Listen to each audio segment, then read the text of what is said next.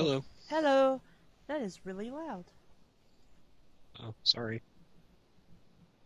No, the beeping for the call, it's like unnecessarily loud.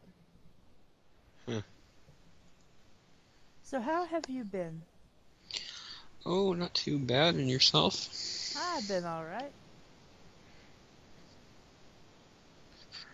So you're redesigning a graphic for the end of the show? It was the idea, So, but I don't know how interesting or helpful it will be until I implement it. fair enough. So, I even forgot I did this until I was looking through stuff to work on, and I was like, oh yeah, I had this. I never finished it. I also have chibis I did of us that I need to scan in and work on too. I think you had milk and cookies. I enjoy milk and cookies. I figured you would. Yeah, food is generally a good direction to go with me. I think But I was sitting on the pile of books reading them.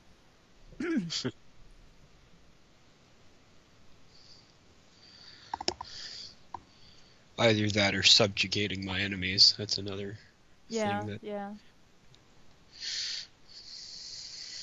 It is really windy outside.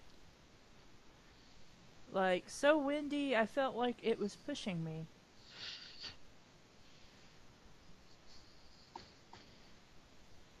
Which I'm sure that didn't help the fires at all that are around here. Wait, what didn't help the fires? The fact that it's so windy, Oh, it's been yeah. so blustery all day. And I I had to work in that, and so I could half see because of leaves flying in my face on the way home.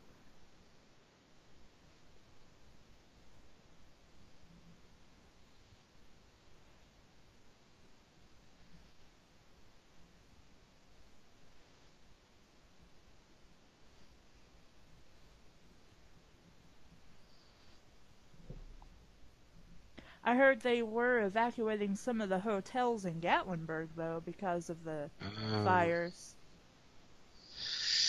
yeah. I I know what it's like to have wildfires nearby. Well, last I checked, and this was a week or two ago or so, they said we had something like 67. Uh, And there was a small scare that my brother might be evacuated, but apparently that was wrong information that's because he lives around Heritage High School. And we had heard when I walked into work, everybody's like, Heritage High School is being evacuated. I'm like, they are. So I had to call my brother first chance I get. I'm like, are you being evacuated? He's like, no. He's like, I don't think I am. I'm like, well, your roommate would call and tell you if something like that happened, right? He's like, maybe. And I'm like, go check and make sure. yeah, that's crazy.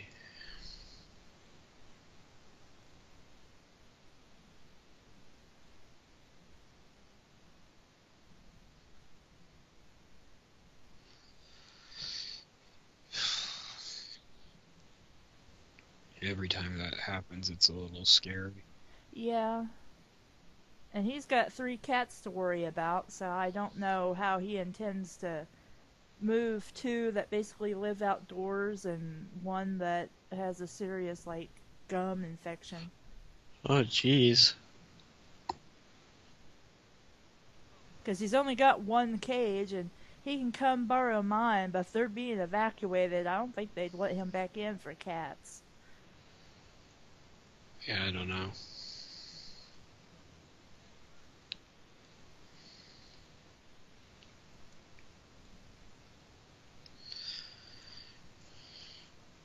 And it's not like you can keep cats caged indefinitely Yeah. anyway. Well, when that train spill happened, the animal shelter that is basically right up the road from me, I was just out of the evacuation zone for that chemical train spill thing. And Wow. Hushcho was like, "Have you been evacuated? You need somewhere to go?" I'm like, "No." I'm like, "What are you talking about?"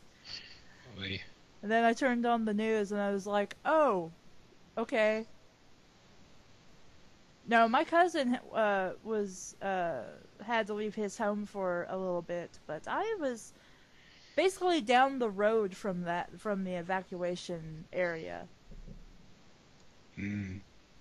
And but the animal shelter just literally up the road from me was like, "We'll house your pets and stuff for free. Don't worry about it. Just, bring them here and fill out some forms and you're cool." Ah.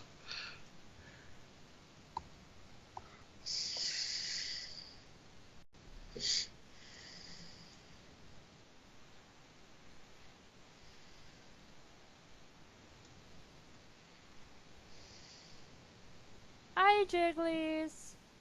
Oh, she's in Uh, class. Okay.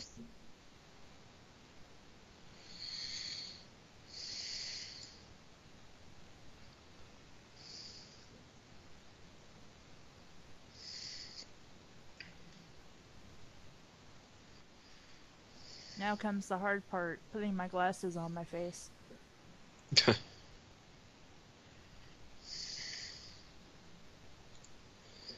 Gonna make a guide for that.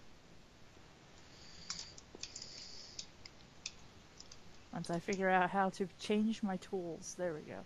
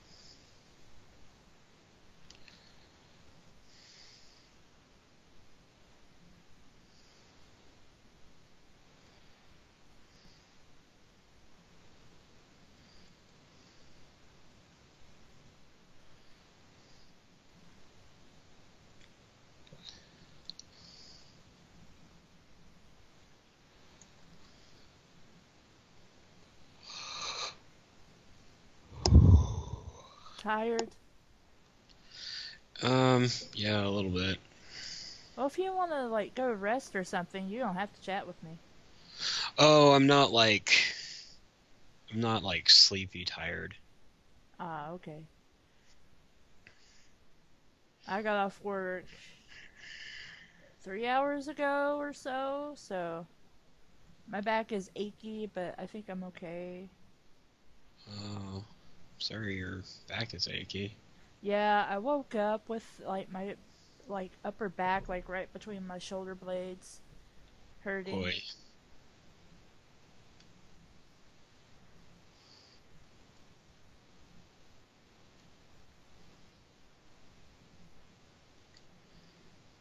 I also had to work Black Friday. That was fun.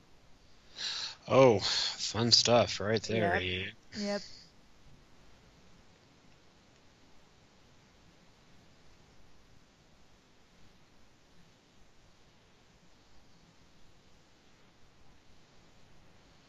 Levi, I was telling Levi about it, and he's like, "Did you get paid extra for working Black Friday?" And I'm like, "Hell no."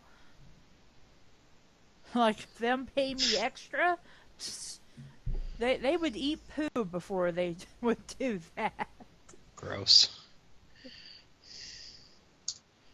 Well, they probably would.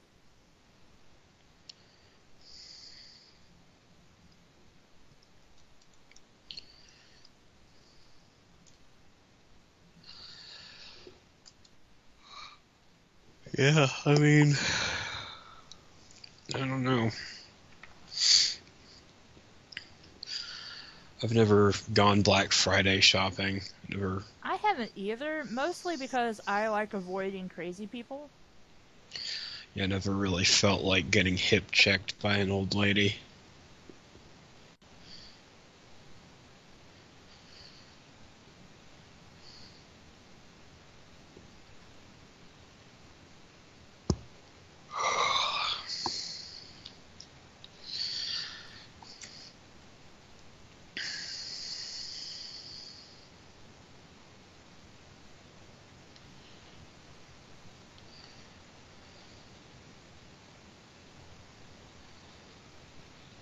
Did you have a good Thanksgiving? Yeah, it was pretty good. We had dinner at my brother's house, and then later that night we went to karaoke. So Ah,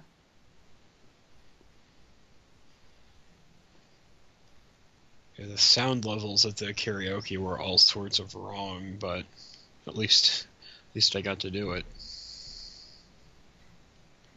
what songs did you sing? Um, I sang Rebel Yell by Billy Idol and Careless Whisper by George Michael. Ooh, I pressed the wrong button. There we go. Don't know why it zoomed me to that corner, but okay. Yeah, man, people were really into it when I was singing Careless Whisper. That was a little bit surprising.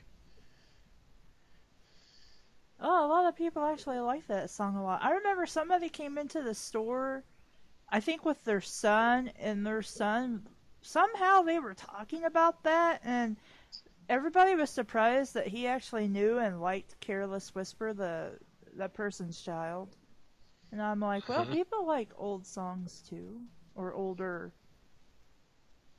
Hmm. But yeah, that's what I did. That's pretty I fun. I basically went to my brother's, met his roommate, hung out with three cats who tried to eat our food. Had a lot of banana pudding, maybe a bit more than I should have because I didn't feel well after. Oh dear. and uh, and then we watched the first episode of Treehouse of Terror because it happened to be on. And then after 2 hours, my brother brought me home. That was about it.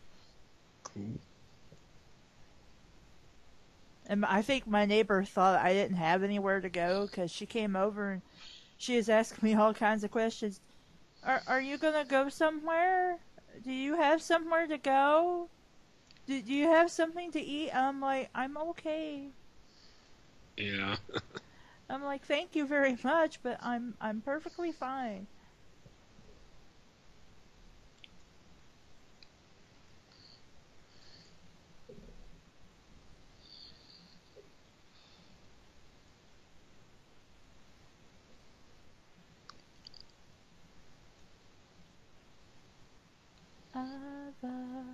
Now you have that stuck in my head. What? Careless whispers. I didn't even sing it. I know, just mentioning it, and apparently it's in my head now.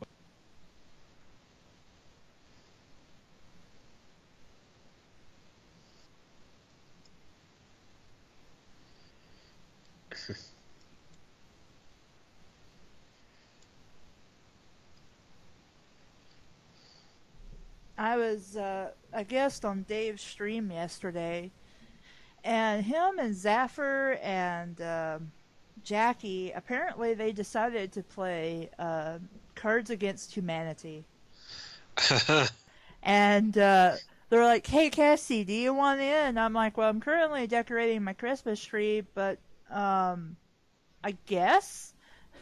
I mean, I don't really know anything about the game. It's okay. We'll teach you as we go. And I'm like, okay. I almost won the first round. I think we had to get like 20 points. I got 15 or 17, and then Zaffer took the lead because I had crappy cards.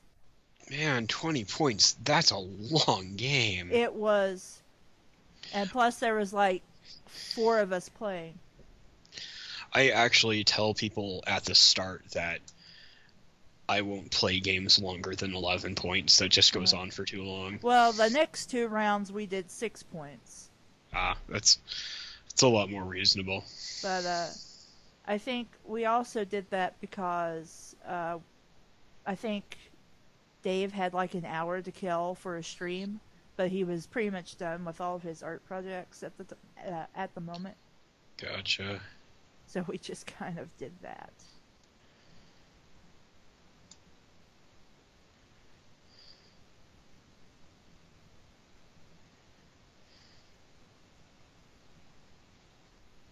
You know, that is something people have kind of sort of asked us to do on my streams, is maybe Cards Against Humanity, and I'm like, well, I don't know if anybody would really be into that. I mean, I could ask them.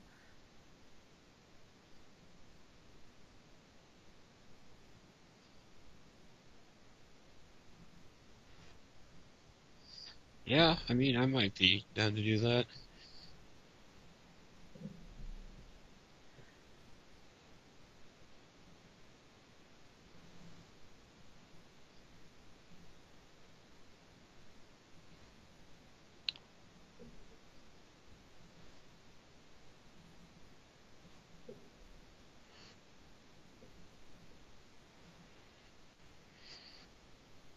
Is that my glasses lair? Need to double check. Yes. So I need to mark that as glasses.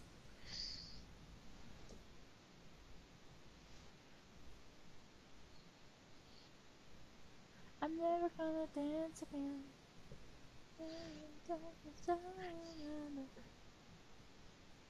I blame you, Hawkeye. I blame you. That's fine. I'm just gonna point and laugh.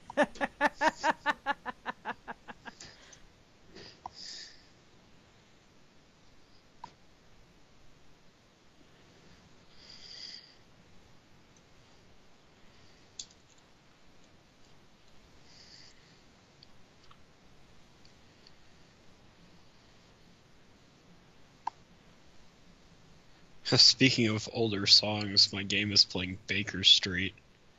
I don't know if I've heard that. You've probably heard it, and you just aren't Maybe. sure what it is. Let's see, that goes there. Try to put it in the same place. But if you look it up and you listen to the saxophone, you'll probably recognize it.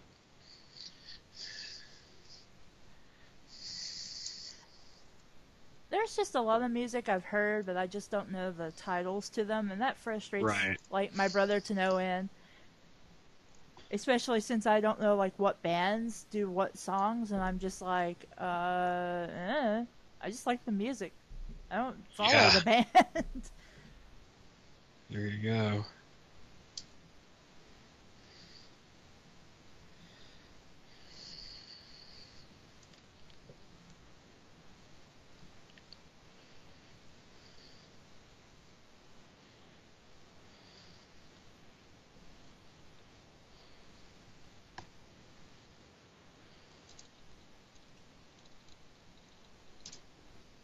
Thank you, T-Man.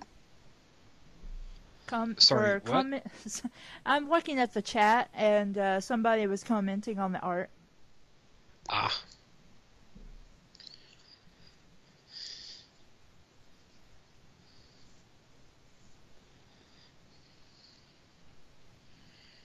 Let's see.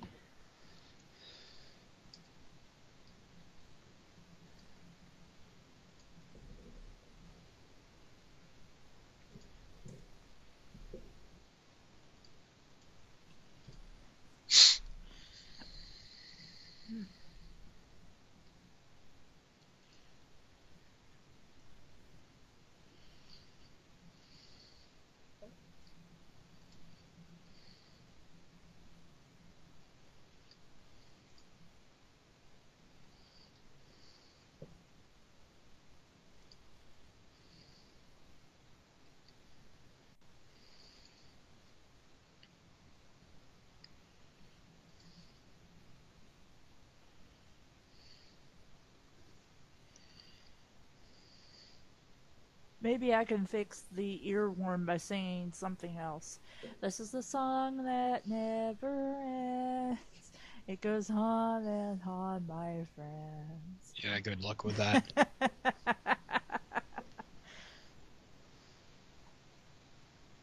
And now, as I've drove everyone who was watching my stream away,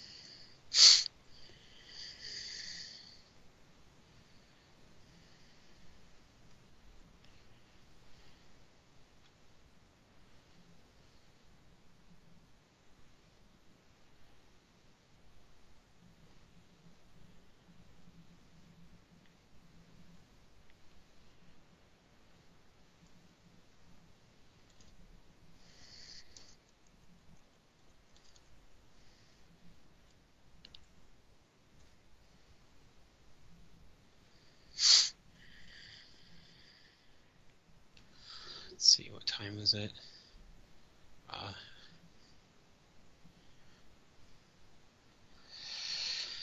Yeah, in a little while here, I'm gonna need to go take some medicine.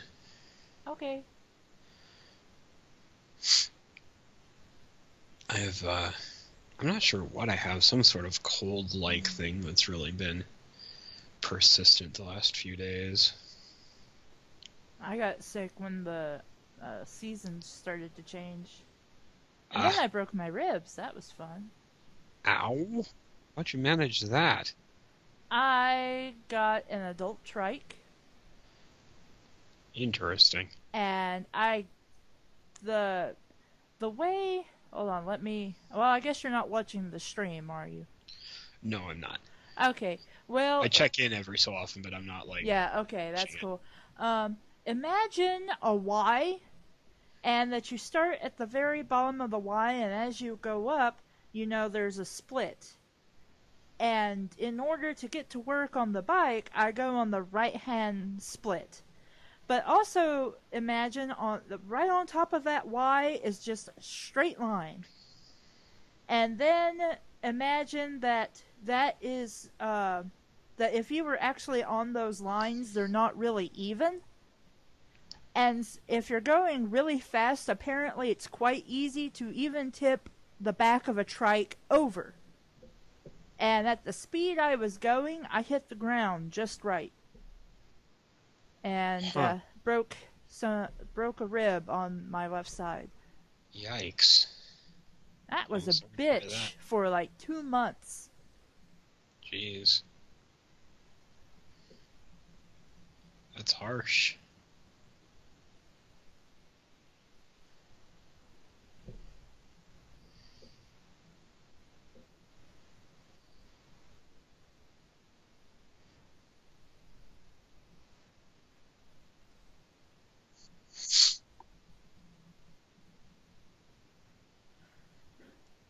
It hurt to laugh and everything. I did try to stream. That was like one of the first streams I did. And I had Dave and Zaffer there, and I think Hushcho, and they kept making jokes, and I'd laugh, and they'd be like, "You guys, shut up! Stop making me laugh."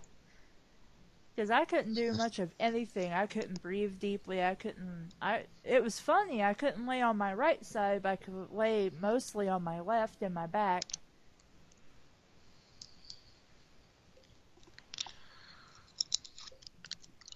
Man, I wasn't even aware that adult tricycles were a thing. I don't remember who told me about them because I was mentioned. Somebody's like, "Well, you could get a bike to use around town," and I'm like, "Well, I could, but see, I don't know how to ride a bike, and I don't have anybody who would teach me."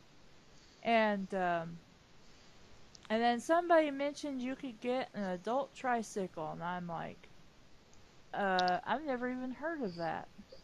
Oh, Yeah. I know what it was. I remember now. Uh, there's somebody who's lived here in my area for as long as I can remember growing up here, and she actually got one, and I saw her riding it around. That's what it was,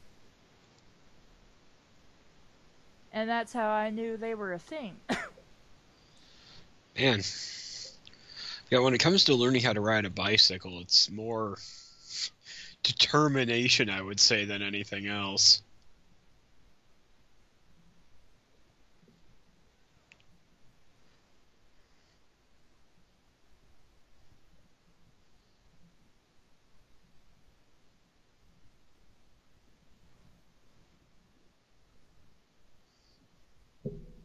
Hi, Caleb. Well, I am like 32 now, and I've never been fortunate or lucky enough, I suppose, to be able to have a bike, let alone learn how to ride one.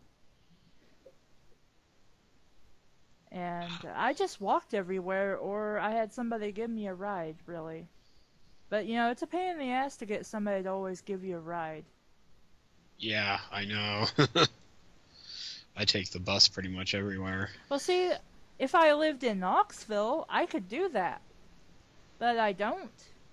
And so we don't have bus routes. We don't have Yeah, any kind of public transportation. yeah. I remember when I was in Tennessee that the public transit there is really anemic is the word I would use to Yeah. describe it. Or if I was like in Gatlinburg or Pigeon Forge or well, I was gonna say maybe Townsend, but I haven't been to Townsend enough to know if they really have like public transportation or not. They probably do, or at least a small variation of it.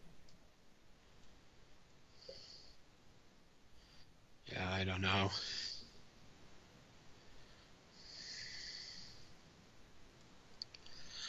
Colorado has a pretty good public transit system, but the further away you go from the higher populated areas, the harder it is to get a bus anywhere.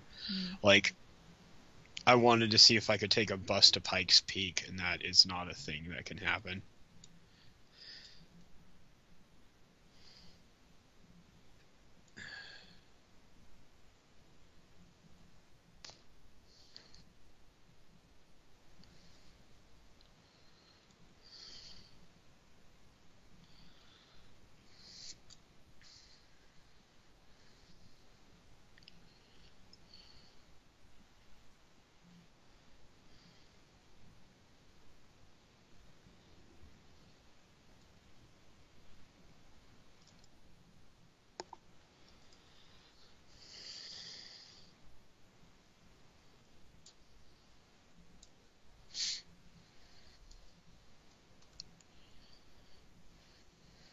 At no, what are you doing, computer?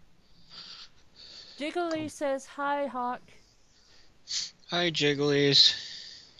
I do not drive. I don't know how to drive. I don't know about Hawk. I'm currently learning how to drive. My thing was, let's see. My father, this was his early stages with dementia, and he was not getting along with my brother at all. uh, because he was a very independent person, and in his mind, he could not like comprehend why my brother was, starting to dictate what he could and couldn't do. And one of the things he did was he sold right out from under him my brother's car, Wow.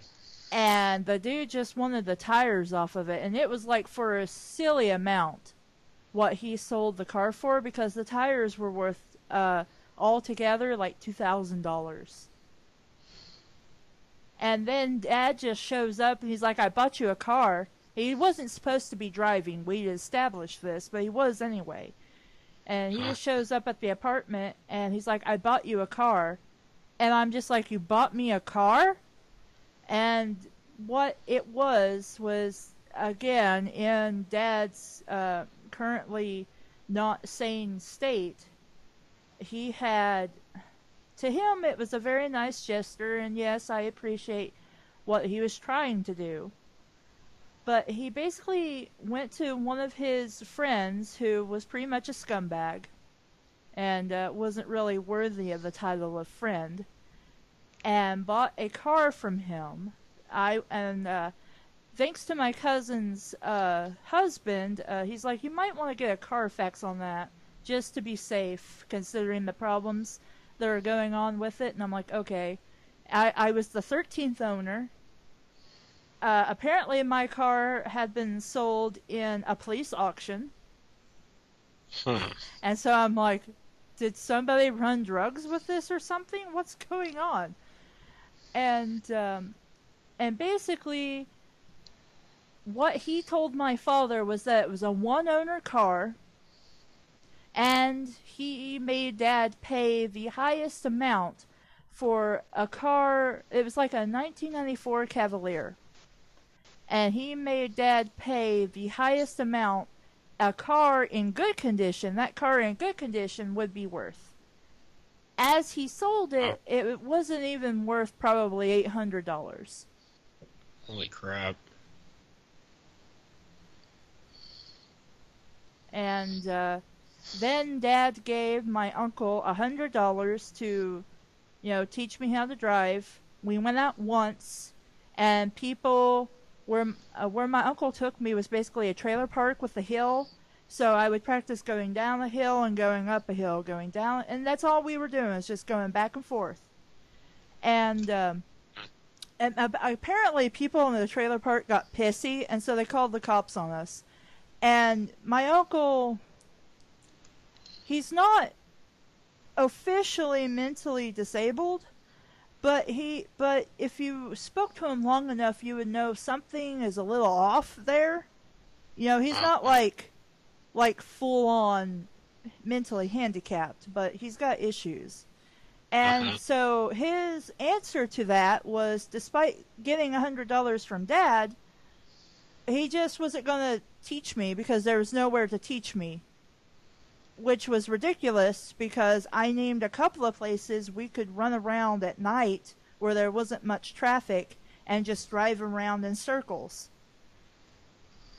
But he wouldn't do it. He wanted to take me all the way to some field in Vonor. And I'm like, that's like an hour away. Why would I go there just to learn how to drive? That makes no sense.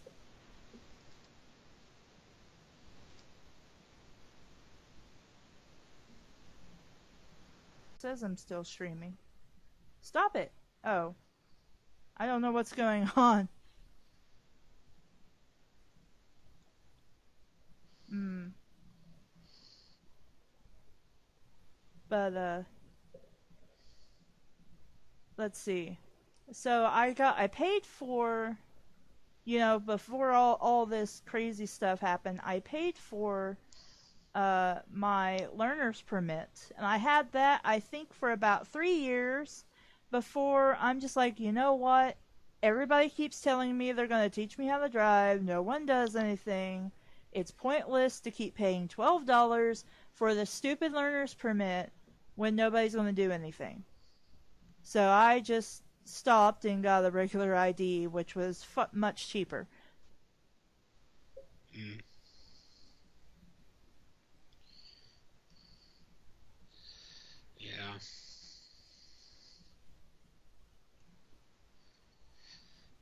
I'm just kind of in the situation where it's like I'm tired of not being able to drive myself. Well, for me, I don't really need to, or at least at this moment. It's just when stuff comes up and I have to go to effing Knoxville, and it doesn't make any sense why I have to go to Knoxville, but it always turns out I have to. This is usually for work. I'm like, why can't I just get this stuff here at the local store? You have to go to the Knoxville store for that. That doesn't make any sense. Why can't they just send, like, a document I need? Or why can't I have, like, my safety lesson here? Just send somebody, have us all get together early in the morning before we have to go to work, have our safety training thing, and then go about our business. No, you have to go to Knoxville for that. Why? I was in Knoxville for 10 hours because of that nonsense. So what was it that you were doing? Around August or so, we had to do a safety training course thing. And we had to go to Knoxville, which is like 45 minutes away, give or take traffic Yeah. from me. And I asked, since, it was mandatory that you had to go, or then you had to drive to, like, um, Oak Ridge, and then if you missed the one at Oak Ridge, you had to go to Morristown, which is like 4 hours away. And I'm like, that's silly. So I'm gonna make sure I go to the one I'm scheduled for. And so I asked. She's not the manager anymore, but at the time, I asked her when I was supposed to be there because it was written on my timesheet, but there was nothing that told me what time I had to be there.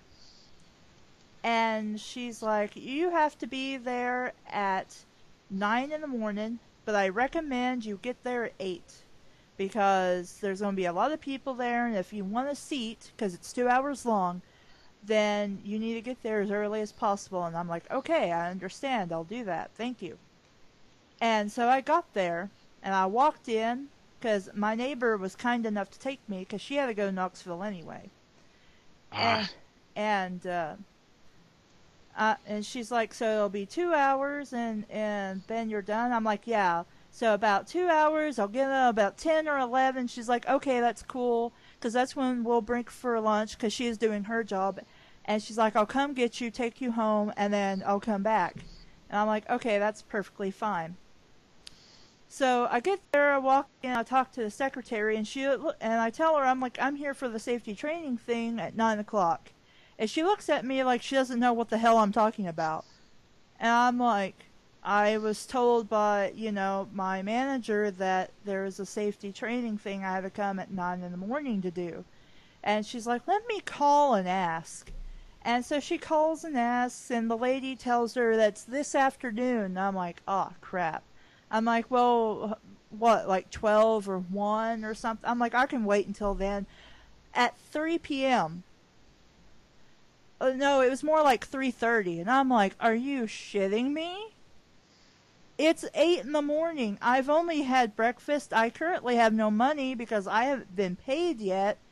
I'm stuck in Knoxville. I don't even know where to go and get food, let alone where the gang territories are. I don't want to screw around in case I fuck up and walk into gang territory. What the hell am I supposed to do? And so I'm like, I'm just going to have to sit here until fuck o'clock and then find a way home or something. I don't know.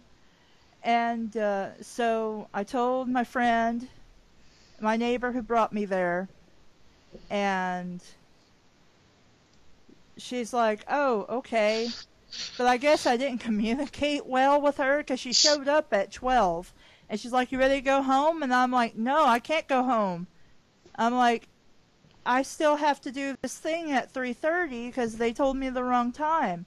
And she's like, well, I can't take you home, go do my thing, come back, get you, and bring you. I'm like, I don't expect you to. I'm going to sit here and just wait. Because There's no sense in me going back home only to come back, only then to go back home. I mean, that's ridiculous. I mean, that's like 18 miles or something back and forth. I'm not going to make her waste all her gas and time for something that they told me wrong. Right. And so I get a hold of my brother, and I already knew because I had asked him if he could take me before, and he said he couldn't. Was if he was able, because my brother does things for the newspaper. Okay. He's like freelance. And I had already asked him, and he's like, no, I can't really take you. I'm going to be busy doing this and this, and that's going to be like an entire hour, as soon as I get off my job, because he works like for the paper, and then he does his main job. And I'm like, okay, I understand, but considering the situation I was in, and he was very upset. He's like, well, you're just going to have to go with me. And I'm like, I'm fine with that as long as we can get something small to eat, because I am so hungry right now. Because I ate at 7 in the morning because I thought I would be back around noon. And I was there until about 5 or 6 o'clock. It was ridiculous. Yeah. And we didn't cover anything that made sense to go to Knoxville for to start with. It was just like, what do you do if you encounter poop in the floor? And well, didn't they already tell us that? We're not supposed to touch it, and we're supposed to grab gloves and then use some cleaner thingy for it?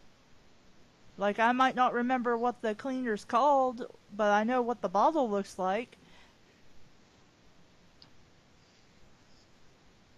I'm like, we could have just done this at the store. I mean, there's no Yeah. reason to drag everybody from everywhere across the state to this one little location. It is Yeah. just dumb. Yeah. It kind of sounds like they're not very well organized. They're not. My current manager is a much nicer dude. I mean, he's still got his quirks, but he was telling us today. He was complaining about how corporate is just shooting themselves in the foot. He's like, I want to do like sales and stuff, and they won't let me. And he's like, I don't really understand why they won't let me do advertising and our own like sales and things like that. They keep telling me no, and I'm like, I don't know, but they're stupid, and they always have been stupid, and they always will be stupid. Yeah. That's not how I spell ear.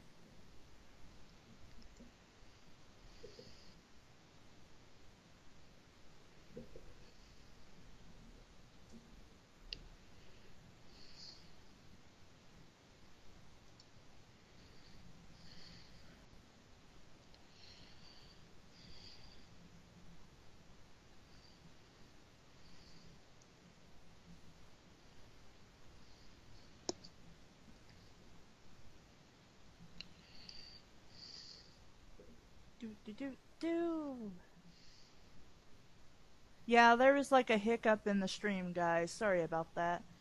Uh, yeah, you do have to keep paying. Like, you get 1 year on it, and if you don't, if your permit uh, expires, then you have to pay 12, or at least at the time I was doing it, $12 to renew it for another year.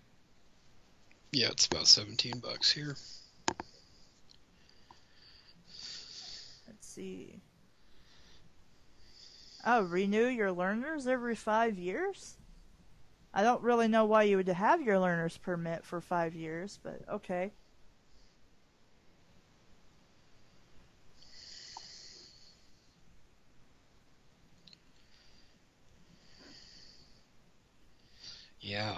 I've had a learner's permit several times with people telling me that they're gonna teach me to drive, and it never happened. No. I've had several people. I still, like, at work, my manager's like, I'll teach you how to drive if you get a car. And I'm just like, ha ha ha, on the salary I make? Yeah, Bullshit, really. man. Bullshit.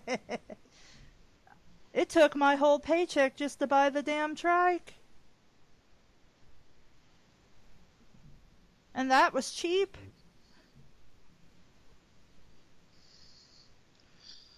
I mean, like, in my case right now, I'd either buy bus tickets or a nice bicycle, you know. Yeah, well, my trike was $250, not counting like accessories and things that I bought for it, but just the bike itself.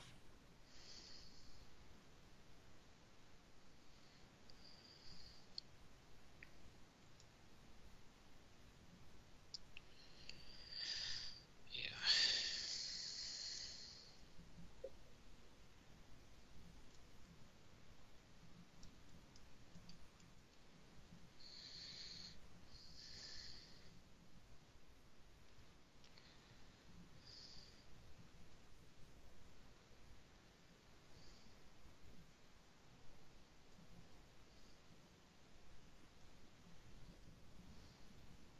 I've also learned that some of my customers are very racist.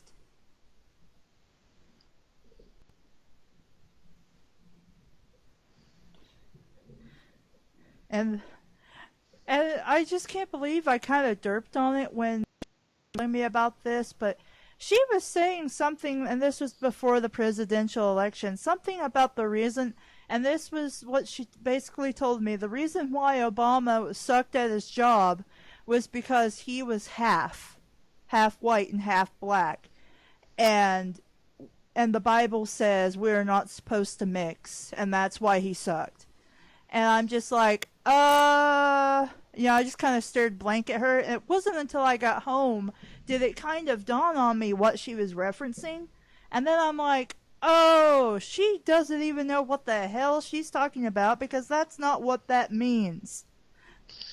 Wait, what's not what means? She was referencing the part in the Bible, and forgive me for I am not as, like, I can't just whip out like the Bible verse, or scripture, Sure. off the I'm top just of my like, head. I must have stopped paying attention to the conversation because I'm like, I'm not even sure how we got here. Oh, I just started talking about a customer, Oh, okay. All and right. so this was before the presidential election, and she was trying to use this part of the Bible. Basically, what it means is that the Jews aren't supposed to intermarry with other religions or people outside of the religion. This Right, is, yeah, because the Jews are set apart. That was their yeah, place. yeah. She was telling me it was because we're not supposed to racially intermix.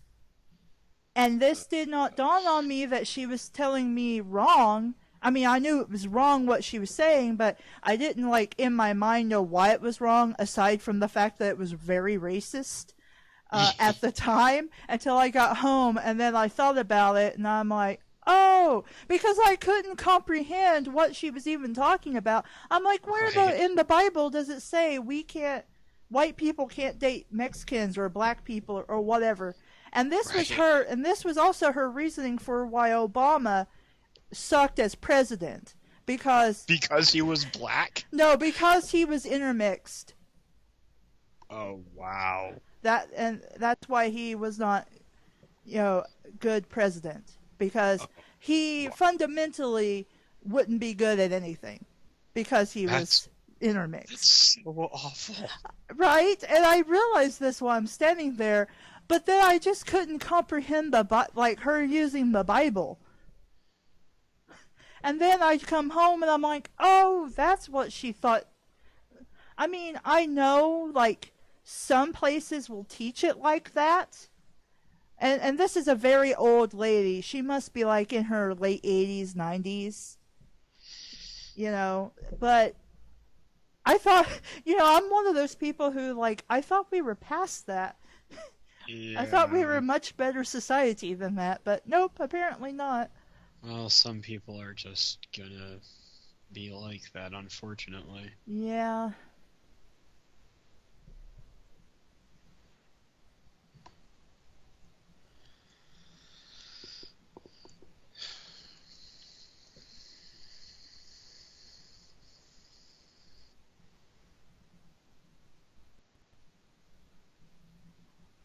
And of course, even if I had thought to correct her, I couldn't because she was a customer, and No, when you're on the clock, you have to just yeah, kind of smile and nod. yeah. I'm like, well, I couldn't have done anything anyway because, yeah, I wouldn't have, yeah.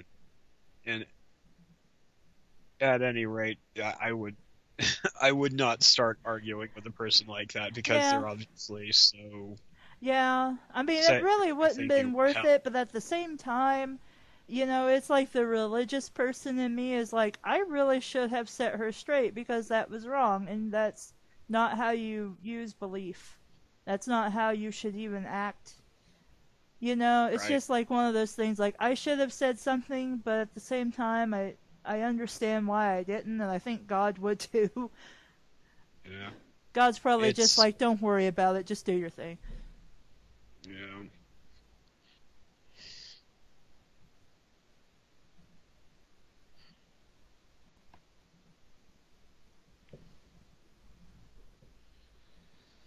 Yeah. Yeah, it's startling to me how many people will claim a faith and then not really Mhm. understand Yeah. the basic tenets of what that faith is based on.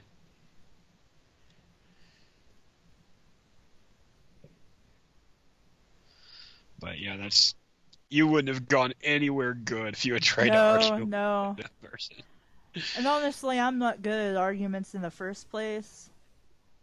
Yeah, So, it's something you could have gotten fired for. yeah. I'm like something I really feel for, but at the same time, I'm that's likely not a good thing to just start and do. So, in a way, I'm glad I kept my mouth shut, but at the same time, I'm like, man, I really wish I could have said something there. Yeah.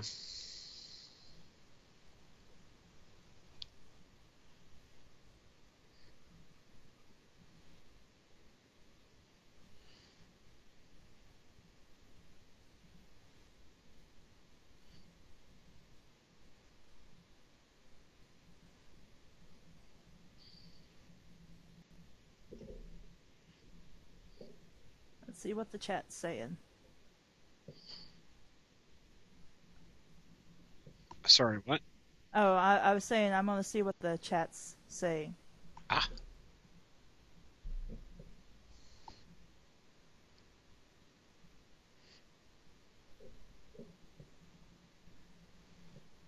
I, I wish it wouldn't do that. Like every time this paint program gets done saving, it just jumps over every screen. And I'm like, yes, I know. You are done saving. Thank you for that. Now go away.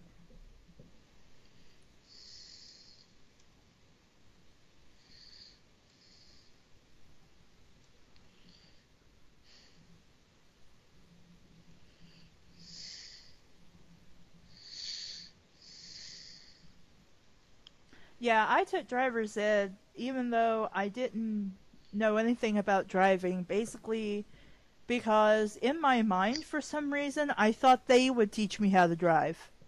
But that's not what happens when you're in driver's ed.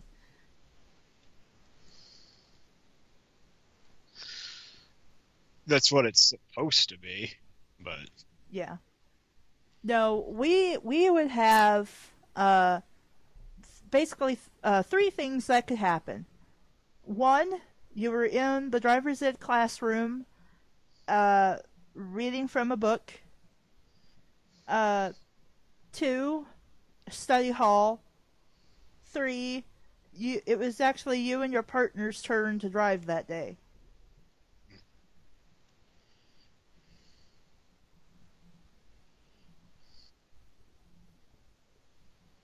No, I understand, Jiggly's. That was incredibly rude, but at the same time, you kind of have to understand that she grew up in a time where being a racist motherfucker and the Bible being taught as a racist thing was kind of a thing here in the South.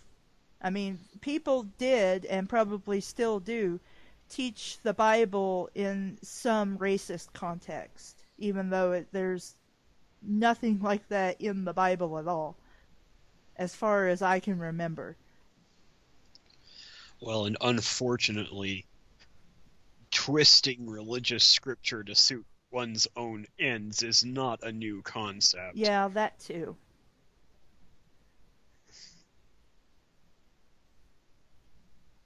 Okay, we'll see you when you get home, Jigglies.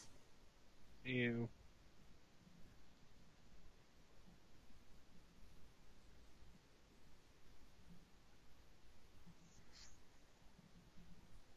Oh, my Thanksgiving was good. I spent 2 hours at my brother's house stuffing myself with uh, banana pudding. That was about it.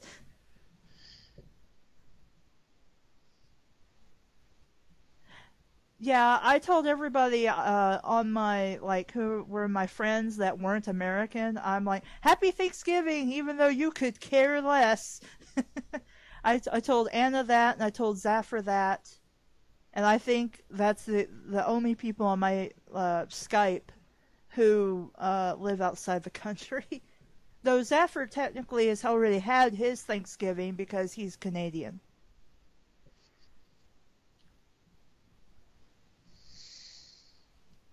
Bye, Caleb. Every time I say that, it sounds like I'm telling myself bye.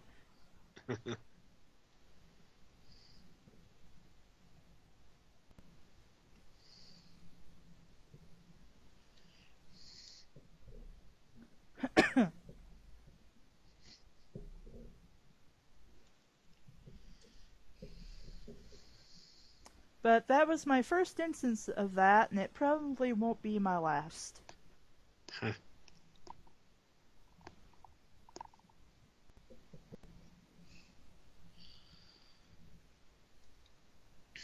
Oh, well, no, I had another racist thing come up, and this was actually with a Good. coworker.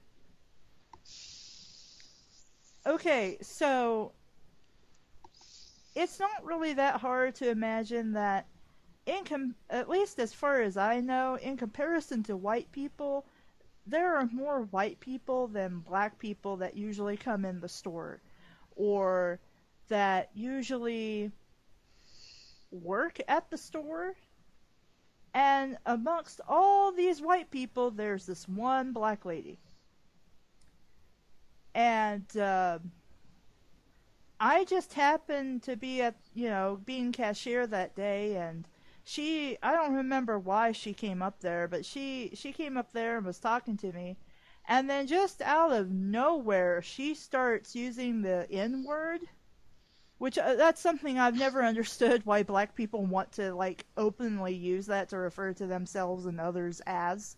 But okay, whatever. Yeah, I just know that I can't say it because I'll be called a racist.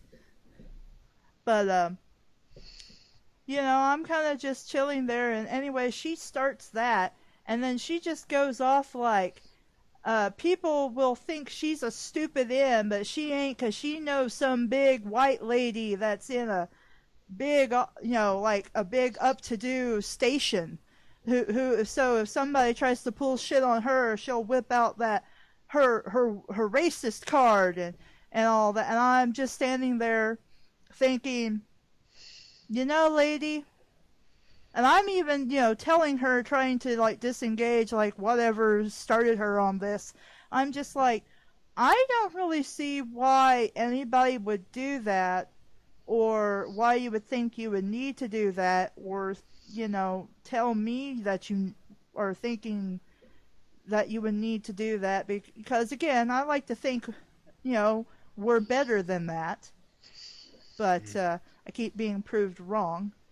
And so she just goes on for a couple of minutes while we're standing there at the cash register about this. And I'm just like, you know, she can scream racism all she wants, but in the end, she was just racist to me.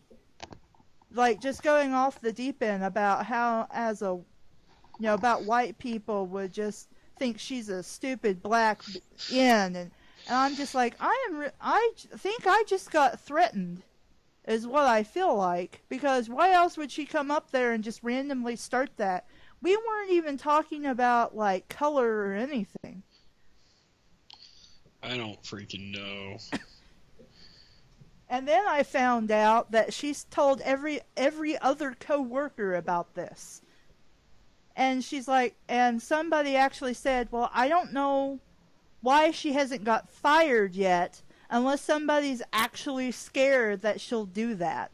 And I'm like, well, somebody should, I feel, because she's being racist. Yeah. And I'm like, I can't believe half the stupid things are going on, but I guess that comes with the territory of a job. Yeah, any front-facing customer service job, you are gonna deal with idiots. That is just par for the course. Man, most of the jobs that I've had have been customer service jobs. And like a lot of people are really chill, but then you get every so often you get somebody who is just a bag of hammers, and all you can do is put on your best face. And smile. And be Yeah. like, sure, coworker or customer, I understand perfectly what it means to be a racist motherfucker. I don't want to know what it means to be a racist motherfucker, but you're pretty much shoving it in my face. Yeah. You're making me very uncomfortable right now. Thanks.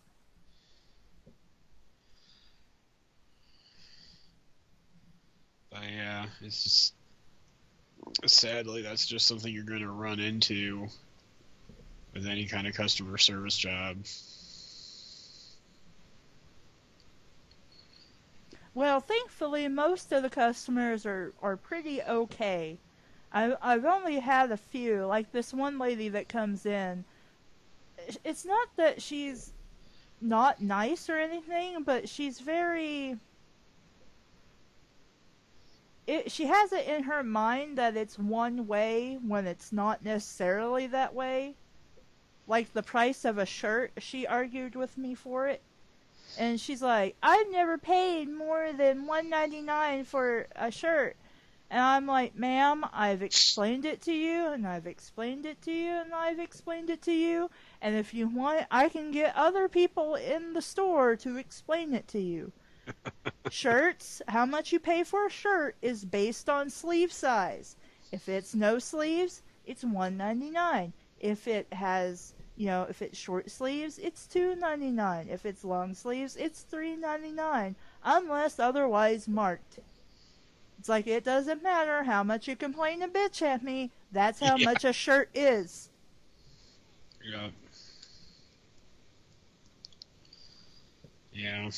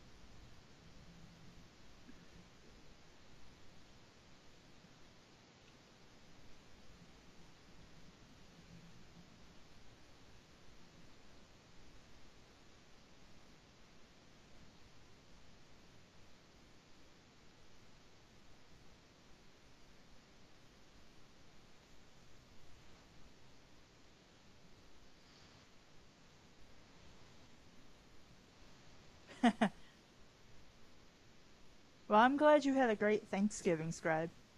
Yeah. I mean, you're going to encounter some douchebags, but I've found, and maybe this is just a southern thing. I mean, I've never lived anywhere but Tennessee, so I can't really say how other people in other states are. if they're more or less the same thing. Because I often hear that we're, in quotes, more friendly than people up north or out west. But I've only had maybe 4 people since I've started working in May be outright dickbags. And that seems like a lot, but that's how many customers in a day, a week, a month.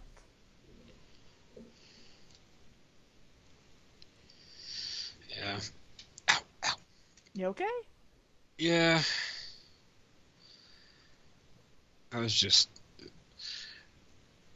sitting wrong. I realized I've been sitting on my tailbone. Mm.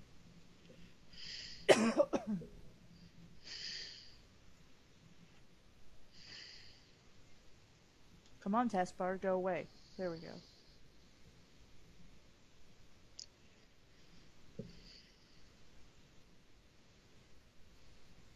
And honestly, I'll say the sooner you get a job in your life, the better off you'll be. Cause More or then, less. Because then you'll have your own money and you don't have to get people who think less of you because you don't have a job. Yeah. Like I have my mother's oldest brother is like that. In his mind, he didn't like me or my brother because at the time we didn't have jobs and we just hung out at mom's all the time. And I'm just like, well, mom's technically disabled and I care for her and Kelvin runs her around, so I don't really know what more we could do at this moment in time. I mean, I kind of sort of made some money from the YouTube thing, but when I started doing it, I told mom, I'm like, I'm not going to make a lot of money off of this. I might be able to buy a hamburger every once in a while, but that'd be about it.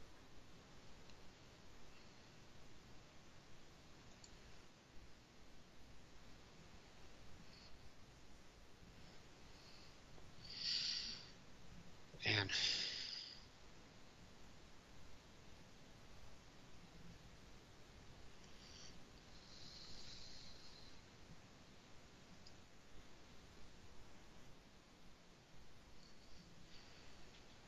What in the hell? It's not what I selected. And you know it, computer.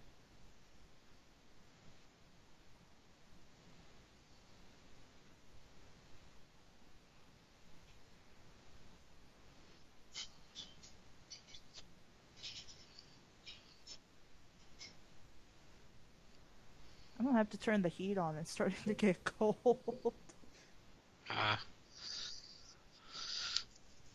so, just a heads up, I'm probably going to need to take off here in about 10 minutes or so. Okay. But I'm glad to finally be able to talk with you again. Yeah, I know it's always been forever because now I'm working in the afternoon, so it's even harder to do Sure. anything.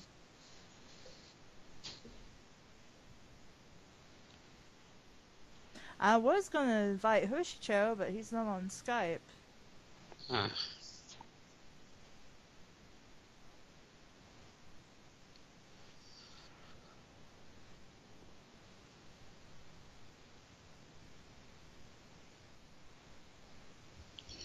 yeah. Oh,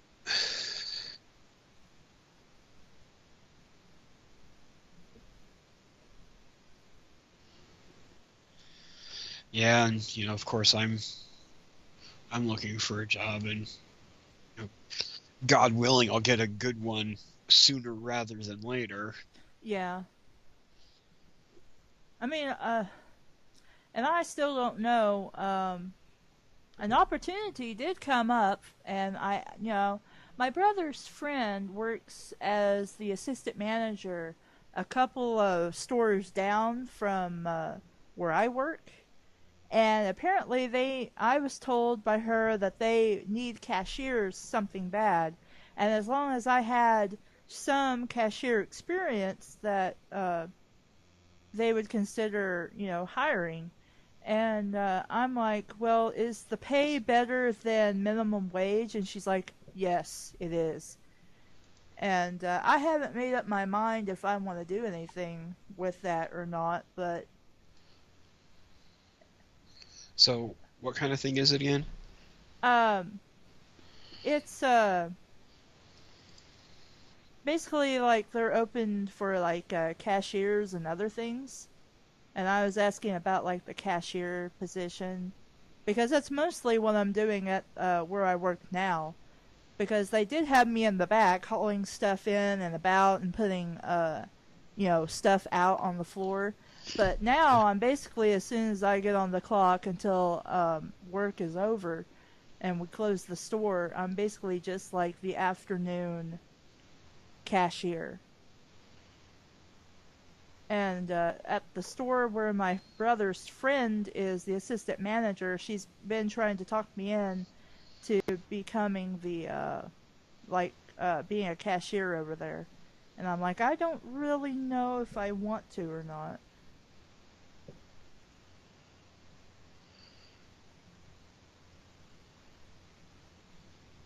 Yeah.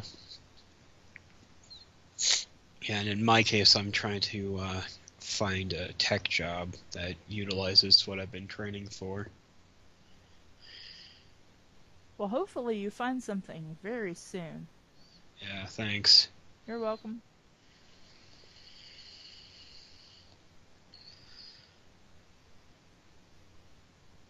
Yeah, I went and got my A plus certification. I'm like, come on, this has got to be useful somewhere.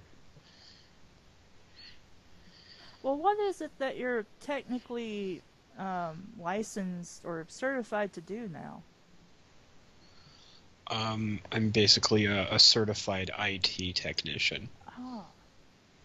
So you're the guy I call when my computer screws up.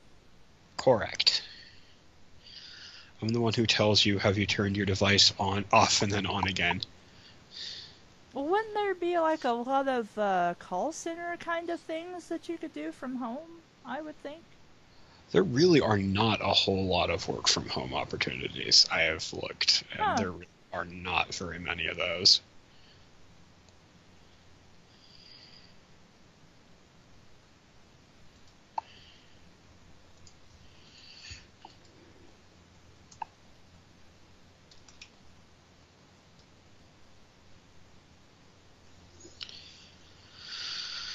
But yeah, I mean, if I can just get a help desk job, that would be great.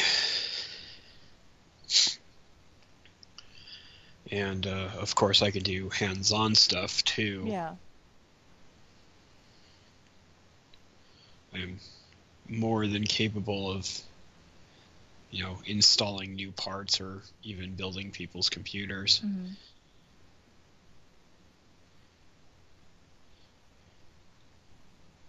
Far more tech savvy than I am. I could turn it on and run disk cleaner. That's about it. But yeah, like I said, this is what I've been training for. So at some point, I've got to find something.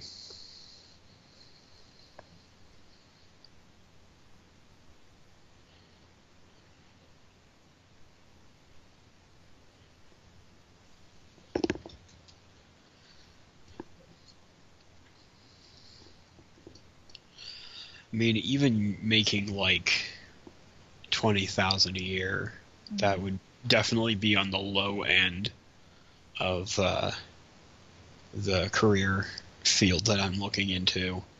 But even that would Yeah. make a huge difference in my life. Oh yeah. I mean, like I said, I'm paid minimum wage, but I'm Right, which is not a livable salary. yeah. Well, I do live in public housing, so Yeah. it's manageable. But if I had to worry about like lights and stuff, yeah, I'd be far more concerned with things than I actually am. Whereas I would look at somebody really funny if they offered me less than $10 an hour. I mean, in my field, Hmm. that's you would get laughed at. Like if you tried to offer an IT tech, close to minimum wage, you'd never get anybody to take your job. But like if I only made like $15 an hour even, I would be able to make that work. We would be able to move out of here and into a better place. And I'm good at saving money. I'm really good at I'm very good at managing money once I have it. Oh.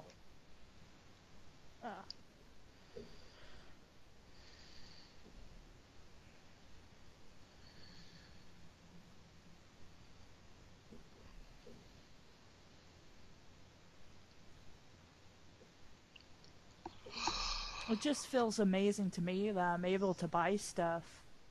Yeah. I'm just kind of like, I could go home and eat cereal, or I could just walk down the street and grab a warm sandwich, some chips, and a drink, and a cookie. Yeah, isn't that a great feeling? It is. I miss that. I was so happy when I got my paycheck because I'm like, man, I'm starving. I'm so hungry. Hey, I can just pop over to Wendy's down here on my way home and get some food. Yeah, actually, that was one of my favorite things about having a job back when I did was just the freedom to buy something if I needed to get it. Like if I'm hungry and there's food there for me to purchase, I really enjoy having the freedom Yeah. to choose. It's like, okay, I know it's going to cost me more here than it is to make food at home, but I'm hungry now. Yeah. So, I mean, during the short time I was working for Apple, they actually had an on-campus cafeteria because they were actually they were renting part of the IBM campus. And so they had a cafeteria there. I would actually go there and I would get breakfast and lunch there just because Yeah. it was easier. And at the end of the day, I was still saving quite a bit of money because I'm like, if the only splurging you do is on food, Yeah. you still walk away with a pretty tidy sum because, I'm not the kind of person who buys everything he sees. Yeah, I kind of did that at first, but that's because I'm just like, oh, money! I can get this and this and this. And then that kind of wore off, and I'm like, okay, I really need to stop doing that. I mean, I'm glad I have all this stuff that I've been wanting for a while, like new clothes, new pants, especially for work. I got new shoes because I really needed them. And but then I'm just like, yeah, I kind of need to start living within my means now. Hmm.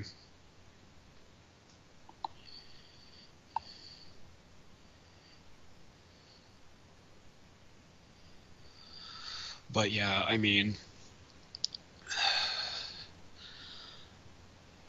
like there are external reasons to get a job. Like in my case, I want to be able to pull my own weight. Hmm. That's because my mom's basically been taking care of me way longer than she should have ever had to. Um, but there are also internal motivations, like just I want to be able to do X, Y, and Z. Like, I can't afford to fix my computer right now, and it's constantly blue screening. I need to replace my graphics card because it is causing my computer to crash all the time. But I can't do that unless I'm pulling in some money. Yeah. So, and it's not like I need some, top of the line Titan graphics card. If I can get like a 1050, a GeForce 1050, which is like less than $200 right now. I think that's what my computer runs, but I'm not sure. Unless I'm remembering wrong. It's I don't know. You can run dxdiag and find out.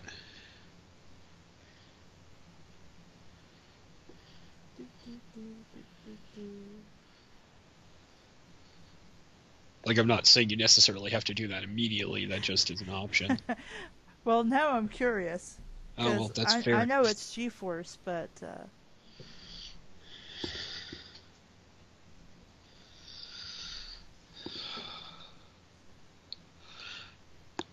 Uh, I'm gonna have to learn Windows 10, and I don't want to. do you have to get Windows 10? No, I don't have to have it, but in order to be knowledgeable and competitive in the industry, Well, yeah, yeah.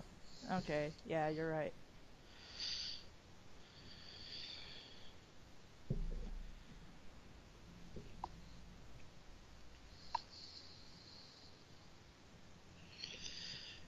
Do, do, do. I really hope I never have to work on a Mac again. I mean, like, it's fine if other people like Apple products, but I don't. And I prefer not to use one if I don't have to.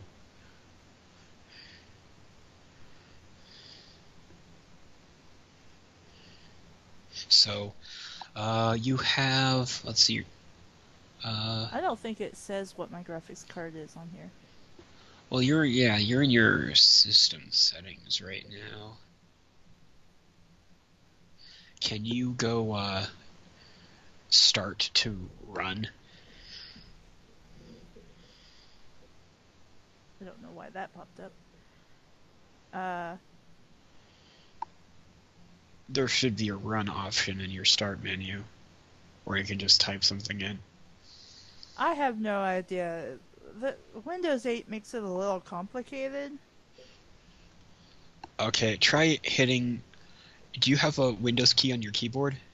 I do, but I already have the run command thing open. Oh, okay.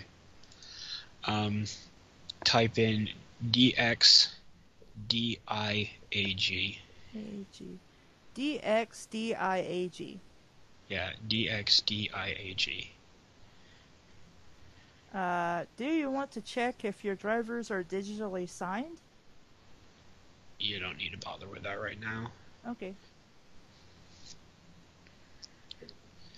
But yeah, that stands for DirectX Diagnosis, and it shows you your different stuff that has to do with your display. And I'm just waiting for the stream to catch up.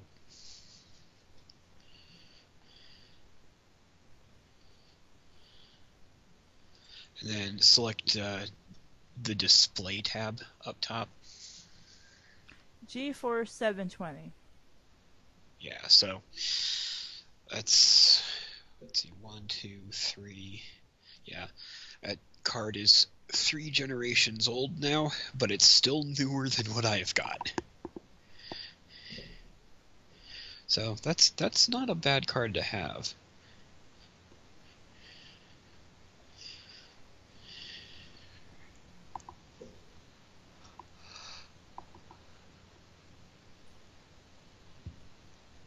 Hi, May. Kind of have to scroll up here.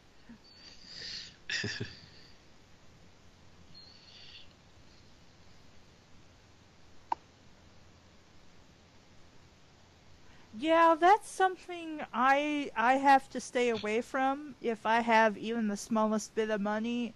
Is there is a bookstore within walking distance from me, and yeah, I can't go into a bookstore because I can't just browse in a bookstore. Did I tell you the story of when Mom and I went to a used bookstore and we bought 200 and 100? It was either 200 and 100 or 200 and $300 worth of books. We were bibliophiles without question. It It's kind of felt like, it felt sorry. like it's okay. It felt like an episode of Read or Die. if you've ever seen that. Uh-uh.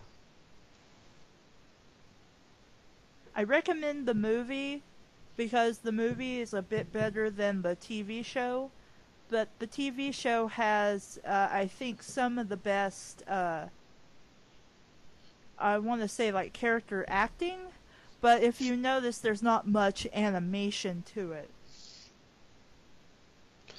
So, what show are we talking about? Read or Die. Oh, I didn't realize that was animated. Yes. It has a movie and a TV show. And I have decided that if I'm going to get another cat, and when I get another cat, I'm going to name her or him Maggie Oh? from Read or Die. Ah. Let's see.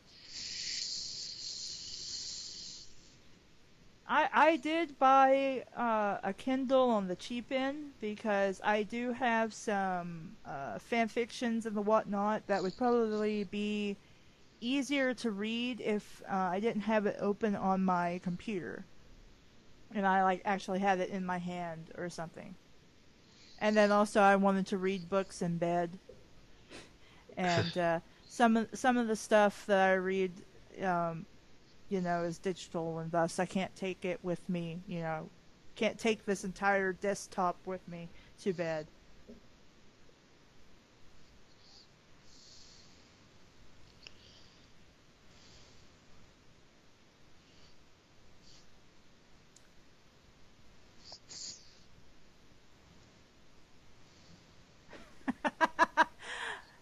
Then heaven forbid you to discover a flea market with a book booth.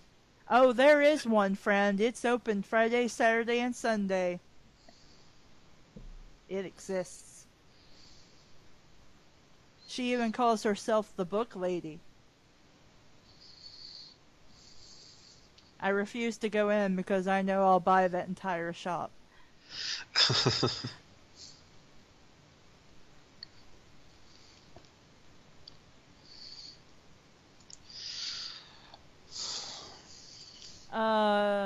Why do you have the Twilight series? Do you just really like it?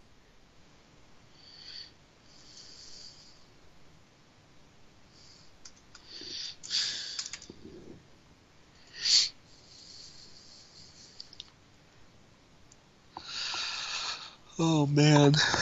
Did I tell you that I watched Twilight a while back? No, I don't think you did. Yeah, I watched it and it was more like I tried to watch it Uh huh. because it was so boring that I kept spacing out. Like I couldn't keep paying attention to the story. I guess obligatory. What story?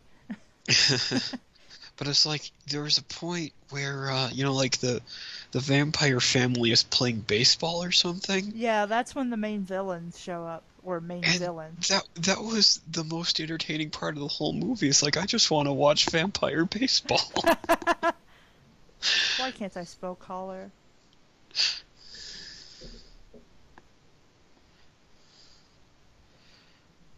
Just and oh man, I don't even really remember what happened because I kept my mind kept wandering.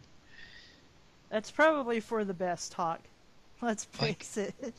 yeah, I'm just like I just wanted to watch it so I would have more of a grasp of what was going on in the bad Twilight fan fiction we were reading. And I'm just barely more clued in now than I was before.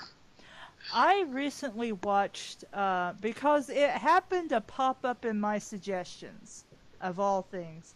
I watched the Cinema Snob review the 50 Shades of Grey movie, because apparently they went to watch that. No. And he took his friend who I guess she read the books, and according to her, the movies portrayed the characters a little better than the books did. Because she's like, if you portrayed the characters like they were in the books, Anna would be, or as Hushcho started calling her, Anal, would be just like so mind-bendingly stupid that it would ruin the suspense of disbelief. And I'm just like, wow, okay.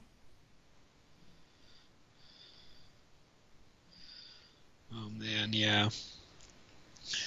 It was a terrible story. It was such a terrible story.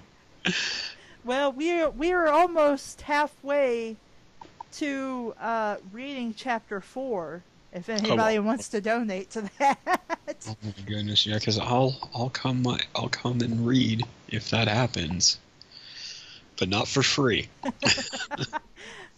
Well, that's what my brother keeps trying to get me to do. He's like, I'll even give you the book if you'll read it. And I'm like, are you paying me money? No. Then no, I'm not reading that crap.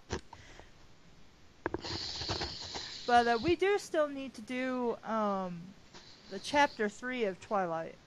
And we do also need to finish that one Twilight fanfiction. There's just a lot of stuff we need to do and finish that I just haven't felt like since I've been working all the time. And my schedule's so erratic. hmm Yeah, wasn't 50 Shades of Grey originally called Master of the Universe or something like Yes, that? it was originally Twilight fanfiction. Right. And Yeah. Hushto and I did find a copy of it. And we did, like, we didn't read it, but we did a quick look through. And we actually determined that it was actually much better written than the final 50 Shades of Grey story is. Because you can tell when you're reading 50 Shades of Grey that she put in nothing but, like, extra filler words and things to try and make herself sound smart. hmm Since it was going to become a published book.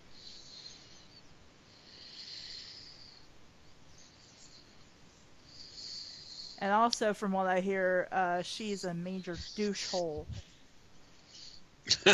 To the surprise of no one.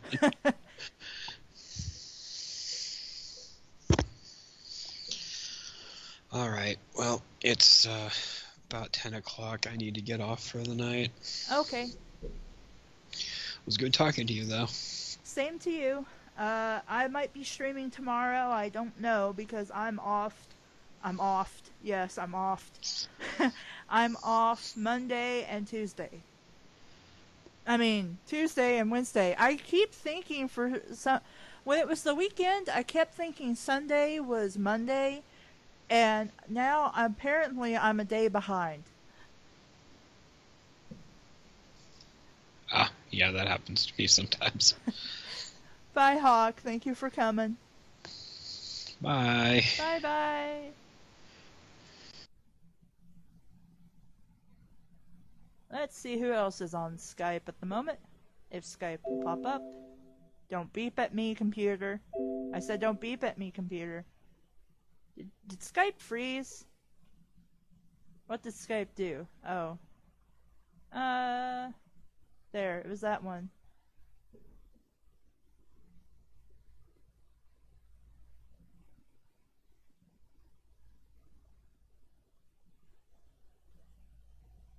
There. Do do do do do do.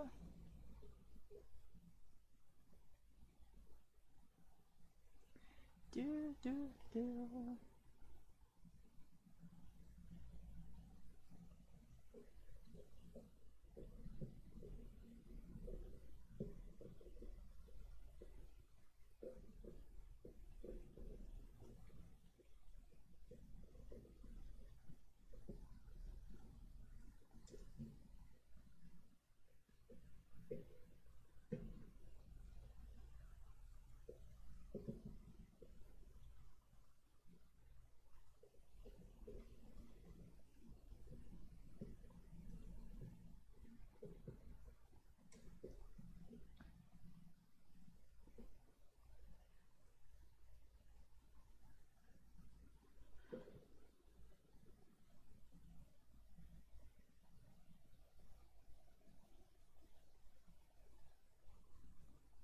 Ninja Joe?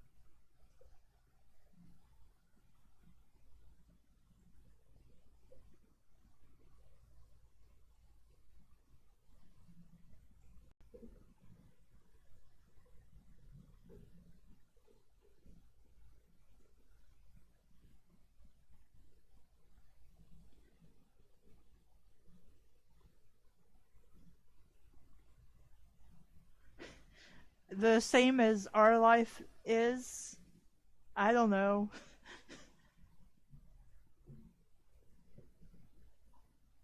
Goodness gracious, the wind.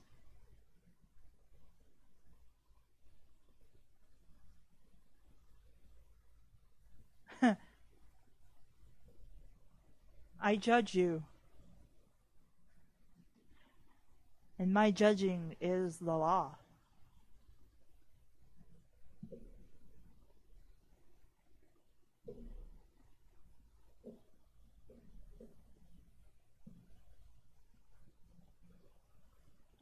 Do, do, do, do, do, do.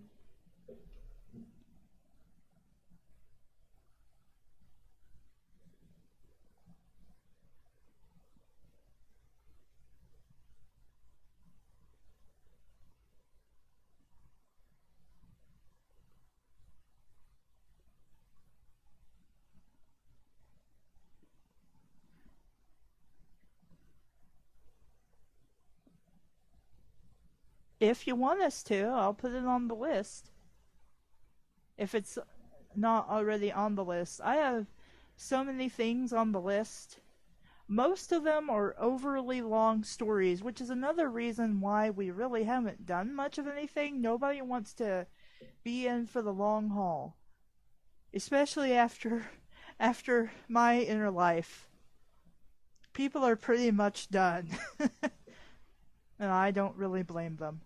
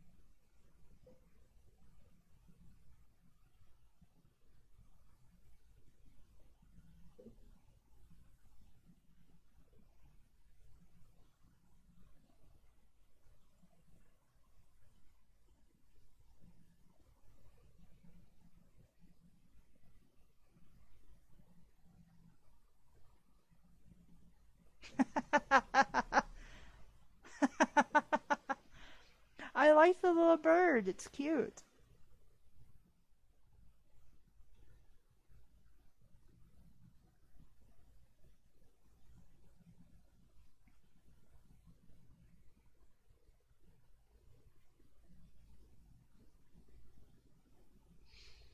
Yeah, that can be hard sometimes. A lot of times, you just have to start writing, and if even if you don't like it, you just have to keep going, and just go and just write stuff. Because if you start focusing on, I can't get it out, I can't get what I want out, this isn't what I want, you're never going to get anything written.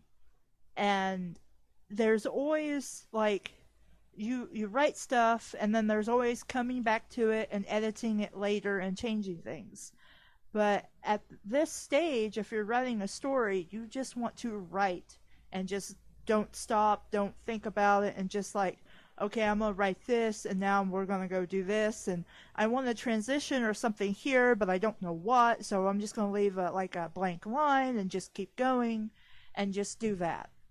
Because the best thing to do is just to write and not stop. No matter how stupid you think whatever it is you're writing is, no matter how great of an idea you have for an ending, you have to get the writing done first.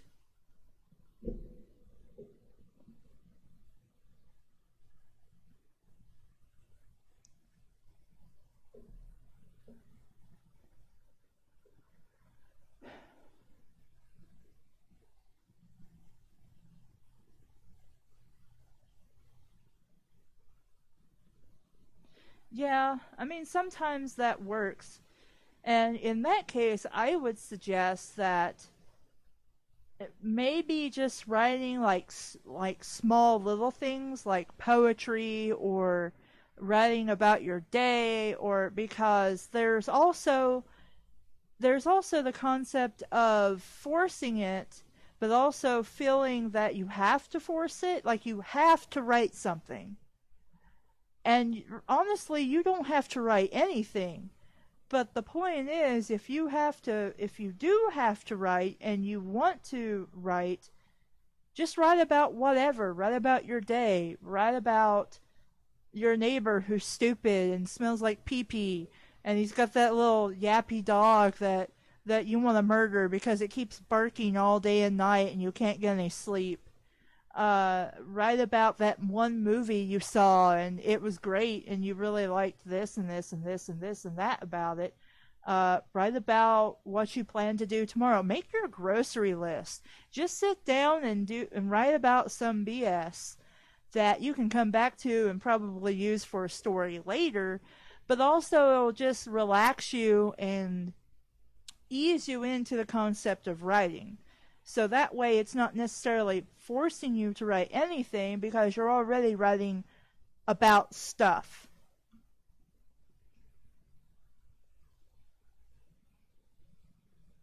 Sure, if you want. Are you ready for the call now? Because I don't think Dave and Hushcho are actually on.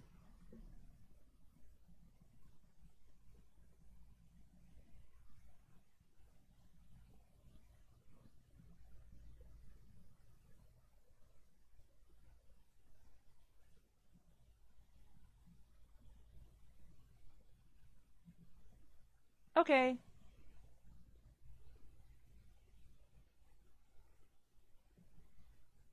Alright, Jigglies.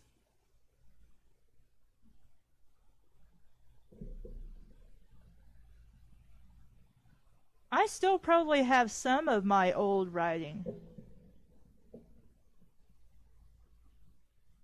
Mom encouraged me to keep it. I think more for like nostalgic reasons rather than actually like writing reasons. But I have a few things I kept.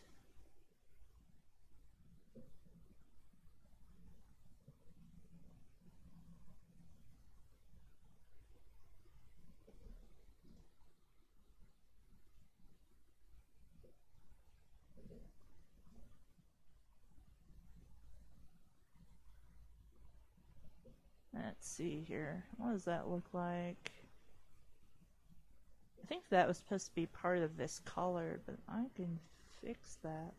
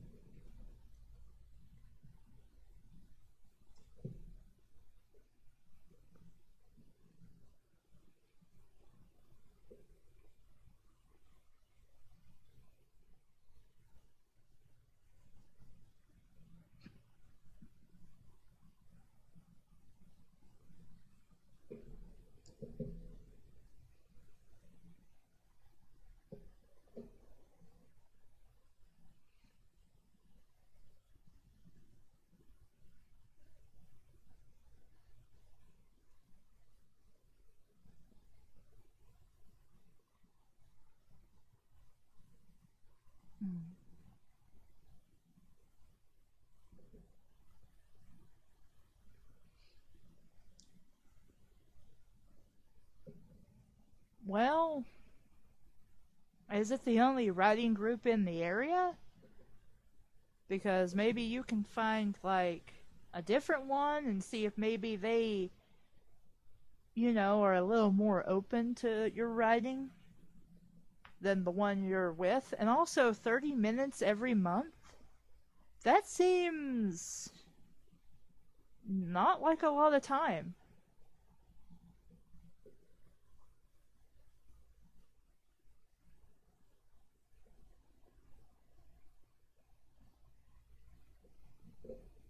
I would imagine they'd meet at least an hour, maybe two. Because I don't know why they just have a 30-minute thing.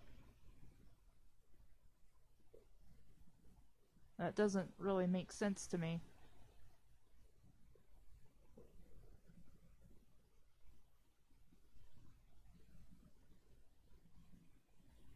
Do, do, do, do.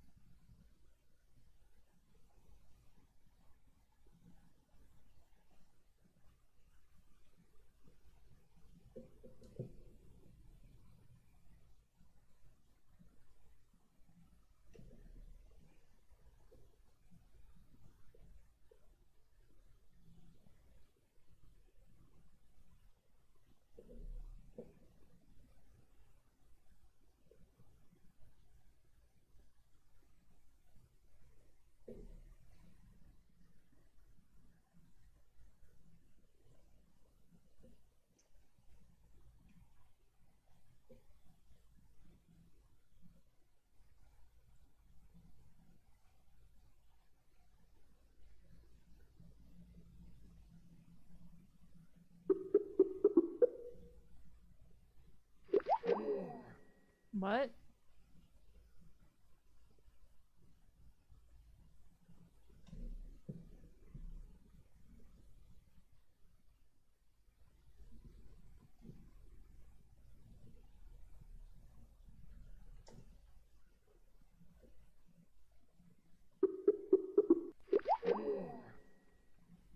Hmm.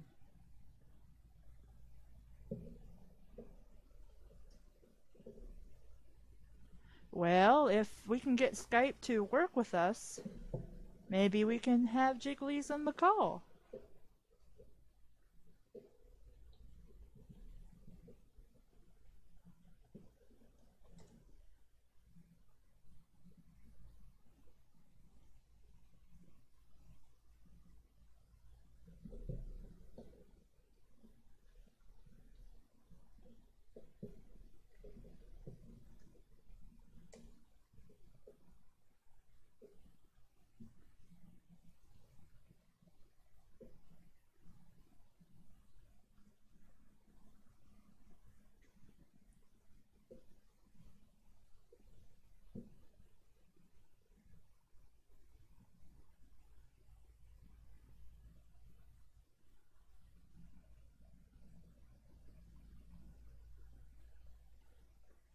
Oh,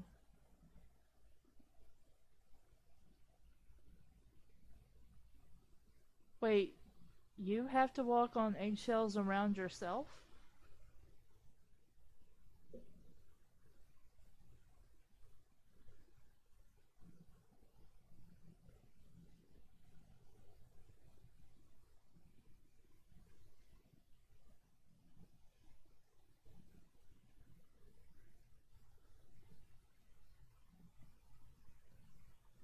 Yeah, for me, okay, this is going to sound really dumb, but for me, when it comes to writing, I find that I like it better, like it seems to flow better to me if I do everything traditionally, except that I have to use a purple pen.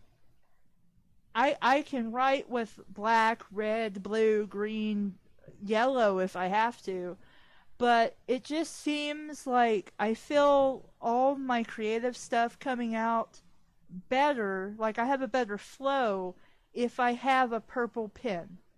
So if you ever see me at a convention or just out and about and I'm writing, it's probably going to be on some notebook paper and a purple pen. And that's how you will know it's me, because I'll have a purple pen and some highlighters.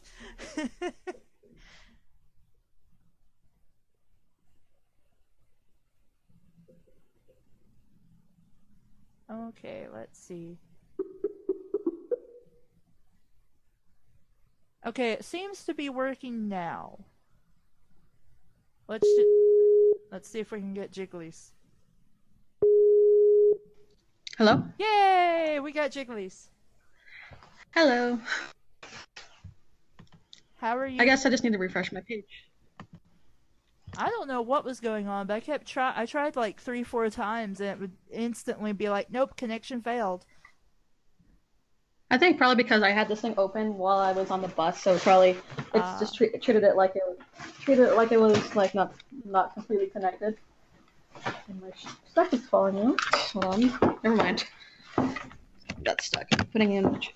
Where did Hawk go? Did he leave? Yeah, he had to go take medicine, plus he's probably going to bed. Okay. So what were you planning on reading tonight, if there was going to be reading anything? Probably more Face the Strange.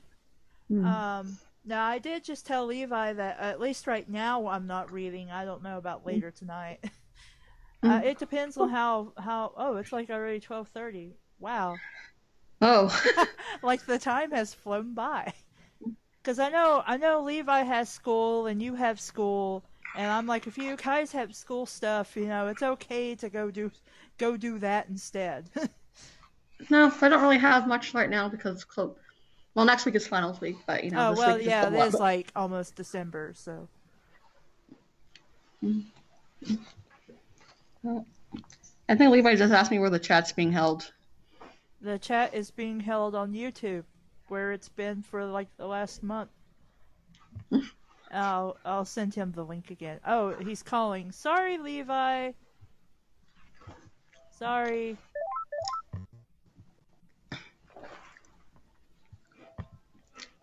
I didn't realize it because I have this thingy on Hello. Yeah.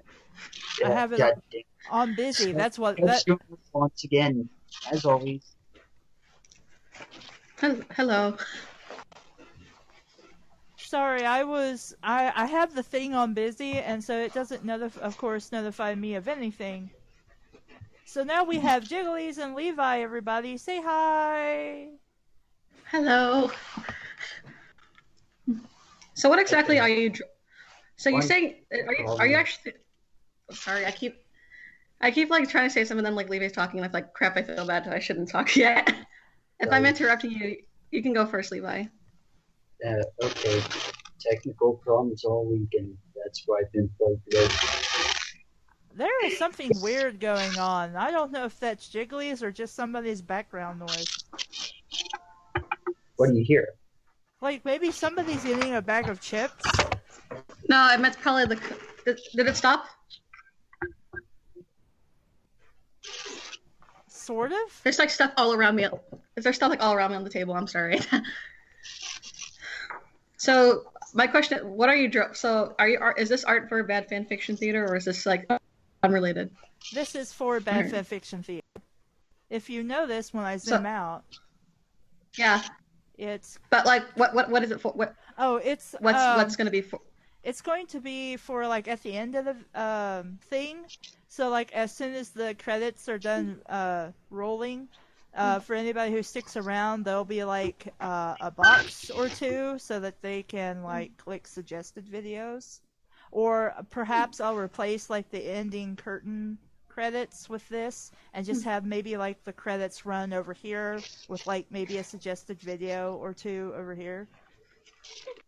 All right. It's sort of the concept. I don't know how great it's going to be. Sounds fine to me. It sounds most. This reminds me of a question I was gonna ask. You know, like how we're redoing Face the Strange. You're gonna like edit it like the way the rest of the stories are eventually or something, right? Yes.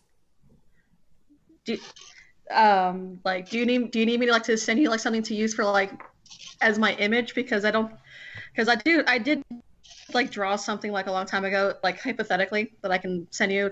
It's in like my DeviantArt stash. Sure, What? if you want. Something. Or I could draw What's- something, or you can draw a new thing, I don't- or whatever. Well, like I can email the picture right now and see what you think and give your 2 cents on it. I don't know if you need like 2 cents on these kind of things, if at all. Basically, I just like kind of sort of like from a shoulder to a head shot, and the size needs to be 600 by 800, and Well, then like the name you want to go by. yeah. It's like like my if you've seen like my YouTube icon, it's basically that, but it's like there's more to the picture. Let me go find the thing. Well, all right. I'm gonna see if I can link it just in the chat. Oh no, the chat won't let you. Do you mean Skype? No, chat? not the Skype one. Okay, the YouTube chat won't let you link things. Yeah, I'm gonna like save what I have because it's in my stash, Okay. and then you can. And if it doesn't work out, you can either draw or I don't know if I'll be able to draw it again because my computer is like really bad right now. Like it shuts off a lot. Okay, I understand. Mine restarts Hey, and I Cassie. get random. Yes, Levi? I Mine's got a so question old. about about Face the Strange. How much more product placement is in it? I don't I feel like know. there's. I should probably find the thing. Maybe I'll let you know. What chapter were we even on that? Oh, wait. I'm not Can- sure. can I'd you have act- to go look. I think we stopped at chapter 10, maybe? I don't know how many chapters it has. I'm trying to remember what the heck happened. That was Oh my gosh! It actually has a TV tropes page. That makes me kind of happy. Oh yeah, people have been requesting it for like a year or two now. Let's see. Wait. Can you actually see it yet? Because I think I posted. I want to post it on your. The one where I was just talking to you before the Skype was acting like all weird. And Peach, stop trying to get into my burger right now. You can't have burger.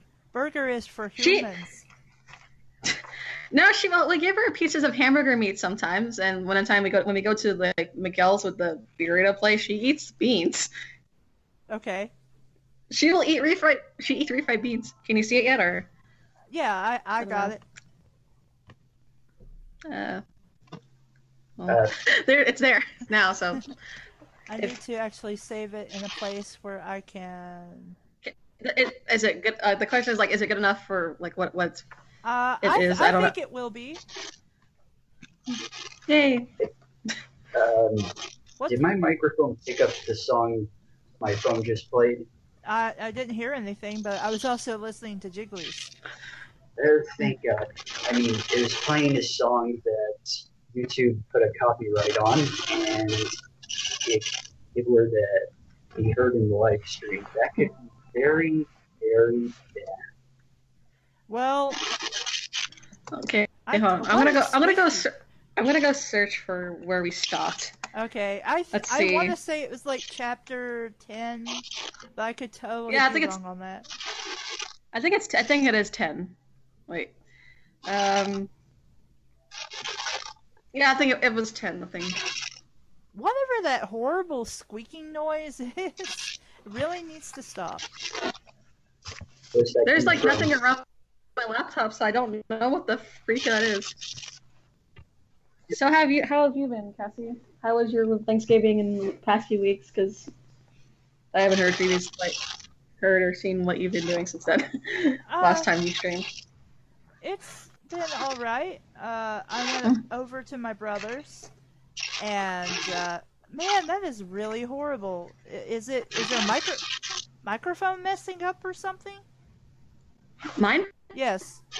Or I have no clue. I don't think if it's coming from mine, then I don't know.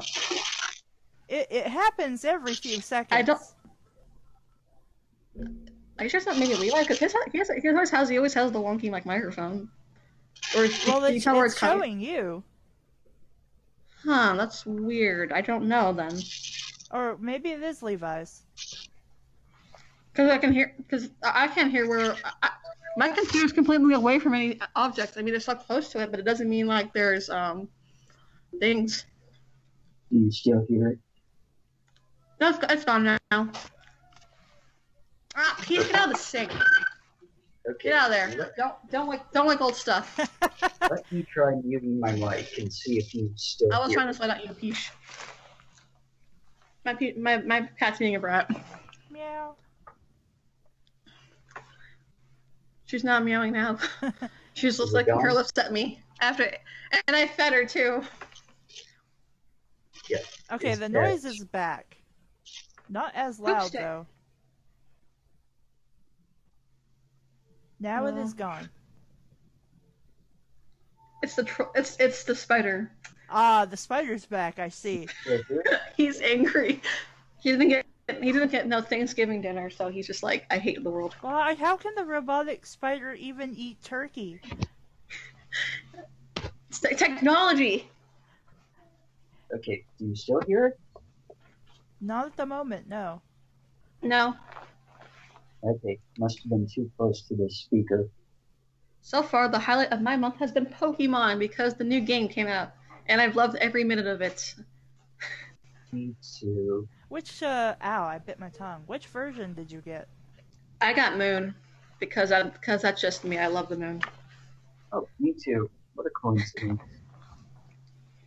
Very. This is my second run through of this, and my friend's holding my first Mons because I finished it like the whole week in a weekend. So I'm just like, well, I'm gonna go through all this stuff, and I'm gonna just like wonder trade stuff back and forth and see if I got good stuff or not.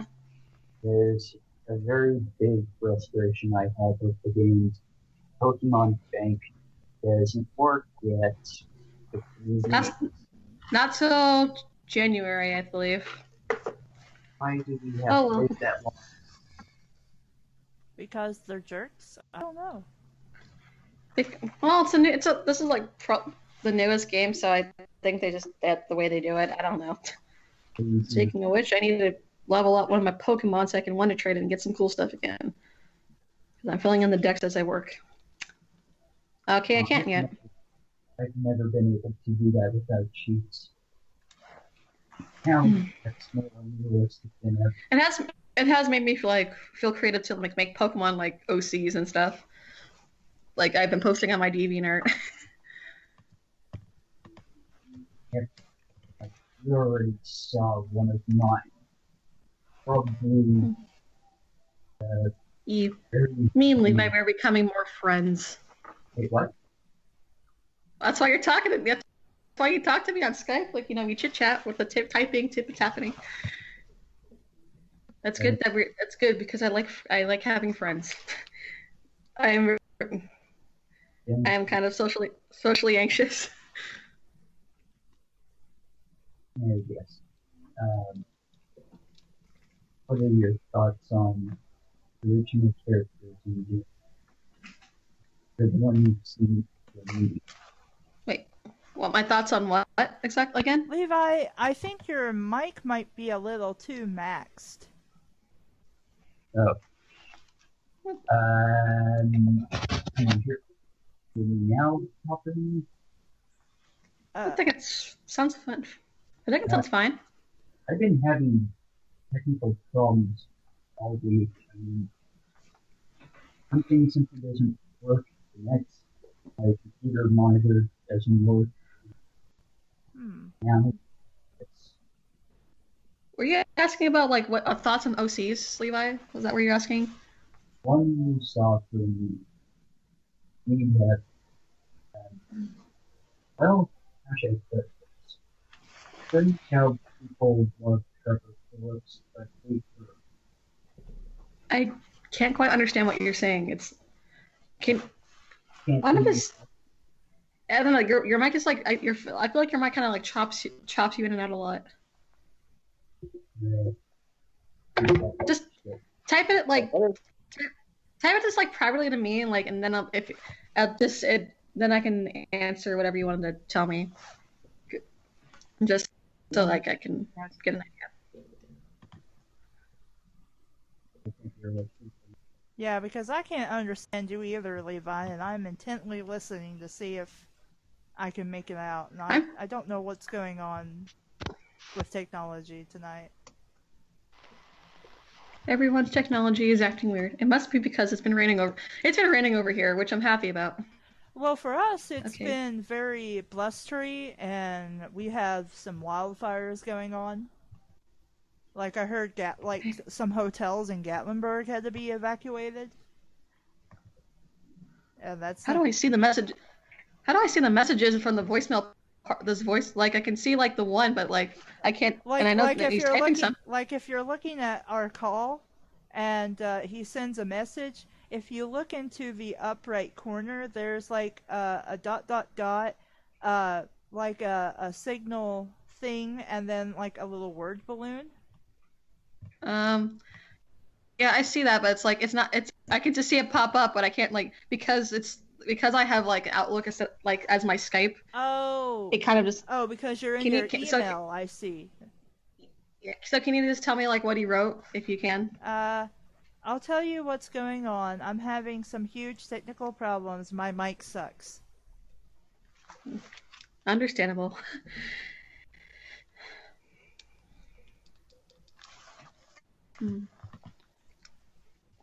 Okay, let's go back to the chat. Bye, Scribe. Scribe's going away. Bye, have a good night. My mic sucks. So, I don't know who's wrapped in duct tape. I'm not sure where that came from. Maybe Dahlia's from Face the Work. Whoa. I actually do want to really get into this because I'm like, because this has been one messed up thing and I love it. I also found, I think I showed this one to, I found this MLP one that was like Fluttershy going to Narnia and stuff. Let me find it and I'll just put it in your thing. Can you hear me now? Ah, come on, Peach. Why'd you knock that down? I hope that was not. That's water, I think. Okay. My cat's been trying to eat my Christmas tree. That's probably why we don't have one yet. Well, I didn't have one until I told my coworkers that I didn't have a tree, and then they just kind of shoved one. They just kind of made me get one, and they're like, "Here, you take this one." Okay, thanks. I guess. Here's the Fluttershy Narnia thing. I don't know if it's considered bad, but you know, it's just there for reference, I guess. I don't even know. Hi, Levi. Okay, am I understandable now? Yes, you are much better. Yes. Crystal clear. Why do electronics hate me? I don't know, but they don't like me much either. Like they don't like me as. Go ahead. If mine are refurbished, then they will not like me. And I'm used to getting those refurbished stuff because my dad was cheap like that when he bought me stuff. This microphone isn't a refurbished product yet. It treats me like garbage. Well, then you should just whoop it. Oh, I'll do something much more grim than whip it.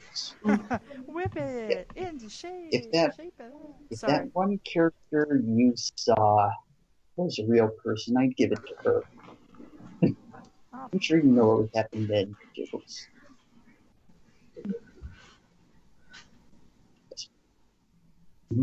Oh, and as for refurbished products, have you ever tried baking those in an oven? Have we ever tried what? Baking refurbished products inside of a toaster oven. No. Yeah. You like if you buy it at the store and it's kind of like dry, so you just put it like in something to heat it up and get it like not dry. Well, some people used that trick to fix broken video game consoles. They would just take it parts and put parts in the oven. That's not weird at all. What's that in the background? It's What? It sounded like somebody was yelling in the background. I think my mom sings like funny things to my cat or to my sister. It's kind of like the thing we do here. I thought that was your dad. You'll never see me live with my father. I haven't talked to him in months. Okay, That's another touchy story. subject. I'll ignore it. No, it's fine. The sum of it is that you should never meet my father, and the fact that you don't know him is a blessing on your behalf. Okay, touchy topic. I'll shut up now about that. No, it's fine. It's fine. It's not like to me. It's not touchy. It's just like okay, he's just there. It's just like apathy. I don't know. Apathy is not really the word. I don't even know. And my Pokemon's evolving, so now I'm gonna trade it on the Wonder Trades with lots of people. Yeah, I did that all the time in the past, but I never ran out of Pokemon to Wonder Trade. I just trade whatever you catch, I think, or just and then trade it. If they're not good, just trade those away. I got some shiny Pokemon in the past few days. Shiny. I got a shiny. A shiny Pokemon is a Pokemon like it's say like what's your favorite Pokemon? Well, I think he knows what a shiny is. He's just kind of surprised we got them. Well, how? I tried to get shiny Pokemon. Because Wonder Trade is all about like luck. You never know what you're gonna get, and I've gotten like at least let's see, even Sun and Moon, I've gotten at least 2 Pokemon like shinies. Those into like different ones. One I gave to someone on Tumblr because they wanted the said shiny that I had. So I was like, okay, I'm not gonna use it for anything, so I'm just gonna give it to them, which I did. Then I got another shiny Pokemon that I'm just keeping in there. Remember how I said I only finished the Pokédex through cheats? I only got shiny Pokemon from cheats, except for the ones that my friends gave me. God bless them. But for weeks I tried to hatch a shiny Pokemon, and guess where that got? Nowhere. That takes ages. I have so many Pokemon that weren't shinies in my boxes. I don't know what to do with them except Wonder Trade. People in foreign countries are going to be very lucky if they want to try the same. Yes, I'm using that one method. What's it called? The something method. Do you know what it's called? I don't know. I don't know. My brain's farting. Like it's your brain's not crapping out. It still works, doesn't it? Please tell me it still works. Yeah. Well, I'm slowly losing my mind again. I don't know. Let's not have Levi lose his mind. What's up? I'm saying let's not have you lose your mind now. That happened numerous times on Bad Fan Fiction Theater, but I'm sure Cassie forgave me for my reaction. Oh, with the amount we've all raged, I don't think I need to forgive anybody. I mean, it just kind of happens, so it's kind of understandable. Well, I'm new, so I have really yet to really properly rage on anything. I don't know if I actually will, because I don't rage naturally. I'm very like mellow person. I don't know. I've always missed the worst of it, so I. Well, because also the stuff I read, the stuff that like that guy's most rage on, it's my like a little guilty pleasure sort of thing. Like My Inner Life, I like that one, the one with the rain. I like Blood Raining Night. I would try to. God, how I was trying- hated that. I hated that story. I hated it so goddamn much. If I had $1 for how much I hated it, I'd be the wealthiest son of a bitch. Yeah, I think that's Levi's My Inner Life. Equivalent. Yeah, that's.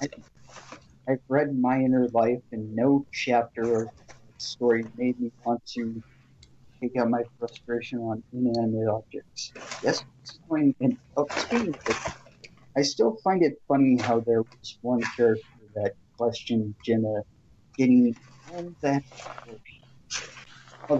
godlike treatment.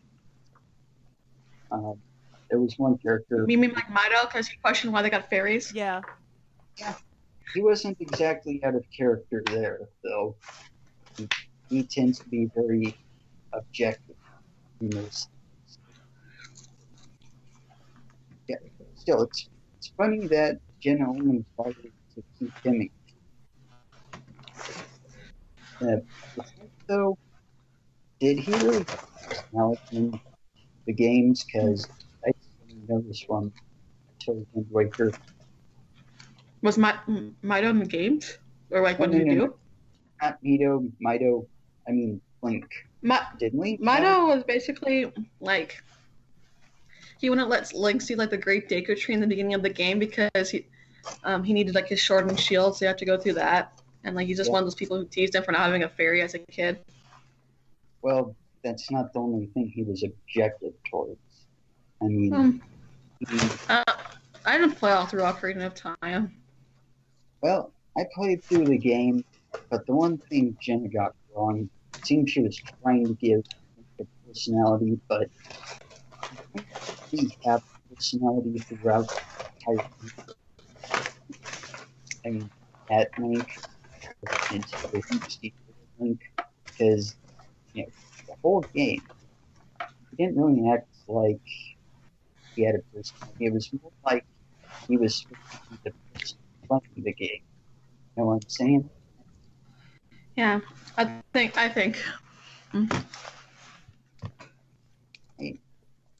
But like, yeah, stuff like My Inner Life, I have basically a filter right now. So if you would like to ever do like here are other stories of that canon, including like the Mother Goddess one, which will make you probably angry. The second and last chapter will make you angry because of just what happens.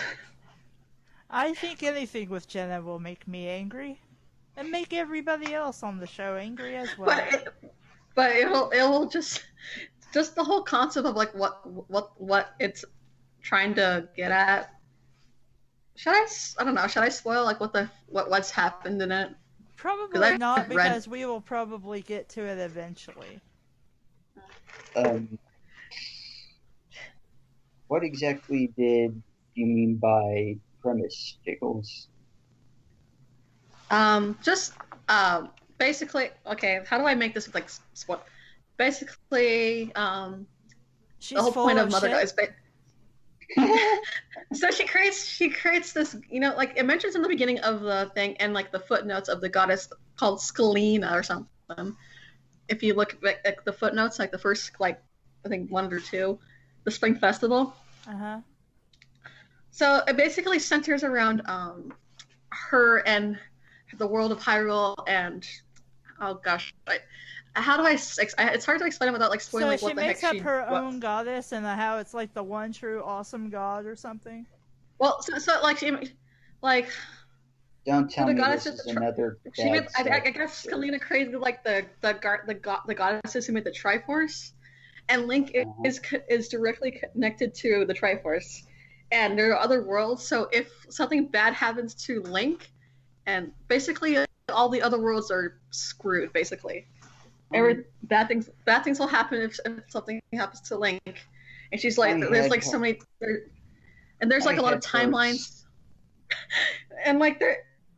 a lot of the timelines she mentions are like things that she doesn't like seeing in these kind of stories, like where she mentions like Link being like violated by like Dark Link or Ganondorf. My head hurts. I'm sorry, but And at there one point are she mentioned some that good stories that involve that. I know, but like people have their weird like likes and like no freaking Hang on, way Well, Mother. things. that's okay, but Someone's you calling. don't need to like fuss at people because of it. And let's see. So basically, bad thing. Whenever something bad happens to Link, like there was like a one like a virus, and Link gets afflicted, and then like and everyone else suffers for it. Ones where Link goes insane and kills people, and other stuff like that. And that might be more the one interesting. timeline where So basically, what she's saying is more interesting shit would happen if we let shit happen to Link, but it doesn't because she's got to have her man stuff his cock up her vag and give her tons and tons and shit tons of babies. And so like she has her like she can't and when this stuff happens, she can't really like interfere with it like so. And there's so many timelines. And the only timeline where like nothing bad has happened is the one where Jenna exists. That's bullshit because that's where everything goes fucking wrong. But he doesn't. It's just so bad. And then and she also has like these like 3 other guardians with her. Like I fucking hate you, Gemma. I fucking hate you so much right now for how bullshit you think of yourself. So she has like this dragon. There's why do you have a fucking dragon? Why do you have a dragon? His name is Kronos, and then like there's like this fake Amon called Ice Dancer, and then there's like a Mew. A fucking mule? And it's like I had to link you like the links for all these like bios so you can understand what the heck I'm talking about. Because I follow like her thing, which at this point she considered this story old shame. So it's like which I think I've talked with Levi about. We did talk about this like at one point. So let me go find it. Posting that she has a so like she's also like the mother, the goddess, has killed like Ganondorf from like all possible timelines because of what the hypothetical Ganondorf does things to Link, except for that one timeline where Jenna is there. So you pretty much know. So the second chapter is basically Ganondorf has found Link, and then it just turns to garbage after that. Well, it's always garbage when it involves Jenna. Well, if you thought she was a Mary Sue, then you'll really like. I'm not really surprised considering half the shit we read. Can I say something? But it's like, what? Well, there's examples of self-insertion where the self-insert character can be good. Have you seen The Fresh Prince of Bel-Air? Will Smith's character, which is himself basically, is interesting, funny, likable. But that's just one of many examples. I can think of a few others. Hey, yeah, I'll link you like the bios for her guardians and the mother goddess so you better understand.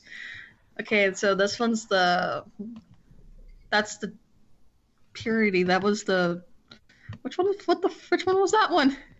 I think that's the unicorn one. And then the power one is the dragon. And then the Mew is the truth. A Mew or a mule? Like the like a Pokemon Mew. Oh, fuck you, Jenna!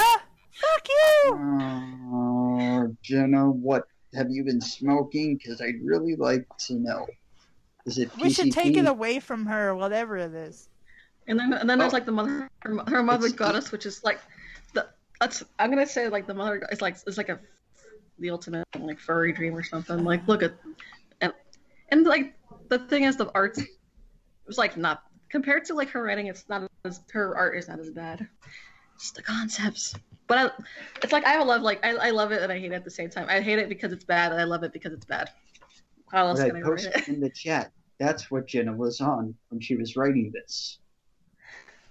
Take a look. Yeah. Cassie, I'm sure she knows what it is. I don't think you did. Yeah, I just posted it in the Skype chat.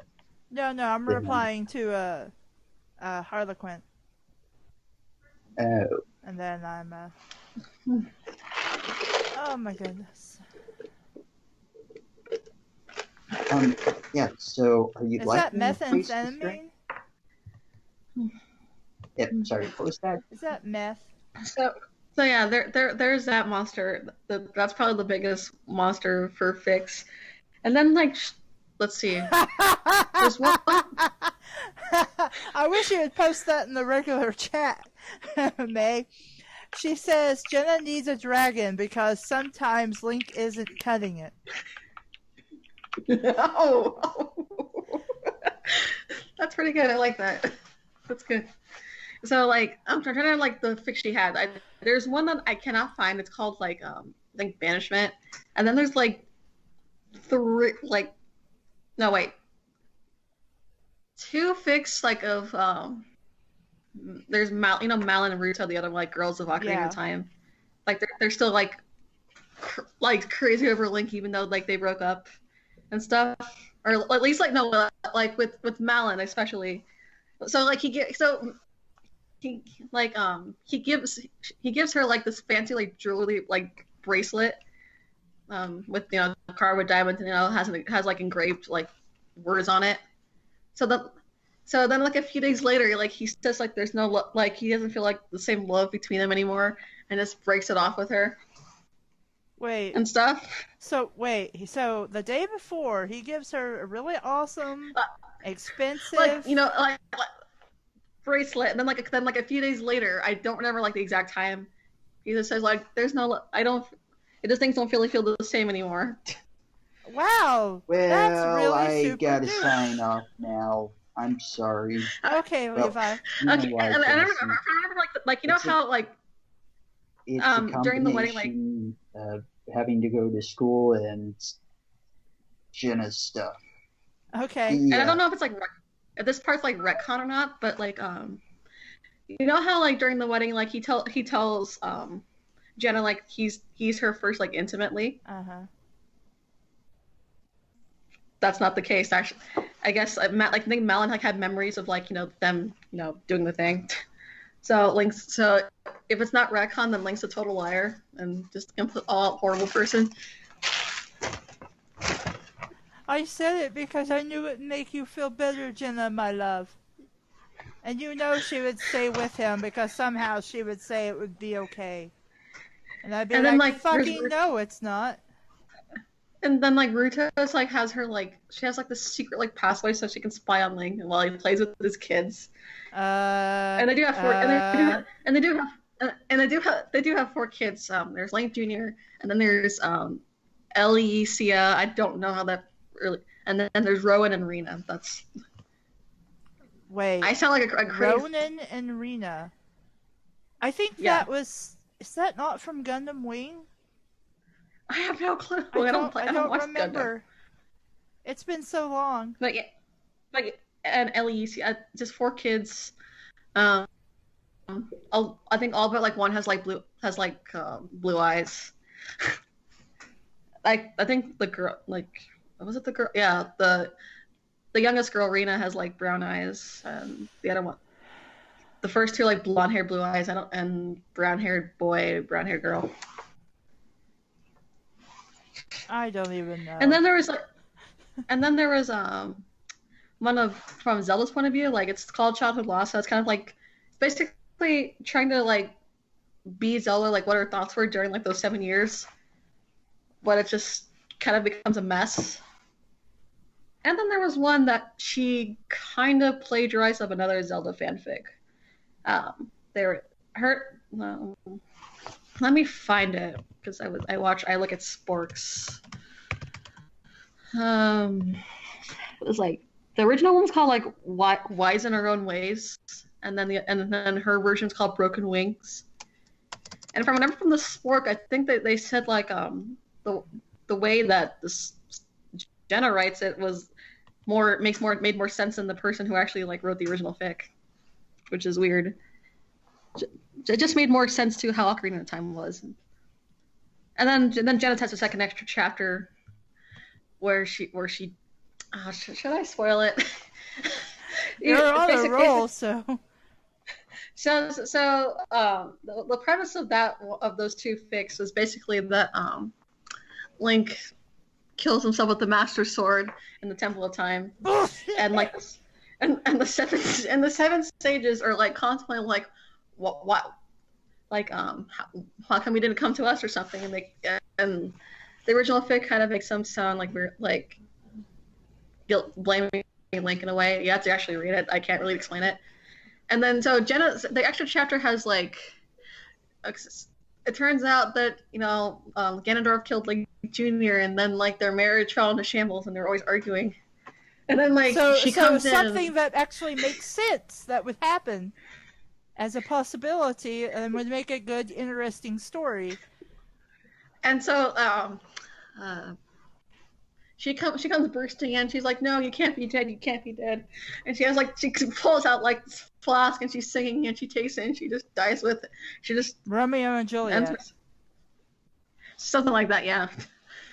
And that's just how it ends, basically. Yay! That's the ending everybody wanted. But the thing is, sadly though, it's not really canon to the thing. It's just like a what if. So it's like I don't care. It's what everyone wanted. The thing is, she's plagiarizing off like another story in a way, like a lot of the time, and it's like it's suggesting that Link, offed himself because of the pressures of being the hero of time, and like, and the fact he had to grow up 7 years. But then like Jenna's chapter comes in, like no, his son was killed by Ganondorf, and then he and his wife had issues. I don't know. It's weird. I guess kind of in a way, it just kind of makes no sense from that perspective. But I can link the. Let me see if I can find the thing. Broken Wing Zelda.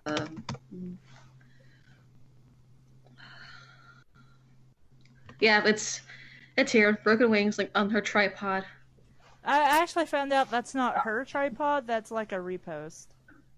Oh yeah, well, same difference. So a lot of these fics, like the ones I mentioned about like Malin and Ruto and all that stuff, they're all song fics as well. She likes Mariah Carey. I will say that. A lot of them are Mariah Carey songs. So yeah, she does actually just like. She just basically ends herself with Link after seeing that he died. Okay. Sure. I'm okay with this. And she says she doesn't usually do like suicide fics, but then she writes this one. And then she writes one. She says, like, I regretfully will not be doing any more of those if you like that kind of stuff. This is just a testing of my writing abilities. Well, actually it wasn't if somebody else technically wrote it and you stole it. Well, she changed some bits. Like if you compare side by side, you'll kind of you can see where like it's hers and like not the original authors. Just like the way she. So if you were to like actually read that one, would we actually read like the original one, or should we just read hers because it's all her? Because it's basically a critique of all her stuff. I would just want to probably just read hers or something, because it's hard to really do it like back and forth. I rambled on so much. This is how much I know about this her story. Like that's how much of time I must have spent in the summer or something, just like looking up all her stuff, because I do find it interesting in an odd, weird way, even though it's so bad.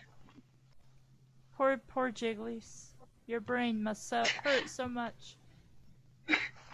Well, if it wasn't so much, I'd be complaining by now. I think I just love it and hate it. It's like Stockholm syndrome. I don't know. I'm okay. I swear. But that's also like that with like BR. Like it has interesting concepts to it. It's just written so badly.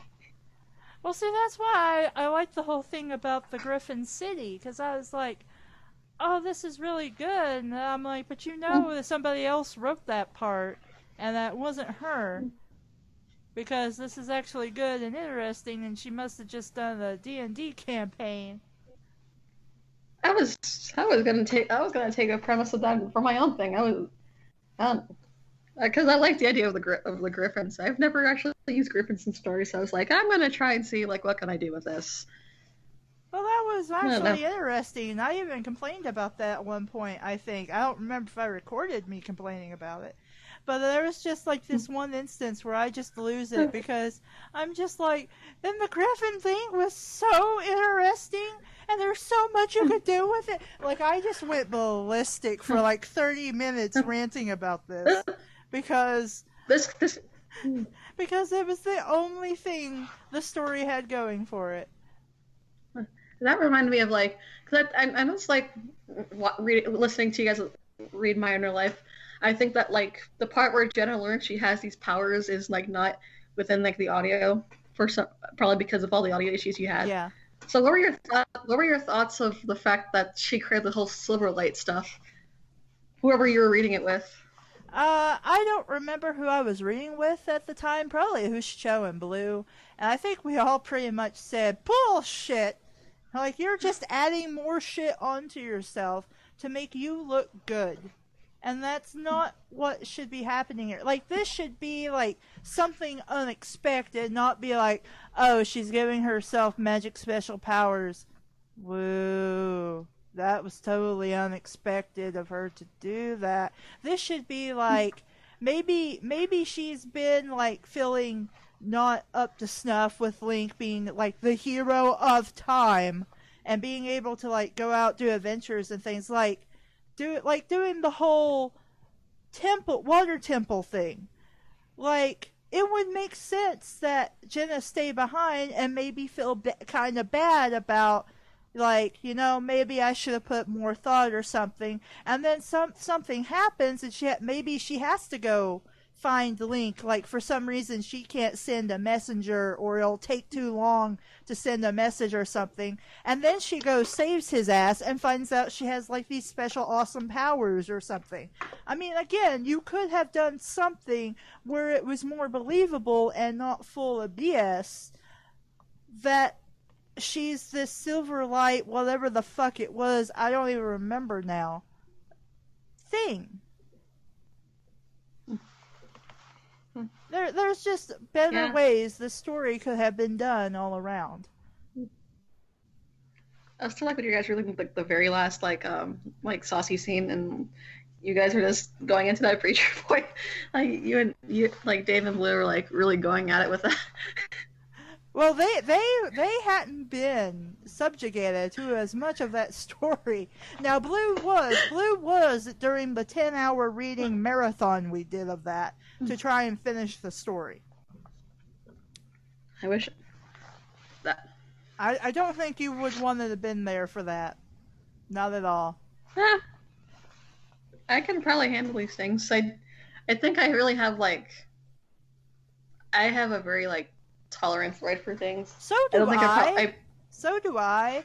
But if something in my mind just becomes declared stupid, then that's probably going to set me off and being like, no, that's dumb. And if it keeps happening like it did in Sexy Santa, I'm just going to fixate on it and keep repeating myself at how stupid it is. I know that did annoy some people because I was just repeating myself at that point, but I'm like, I'm sorry, I was so focused on this one detail that I thought was dumb that it just became my entire existence. Yeah, I haven't really listened to the Sexy Santa. I think that's the one I probably haven't listened to at barely. I think probably really like the first part, but the rest of the story itself was just not catching my attention. I don't know. It wasn't very good. It was just like Hushicho thought it was okay, but I was just kind of like, no, there's no way I can stand this story. You were so done by the end. Yes. Sexy Santa was to me as Pink the Town was to Hushicho. Oh yeah, Paint the Town. That one was like that one, how do you describe that one? No, like It was Lord of the Rings with Harry Potter, and the guy was against homosexual stuff, but he had like everybody was in a gay pairing, with the exception of Hermione, who ran away with him. Yeah, I listened to the whole thing. I have a lot, but yeah, but you said how do I describe it, and I'm describing it. Like that's what it was. I mean, like how to describe like how I feel about it. Like it's just it's a big load of wow, I think. And I've recently, because for some reason my gag reflex has like listening to like the very last chapter of that thing was like, gosh, it actually made me feel sick, and I didn't feel like that when I first listened to it. That was a very special story. I think special is too soft of a word. There has to be more beyond that. Oh my goodness, Star Turds. I don't know. The first part was like Chewbacca and Luke and Leia was probably like the funniest part. I enjoy your grars.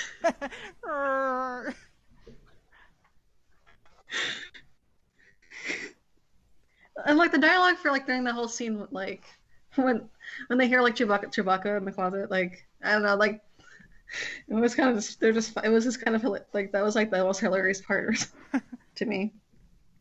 It went downhill, but it like to me it was just like wow. Surely was great. This is why we shouldn't read Dipper Goes to Taco Bell, because it's of that grossness and worse. Let's see, what else was there? I think so far probably like probably my kind of favorite was probably like Robotnik and Edward. I wish there was more of it. Yeah, we did eventually read the second chapter. I think I posted it. Yeah, I saw. Okay, I couldn't remember if I had or not. Or Bella Swan Pregnant and Furious. Yes, that was hilarious. I keep trying to get my brother to listen to stuff. He won't. I'm what was your favorite? Yes. What would you say is your favorite part of that story? Like, what part is like the most funniest? Of Bella Swan Pregnant and Furious? Yeah.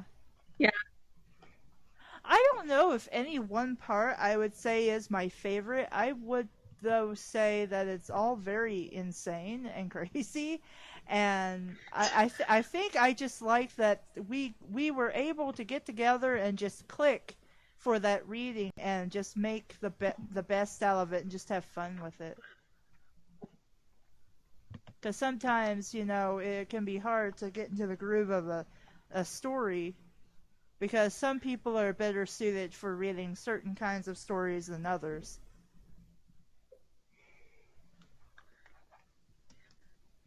I'm looking at the TV tropes and like that describes like the Face the Strange as an even more twisted love child than brooding love in My Immortal.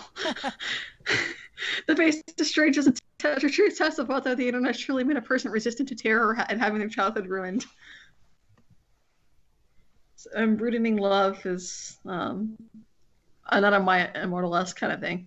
It says, the story begins with Joan walking into her English class and suddenly noticing a boy named Edward, and with all the way she spells it, who she thinks looks like a god. Not God, because I love God, and that's blasphemy. So, sinners. Yeah. We should read that one sometime. We have to read all the My Immortal rejects or whatever. What was it? Bootlegs. I'm gonna call them the bootleg because I'm just used to seeing bootleg stuff all over my life. Joan St. Sanctuary Louisa Smith. That's the Sue's name there. I'm going off on a tangent a lot. It's okay. I'm just so excited or something. I get so excited for this stuff. I think this is probably like the YouTube channel that's got me the most like excited to see things. It's just like, oh yay, another episode came up. It's like I just listen to it, and it's like I enjoy it. Well, I had some free time. I think it was Saturday, and so I'm like, okay, I got some stuff that we've recorded that I need to edit, and I haven't been able to edit, so I'm gonna sit down and I'm gonna edit as much of an episode as I possibly can. And the file I picked was nothing but bloopers.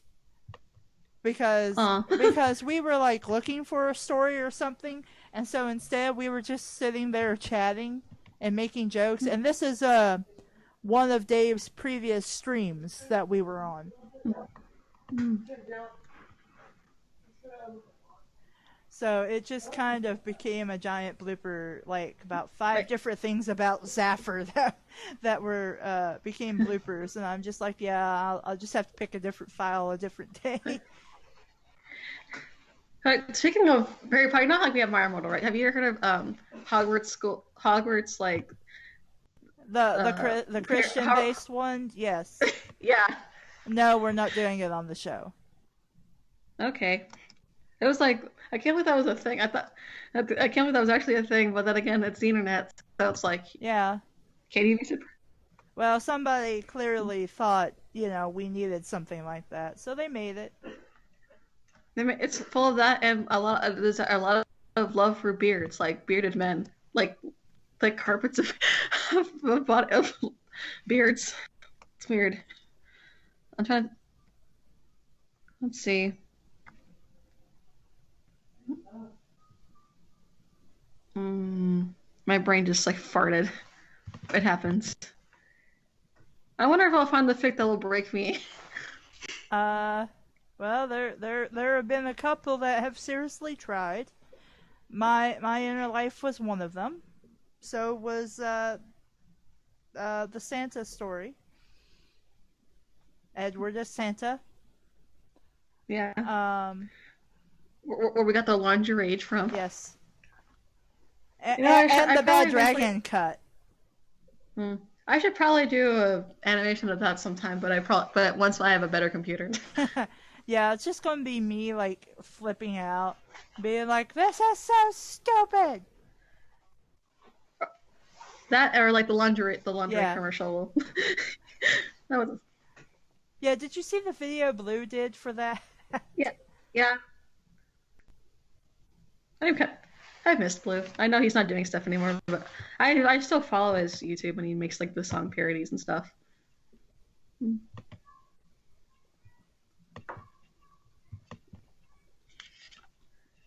He's busy, probably busy. But just being I get to be on like the YouTube show My Dream, so it's like I'm happy. I wonder what that says about me as a person or as a person on YouTube. That this is like the highlight of my life right now. Well, the show is what it is, but mostly because because I was telling Hushcho about Me Against the World and all the craziness that ensued. And then one night I was thinking about, I should like read something else. If people actually like it, maybe I should do more. And Hushcho happened to be online, and he had expressed that he wanted to join in. And so I typed on Skype to him, and I'm like, "Do you want to read some kind of story?" And he's like, "Sure." And that the rest is history. Yep. You have bad fanfiction theater because of Hushcho, so make sure to thank him the next time you see him, guys. Well, I talk to him on Skype a lot, so I should do that sometime soon. I think he's the first of the crew that I've actually talked to directly like through Skype. Because that's how big of a fan of the show I was. I remember like when I first listened to it, and then like I think I did actually fall in love with because he has a really nice voice. I will admit that right there. He has like a really nice voice. So I spent like maybe a couple months like crushing on that, and then it stopped. But he has a nice voice out for sure. I was surprised people liked my voice. I was like, really? Okay, if you think so. Like, the most comments I get are on my laugh, and I'm like, is it really that great? I like your laugh. All your laughs are just make me laugh.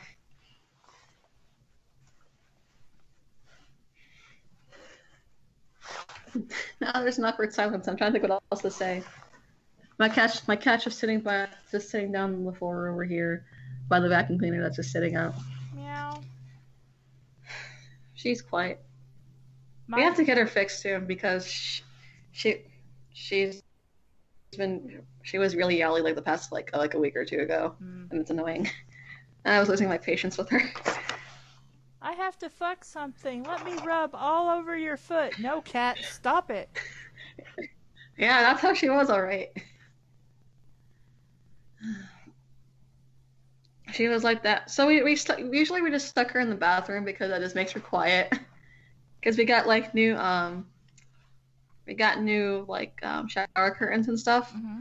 Because our old ones were really grungy. So let me find a picture I can better so you can see the cat in her true form if I still have it in my stuff. There we go. Behold the glory of Pichuli. Pichuli, how do you, I don't know. Bonaventura. Let me know if you have it. Yeah, I got it. She's sleeping on the commode. Yes. So now she's doing this thing now, like she's learning to like jump into the bathtub, or she goes between like the two shower curtains, and if I am in the shower and I lean down to like touch like the curtain, she tries to like grab my hand through it. But she just sleeps in the commode. It's her throne now.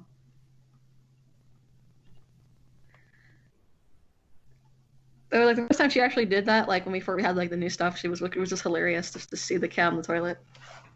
She just like sits there. Hello, human. You have to use the bathroom? Well, screw you. Hey, put me down. No, we just kind of like let her stay in there if someone uses it, or at least I do. I don't know about my other. But she like once she gets in there, she starts purring like super loud, and she has to like stand on her back legs to like use my thigh as like leverage just to stick up, and then she just tries to put her paw near my face. She starts purring like super loud. It's like, it's like if you just stay quiet, you could probably hear it if you let her in there, let her purr. I love her.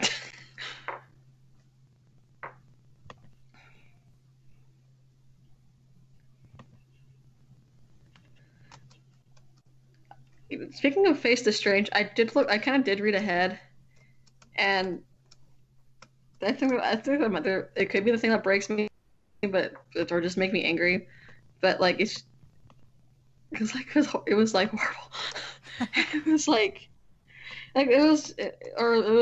like super effect. I guess super offensive. Like whoa, like I'm pretty sure this is probably someone's probably trolling or that this is serious. I'm sad.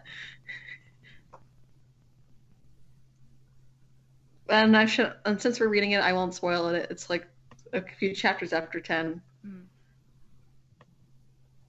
My favorite thing of Face the Strange so far was like when they tried to do Shanna's funeral and they gave him like a Viking wedding. They put him on a boat.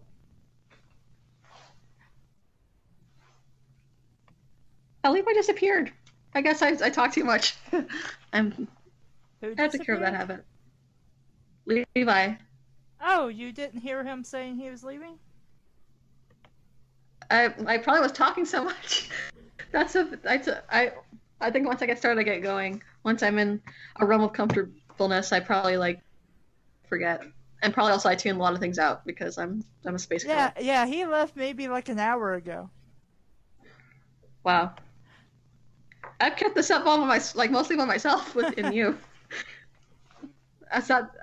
Should I be happy about that, or should I tone it down? Yeah, that's fine. Talk if you want. That's why I'm having guests while I draw, because I'm sure much more interesting conversation will happen. I'm happy to be here.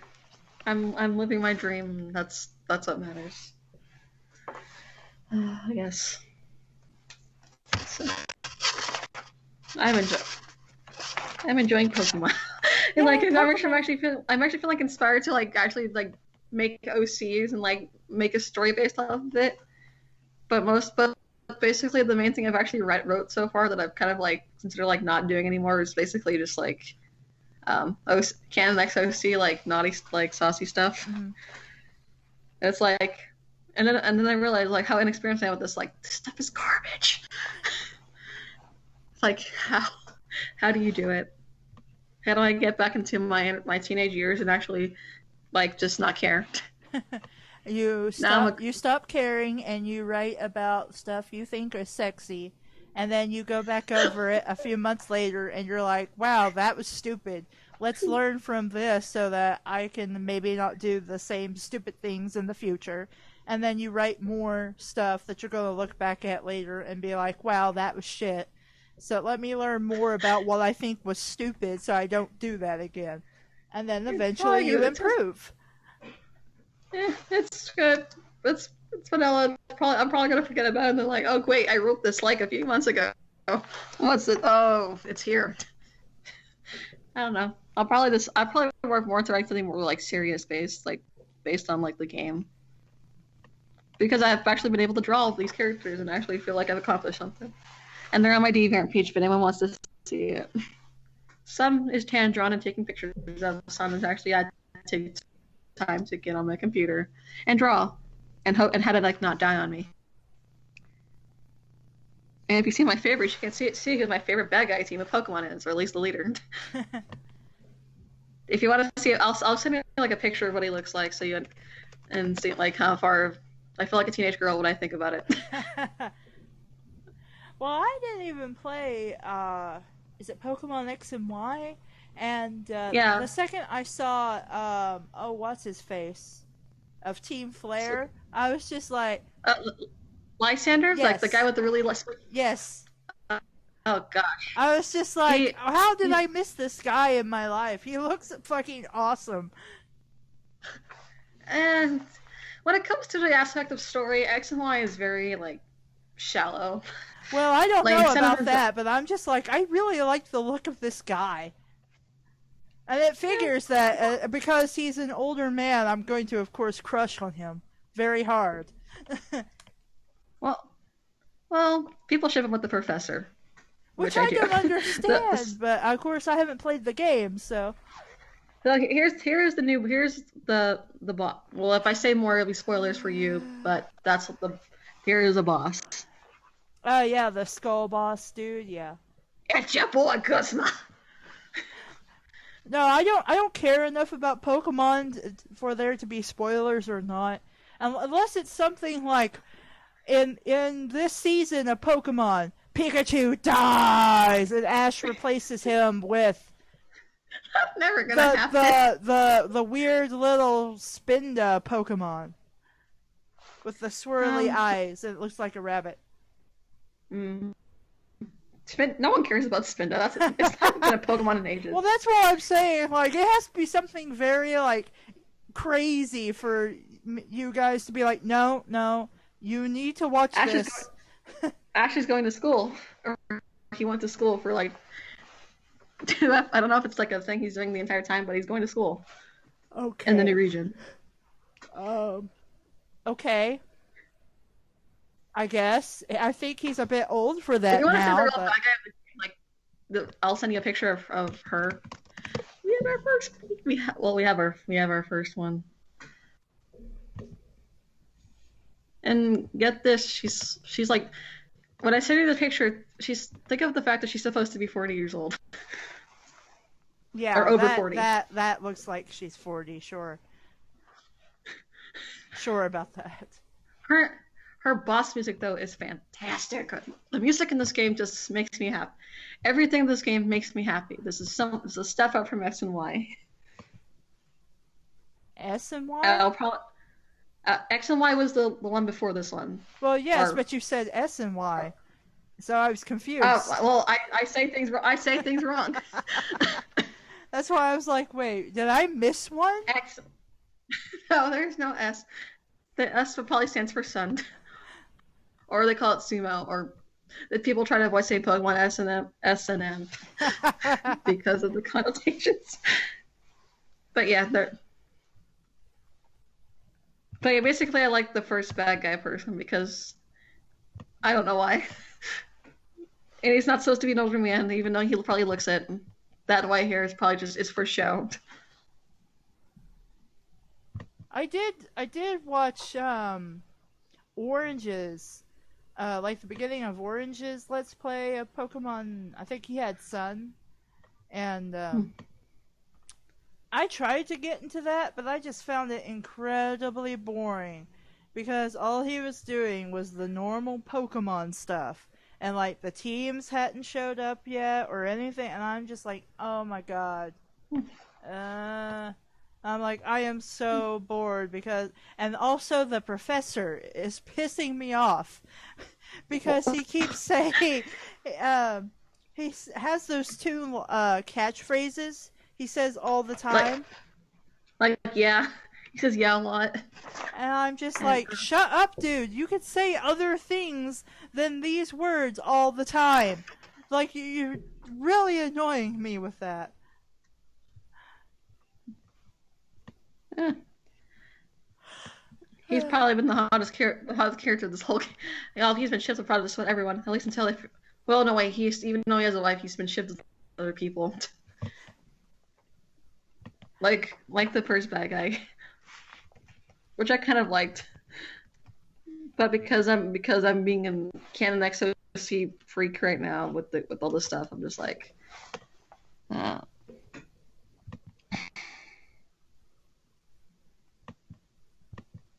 other stuff. My favorite new Pokemon is this anchor with seaweed on it. It's called Delmise because why not?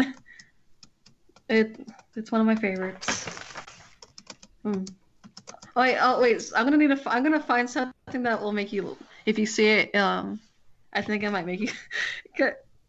I guess at this point, because you don't care for spoilers, I will still respect the ones of the people in chat if there's anyone left. I think there's let's see here. Maybe I can't say it right now. I'm sorry. It's Harlequin. Harlequin. I feel like she's still there.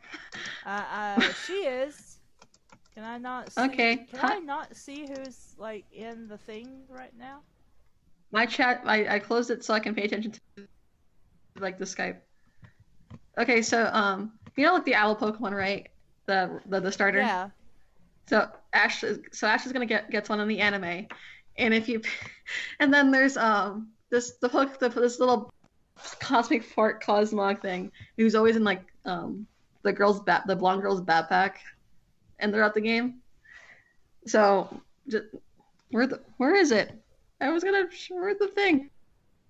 I posted that one twice. Please work. Will you please work? There. No, I won't. I refuse. I don't know. I saw this today. I thought it was hilarious.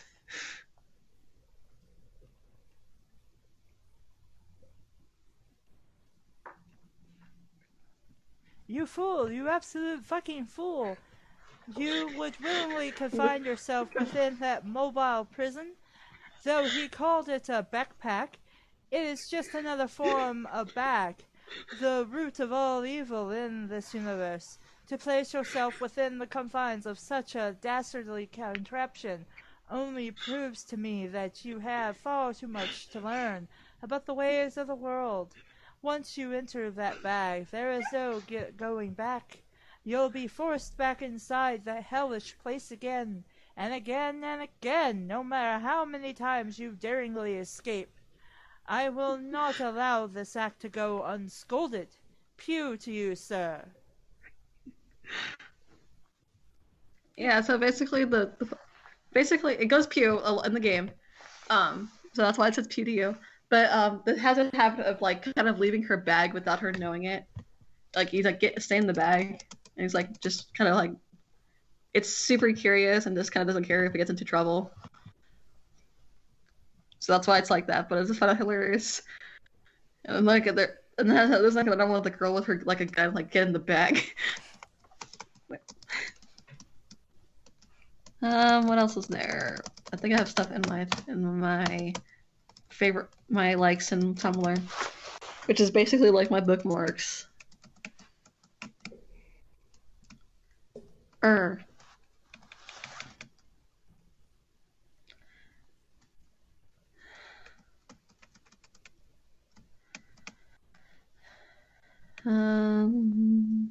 Let's see. It's not here. Wait, maybe it's that I posted it.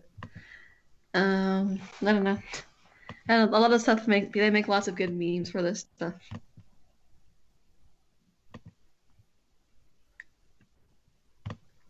I feel like the more I hold, the more I feel like I'm stealing like the thunder, and it makes me feel kind of. Oh, here's another one. Here's another one that you might like. A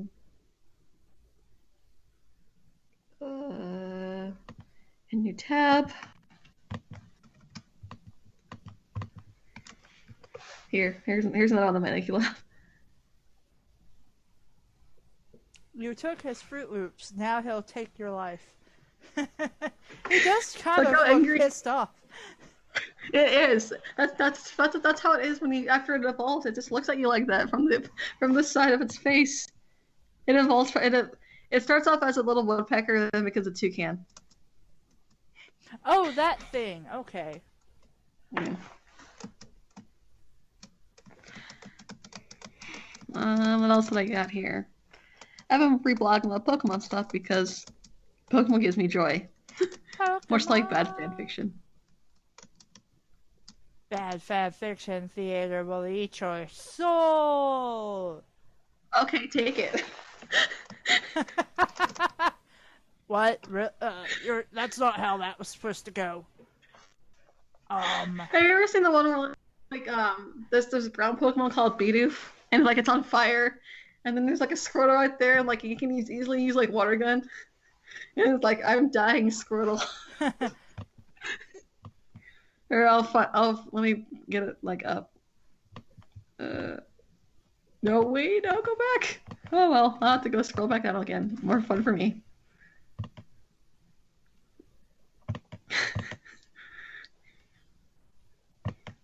Bidoof is on fire. I'm dying, Squirtle.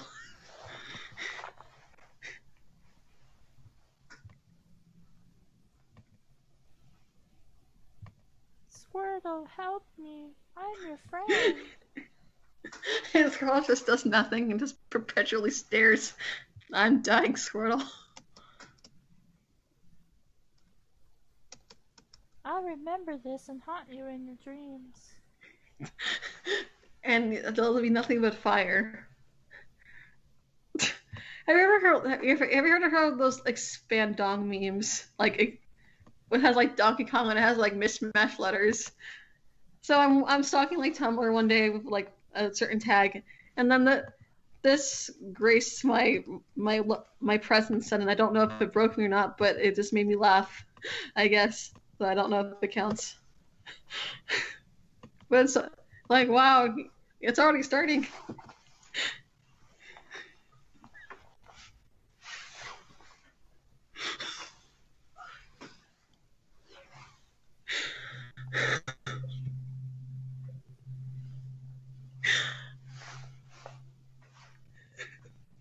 You'll have to give me a minute. I'm trying to fix the book. Okay. I'm sorry. I'm looking at it and it's like I can't believe this exists, and I just like laughed hard that I had to be silent for a moment.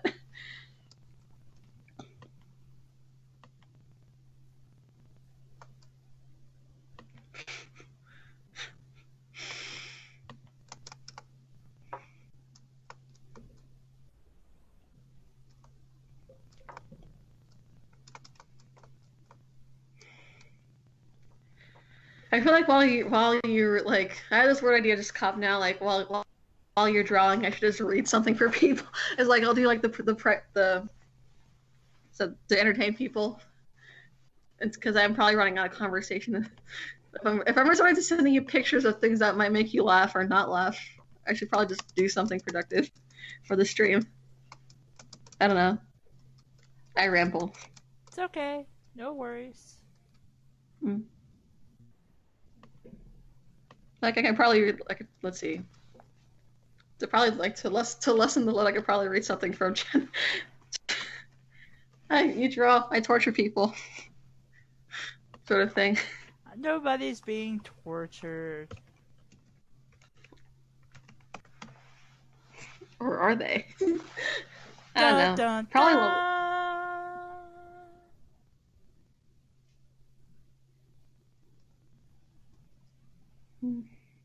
Oops. So yeah, there's like a little.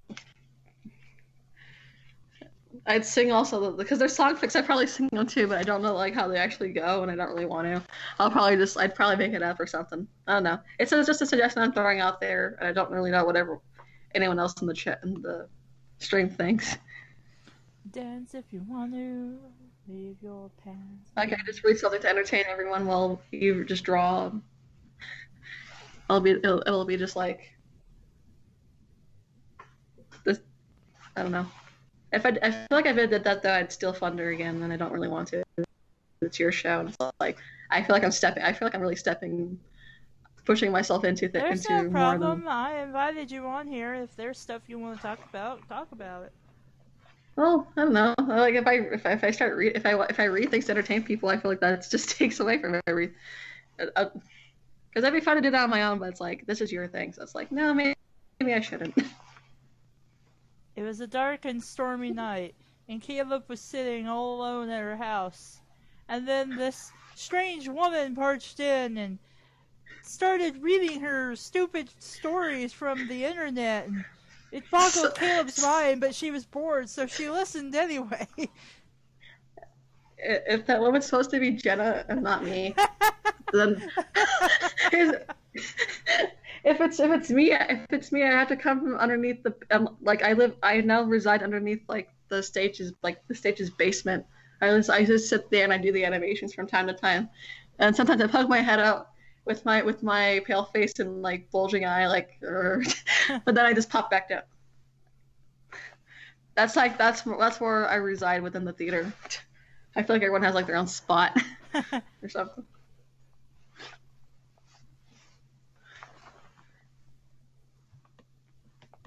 Let's see. What else is there?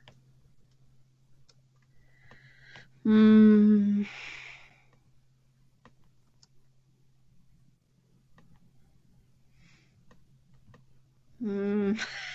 to think of things. Wait, It's My Life. Were you guys reading something called It's My Life? I think we did. Isn't Yeah, Portal? But I misplaced it because Hushcho and I read that. But I don't know what happened to the recording of it. Or no, we did put it up because I think apparently there's a thing called Invader Zim board again, Krish. Have you heard of Invader Zim at all? Yes, I met the guy, and believe it or not, that's his real voice. The guy who did Zim, that is his real voice. Yeah. Wait, we're talking the voice. I'm just pretty sure we're talking the voice actor, right? Yeah. Yes. If that's the case, then yes. It's amazing how that could be a grown man's voice. Yes. But I like it. Yes. I think one of my friends actually met the creator of the show, which is pretty cool. Oh, that's really awesome. They try to do a little. That's really awesome. Would I pronounce that Archie? I suck at names. I blame the dyslexia. But sure, if you want to do animations, you can do animations too. Yes, come join me. Come join me in the basement. I swear there'll be cookies.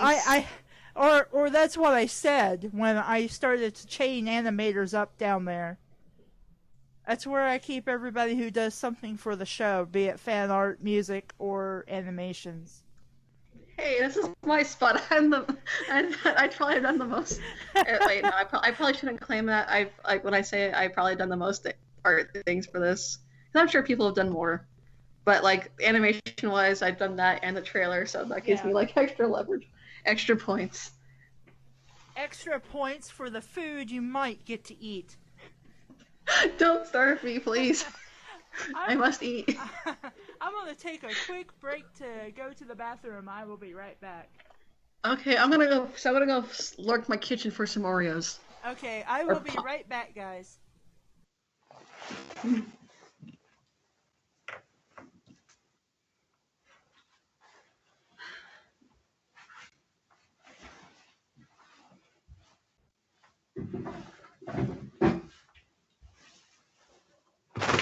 There's Oreos in here, I can rejoice.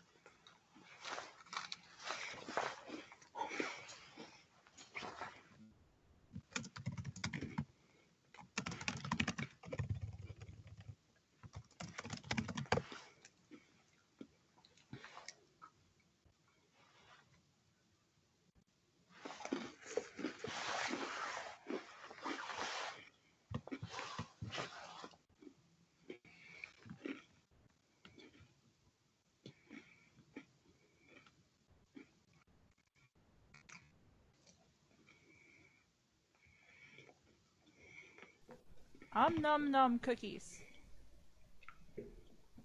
Chocolate Oreos. Oreos. Here, Cassie, I'll throw them through my computer screen. I hope you get it. Darn it! I didn't catch anything. Oh, I guess the cookie transporter is broken. Darn it! I knew I shouldn't have sent that snickerdoodles to Santa.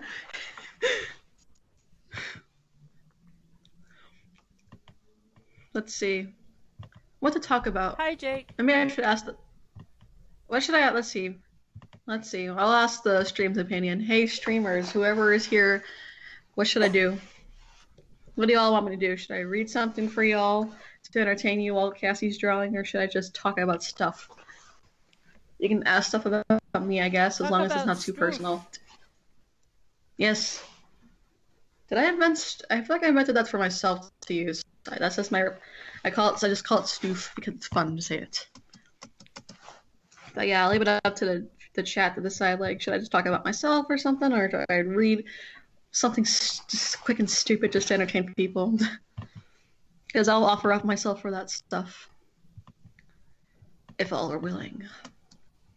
Oh, I'm sure they're willing, but are they able? Well, if they want, if I'm able, well, I'm able. I said if they are able.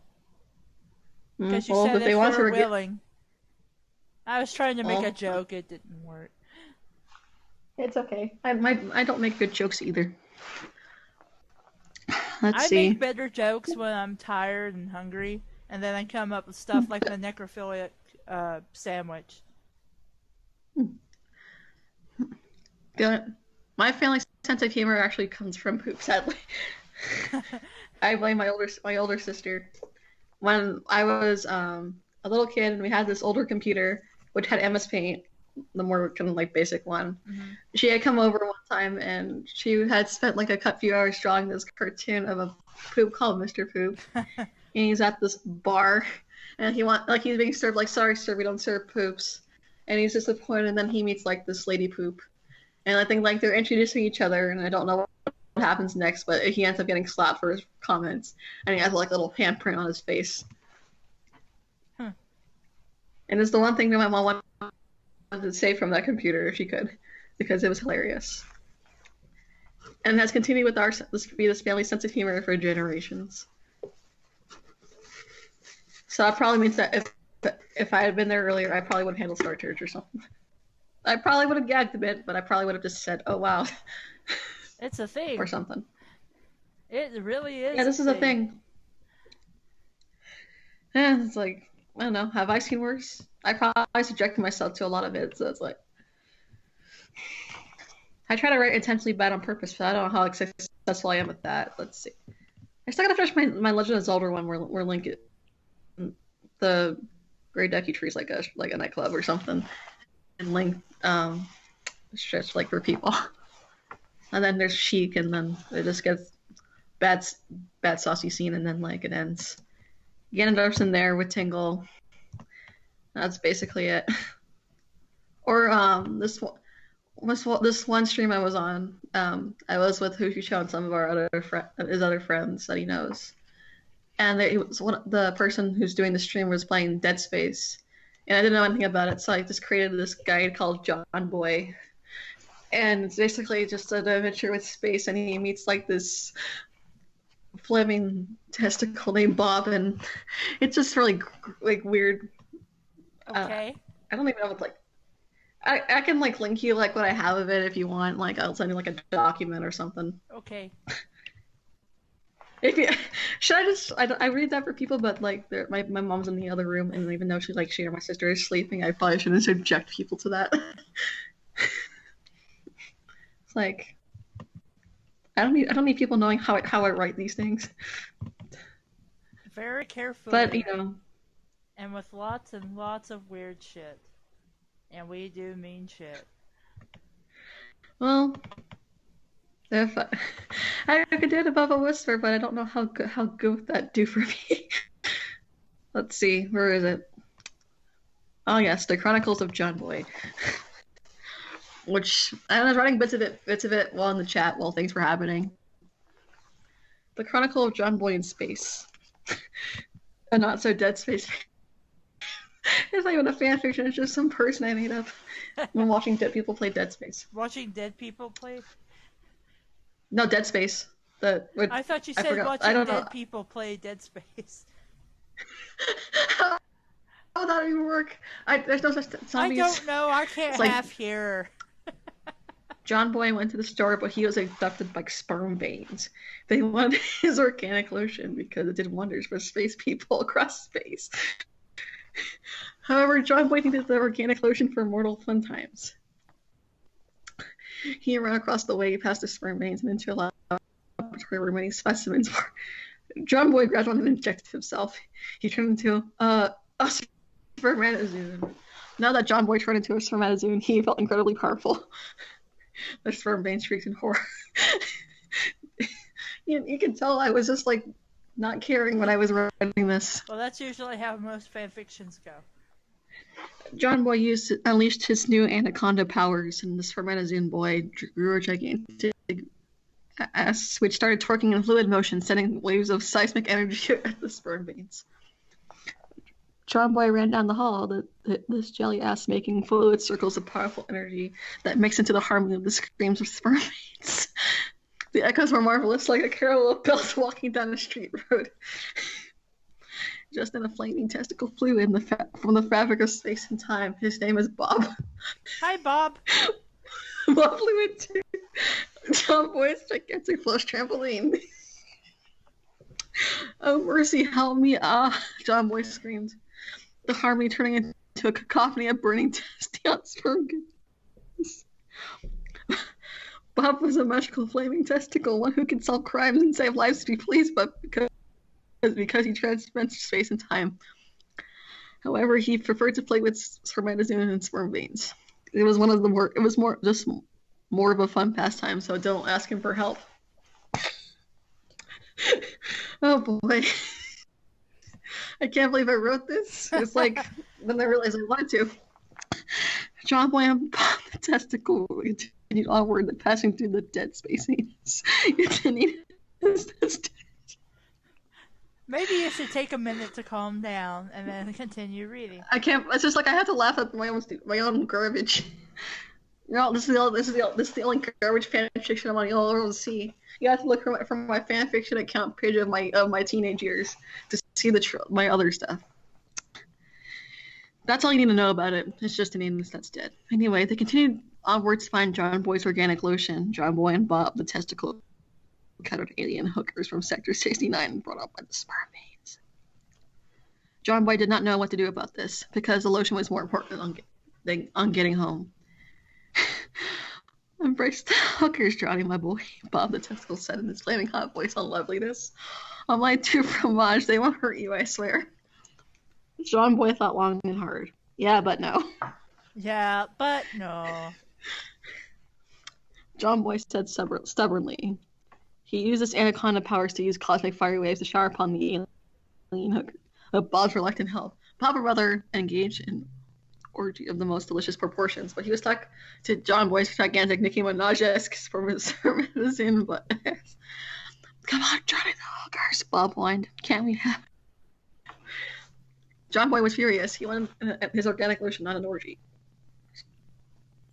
Yeah, but no, you insufferable testicle sack of evil. Bob the flaming testicle overheated John Boy's ash in retaliation, but John Boy quickly overcame it, being able to withstand heat hotter than insides. He defeated the last of the alien hooker, coming across a gigantic window. With a loud crash, a creature of many orifices appeared and called a multiple vagina. No. I can tell I'm making stuff up. I should be a special science fiction writer for that. Or remember that now. John Boy screamed in horror and in fear threw Bob the flaming testicle. Bob screamed as he flew into the earth, burning the insides. The flames flew in every to her. I can't write. Convulsing in the most odd proportions. Good job, Johnny Boy, Bob says. Bob turns around and saw squirming inchworm finger penises inch their way toward them, coming together to create a giant penis finger monster. And that's all I had. Yay! You draw my crap, guys. I shared a work in progress that I probably will never finish just for you. But probably no one cares. If they do, I'm happy. If not, okay. So yeah, that was John Boy. Wait, oh, there's actually more. Wow. The monster front about like say 240 million finger penises. John Boy doesn't know. He hates math. John Boy learned a new power in the time it took for the finger penis monster to take form because honestly they were so freaking slow. It was called the triple wiggle. John Boy went wiggle, wiggle, wiggle with this jiggly took of might, while Bob the test blew a giant stream of fire in between the seismic ass cheeks, hitting the penis monster in multiple ways. John Boy flipped off the penis finger monster, telling it to basically the Nicki Minaj song that Sushi Show was singing. I'm not going to say it anymore because I'm trying to be as PG as I can, but I don't know. It must have been the serum. John Boy cared for all people, skinny or fat. The serum made him think on John Boy-like things.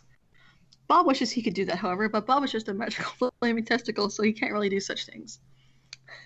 John Boy's finger becomes a giant finger laser, and it slapped every last finger penis. Once every of them were slapped, John Boy watches as the monster turned into a giant screaming sex penis monster thing. Let's call it Jim, Slim Jim. John Boy did not like Slim Jim. He screamed too much.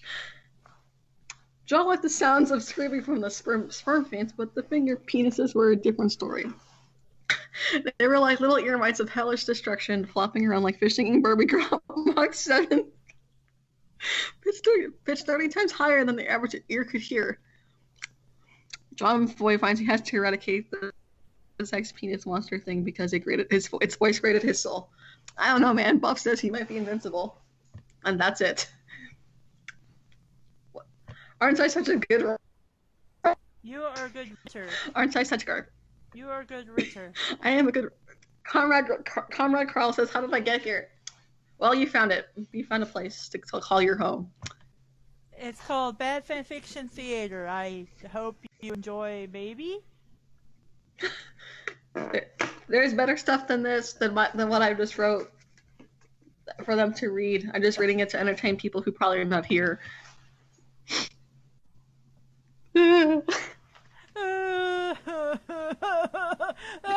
So touching. I loved every last minute of that. Lies and slander. But don't they make you feel better though that somebody at least pretends they can appreciate it? I appreciate all my trash. And then I also like when I still was friends with people, we were gonna do like a graphic novel together, but that's not gonna happen anymore.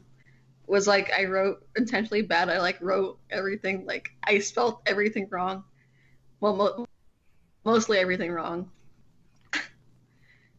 And it was just basically full of inside jokes between all of us. Should I share about that? What was it gonna be about? If you want it's never to. gonna happen. It's never gonna happen. It's only probably like only one of them knows I'm actually fully on talking with you guys because I talk with them about fan fiction as well. So let's see. There's a party of like a lot of people. There was lots of dragons in it. Dragons.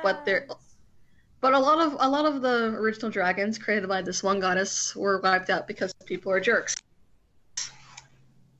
So I think they were like searching her out so that like because this prince is going on this big adventure to kind of like soul searching, make something of himself, like be worthy. Yeah. So the adventure was a lot of stuff, and then let's see, we had like a dark elf who was very aloof and liked to take charge of everything.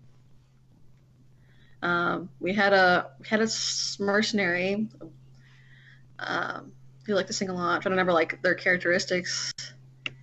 We had what was it called? I think we had like a necromancer in there too. He became bad. We had a half dragon drunkard for a while. Then we spiked his drink, and then he no longer drinks. Who was also eventually paired with like a princess, who was my character.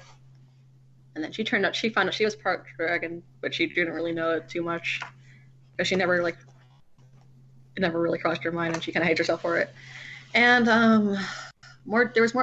they resurrected a dragon and found more half dragons. And they were finding this, and the goddess they were finding happened to be like the original like creator of the dragons. Like she created the concept of dragons, and created like these elder dragons who would like watch over the world, and had the rest of the pantheon like created dragons of their own as elders. So let's see. So this is another like this. Then they found another dragon who was like a friend with the drunkard one. So the concept of this bad fanfic of this one that I was just doing was this said dragon ends up being like a pupil to the necromancer, because he wrecked her father, and it's like her and the teacher's cat, like basically their teacher goes missing, so like they try to like recruit all their friends to go do things.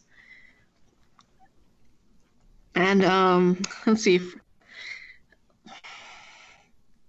So the cat disappears out of nowhere and like goes meow meow meow meow, and she's confused, and then like she realizes like she knew a spell to speak to the cat, and the cat's mouth become words, and it just says that her owner's been kidnapped, and they had to find clues.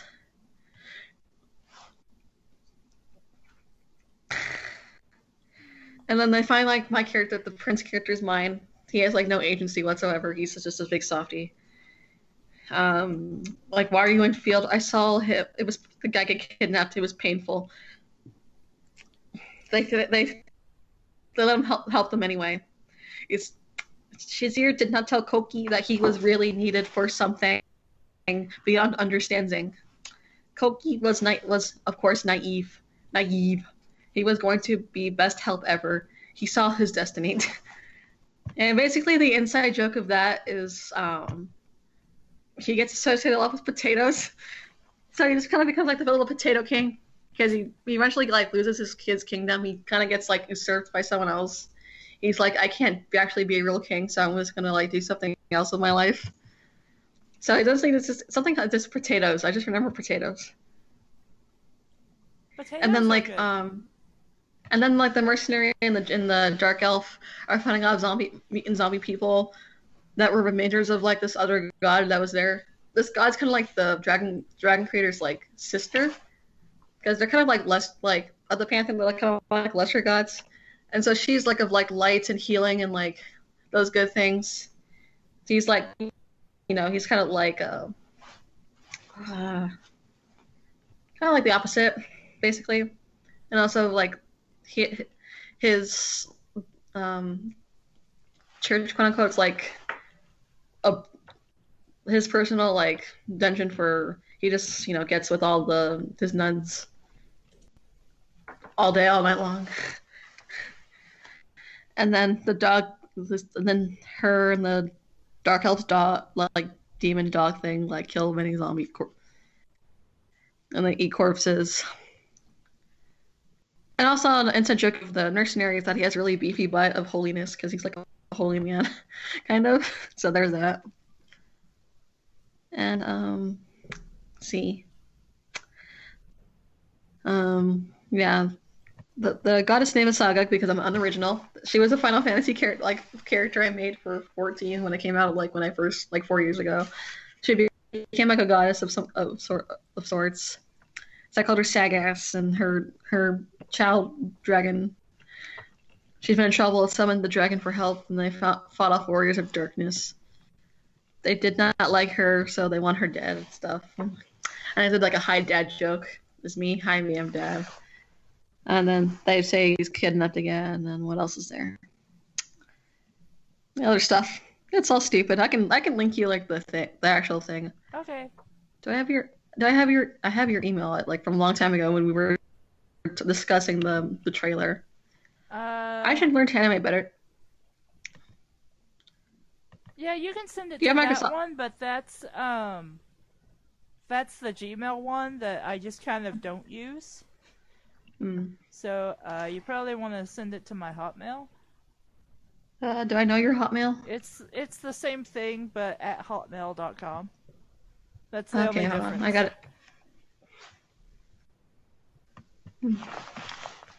Yeah, so you can see you can see something that will never become to fruition, including if it's fan fiction. And I really enjoyed doing. It was really long and stuff.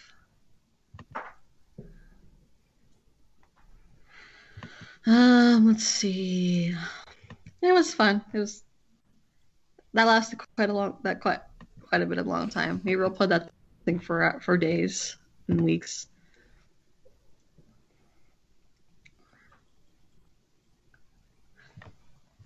And my friend that I'm not really friends with anymore because we kind of just drifted, or I wanted to be friends with her still, but they drifted. And their art was like fantastic, and they drew our characters, and it was like I get so excited. So I've been trying to take them for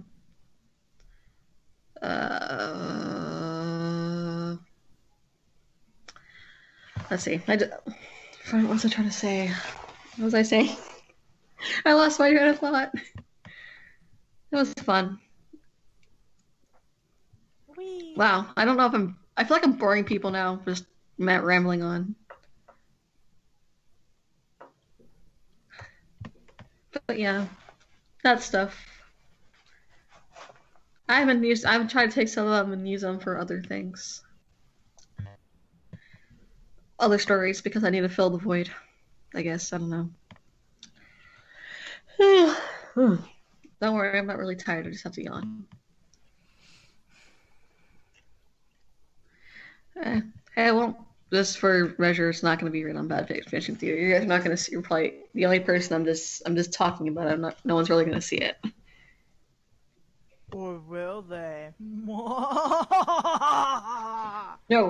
it's from the depths of my stuff, so it should not.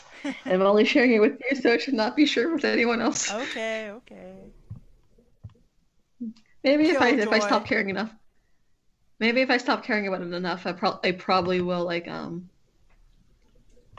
I email you twice? Oh yeah, I did email your Hotmail at one point. I think because I was like I was hoping you're getting my emails at that time, so I was like. Hotmail. Let's see.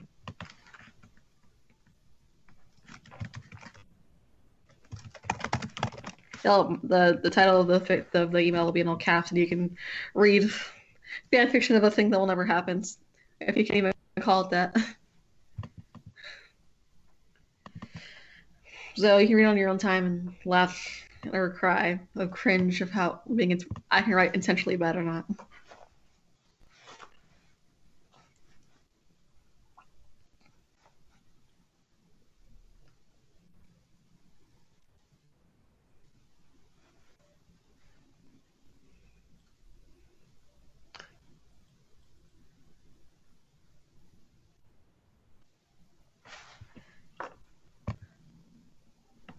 See, do I have anything else in here? Just the link. I guess just the one with Link and Sheik and stuff. I don't know if I'll ever be able to finish that because like I'm reaching that mental block of like trying to write the certain part, and it's like I try to write this intentionally bad without like being really really bad. Yeah. You have to like reach a fine line there. And it's like I can't do this. I have no experience with this stuff. How am I going to actually efficiently write it and make it be purposely bad? You just read a bunch of stuff that doesn't make any sense. I should just like I should just throw my cat on the keyboard and see what she writes. Yeah, exactly. Well, let's see if she'll come near me. I think she's probably hiding out somewhere. She's getting smart. Like sometimes when we leave like the closet to where all our clothes are open, she goes in, and whenever now she's like learning how to like run across to the other side of the closet just to get away from us picking her up. She's getting too clever for her own good. I'm not going to the vet. You can't make me. Well, we have to eventually, but money issues and stuff. She's only getting her last few shots as well. We're new to this whole pet thing, but we still love our cat.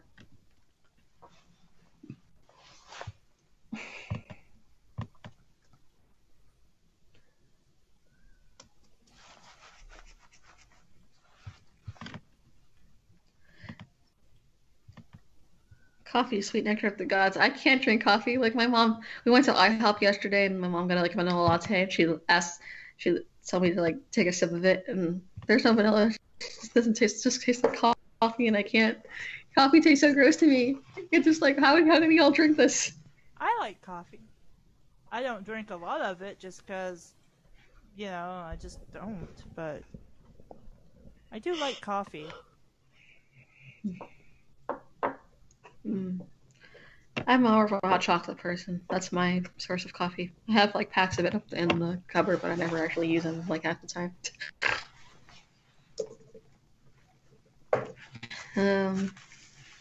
Let's see. If there's anyone still in the chat, the YouTube chat, please like tell me like what you want from me. I'll entertain you until I feel tired enough to go to bed. Do y'all like want me to read something? Like if you tell me like what it is, I can probably like find it, no problem. Or you can just ask me questions because I'm the newcomer now. Oh, cool. Thanks, Harlequin, for the advice. So she did. She got a lot of them because when we took in like another cat that was like our neighbor, because they were owned by the same person at different times. When they moved, they just kind of left her here, and it turns out she's pregnant and she has the kittens, and my mom couldn't take it anymore, so she took them all to the shelter. But then she missed our Peach, so we adopted her again, officially. And she had probably all her shots dead, like most of her shots dead, I think. Not tired, not tired. I'll keep insisting that I'm not. But yeah. If y'all want me to read something or talk about myself or something, because I'm probably an enigma to some of you. Or you don't know really a lot about me. I don't know. Do you have anything to ask me, Cassie? That you want to know about me? How much do you like to read? Let's see. Like books or just like whatever I find all over the internet. I'll say like books and things, like actual books. They can be ebooks or audiobooks, or well. If I ever have books, they're hard physical copies, and I don't really get a lot of books because I live in a small place. So do that I, but I kind of inherited Mom's books too, on top of my books, and so I just have a shit ton of books. I'm also I'd hoard a lot of them if I could, but money reasons as well. I don't know. I think probably because of school, just being in school and stuff, it just kind of kills that part out. I'd be like, I want to read, but it's like, and like I see books that I think they're interesting, but it's like, where's my drive? I rather just read stuff on the computer, like if it's an article or just bad fan. That's the sadness. That's not really sad. That's kind of, fan fiction is free, and I can read that all the time. In fact, I do. Well, yeah, that's good. I do a lot. Archive of Our Own has been a lot better than fanfiction.net, like finding things. Like I find it and it's like, whoa, look at this stuff.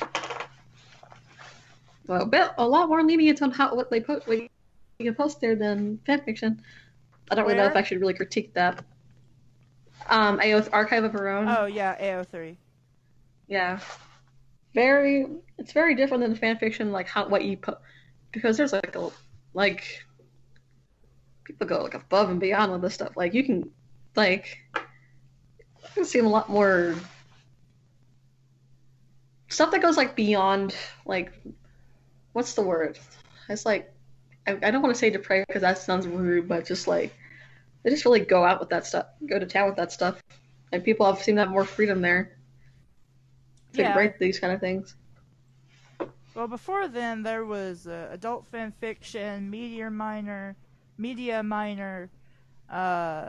used to be freedom of speech, but I don't think that exists anymore.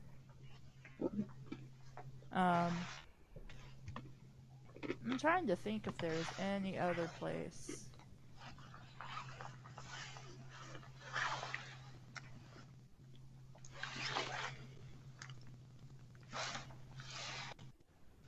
I can't really recall a save for some of the standalone places. There's also like look up like characters. Sky Hawk or something like that. I don't remember what it's called now.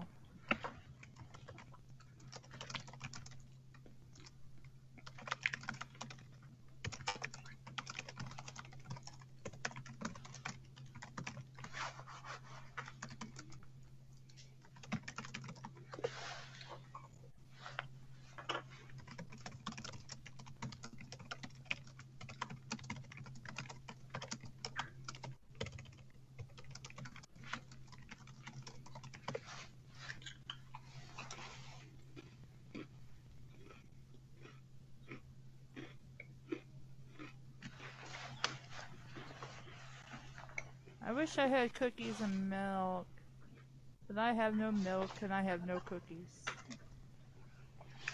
Well, I wish I could fly, but I can't fly. I would have brought you cookies if I could. Cookies. The one thing I probably am weirdly thrilled about is like if fans like just write fan fiction of like I don't care if I'm using fan fiction with other people.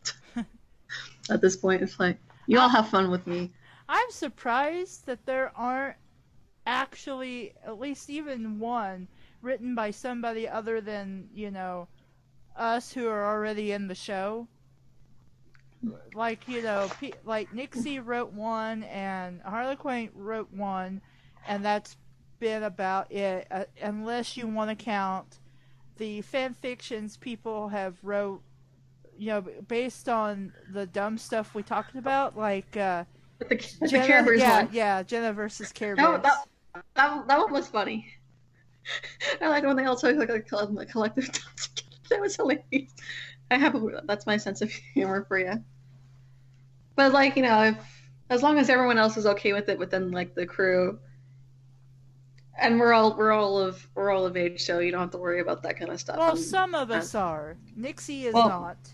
Okay, as long as it's not Nixie, and then whoever else is not. Yeah. Then I don't really care who you all. Yeah, I'm kind of the same vein. It's just that if it's like Yori or something, don't expect me to like read it.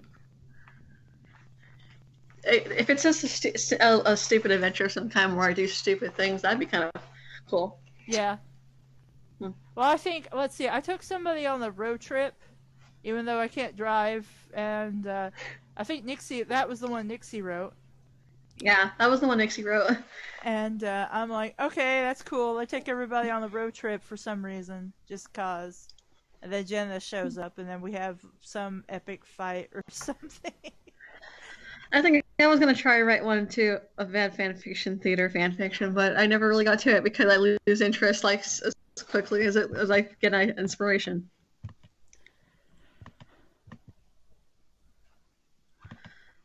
What? No, that's the wrong one. Huh? This one. There we go. How are the others feel about like fanfiction meet of them and other cast members? Hawk probably is a little more. Probably, I would say maybe not so much the.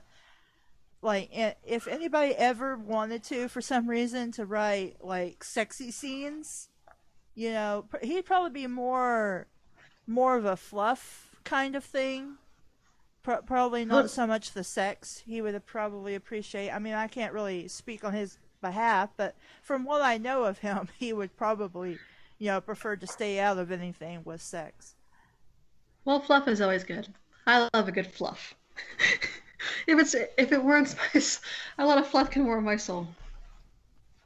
Husho probably doesn't give a shit as long as it's not like heavily offensive or anything like that. Yeah. I don't. Dave probably doesn't give a shit.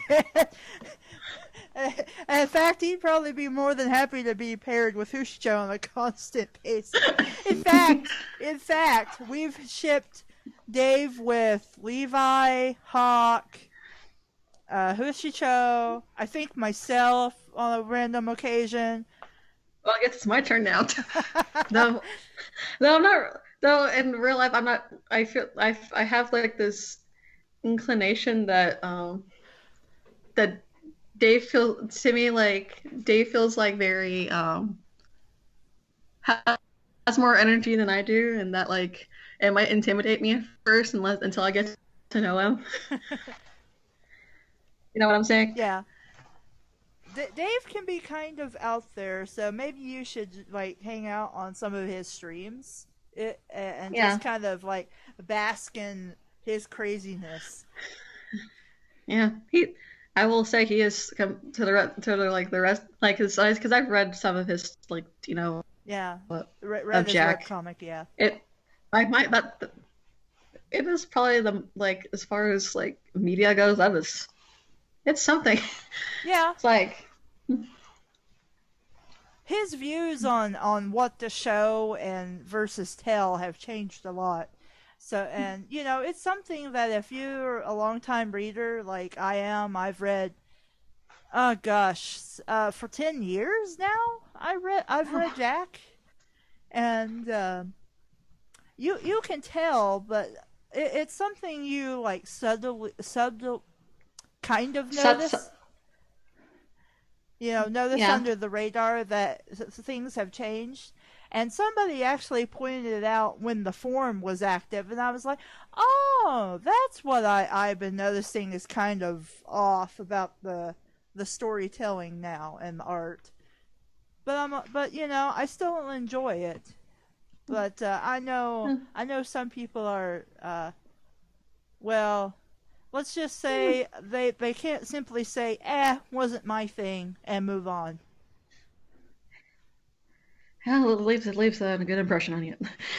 I will say that. I think I try to get through I try to binge read all of them, a few of them, Hmm. but then I just I felt I think from what I've read, I felt like I couldn't really find it. Just kind of felt like it went all over the place. It didn't really feel cohesive enough for me to stick around.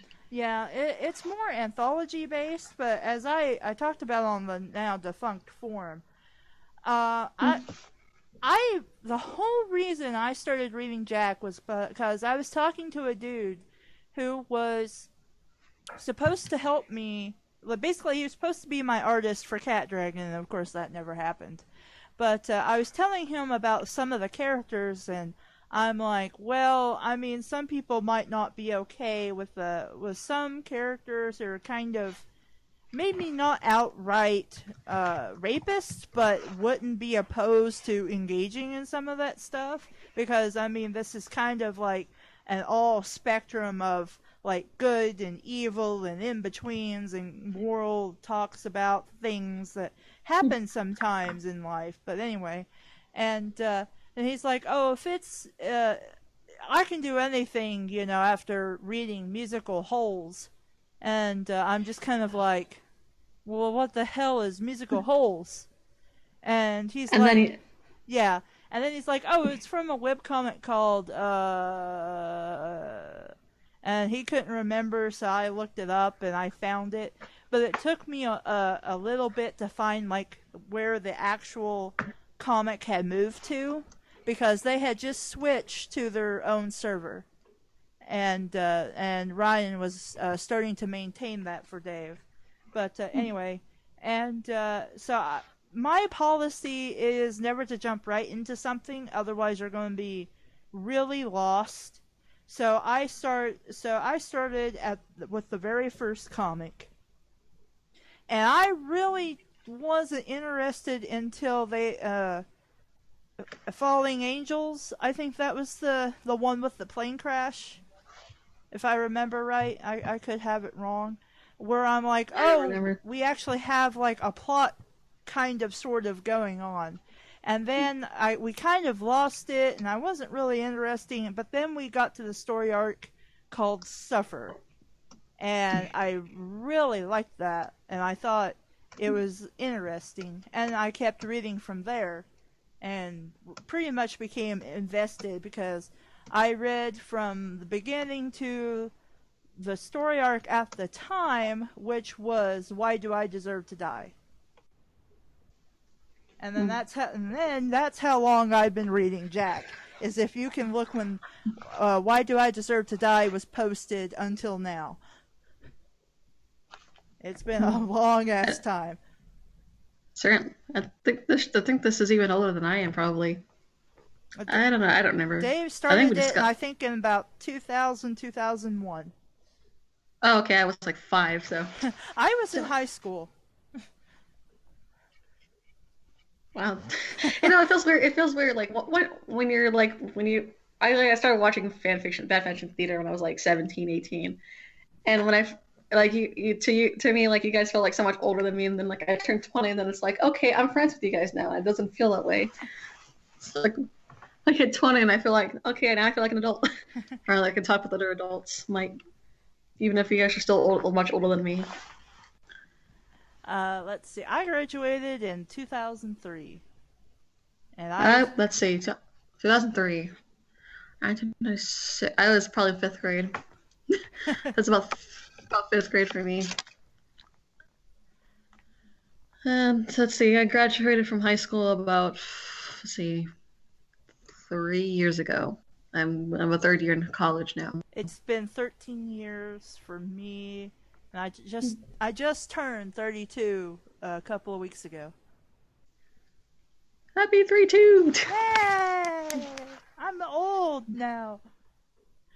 I tell you what will make you feel old, and it will be a couple more years, but maybe about 3-4 more years.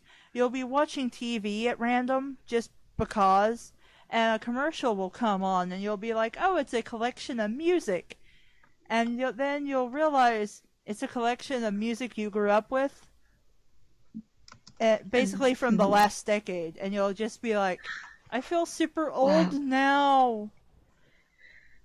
So the closest I felt to feeling old was like how like I think I've probably vented on like on Tumblr like how like the holidays like we just had Thanksgiving now since Christmas like that stuff just flies and it's like it just kind of comes and it goes and then it's like there's the next year. I can't really know if that's what it feels. But anyway, I feel like out of all the crew, I feel like it will take me a bit longer to kind of get like not feel like scared of Dave and trying to be friends with him and all. Like everyone else, I feel like we're on like a kind of mellow or something. Because let's like how do I put it like if I will probably know when something kind of like something or someone kind of intimidates me in some way. And it'll just take. And if I'm trying to be if I ever try to be friends with Dave, I don't know how that's going to turn out. I want to be optimistic, but like it'll just take me a while to kind of get used to his energy. He has that. He just has kind of that air about him to me. And I don't want to mean it like in a bad way. I just mean like me being. Yeah, he can be a little zany, but he's a good dude. Yeah. And everyone else who I've managed to talk to on Skype or whatever, I hope I'm doing a good job being, trying to be a friend to people, or just being, not seem like a socially anxious and awkward person. I don't know what everyone's like first impressions are about me. Do I care? I don't even know. Hides under bed. You're hiding under, is Harlequin hiding under bed because you're trying to slash fic to a head fic? I don't know the context of it, but I'm not gonna we're not gonna come after you, or at least I'm not. If people can ship anything and it makes it sound good, then I don't really care.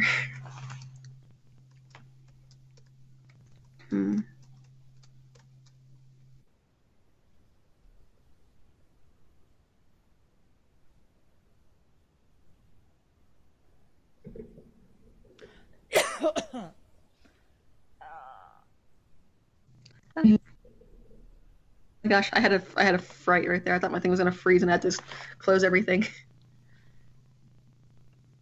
Well. Is there? Yes. Okay, I thought that was gonna close and it's like no. Oh, guess we're talking about being in school. Yeah, I feel you. Sixth grade, at least like the first half of it was sucky, and 7th grade sucked. And the only reason 6th grade stopped was because I was in a car. I should just say I was hit by a car. I was hit by a car. Then everyone who was bullying me in my class was like nice to me or left me alone. Yeah, that didn't happen to me. If somebody wanted to bully me, I got bullied, and usually I got like even the teachers. Some of the teachers would pick on me. Wow, well then they suck. Yes. I'm sorry. So I hated school and was so glad I graduated and I could just stay home and do fuck all and just stay home. Yeah. I didn't really tell anyone what was going on with me. I kind of just endured it. I was also just going through stuff going on with home and my dad and my other stuff.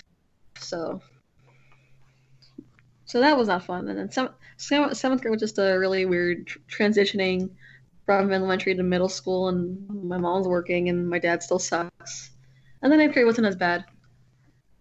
And high school was fine. I think only like one person like picked on me in high school because I had cut my hair short when I was in. I think it was when I was in 9th grade, and they called me Harry Potter, or thought I looked like a lesbian or something. Like they were kind of just they kind of just like bugged me a bit until it kind of just left. I think they went to a different school. Yeah, that didn't happen to me.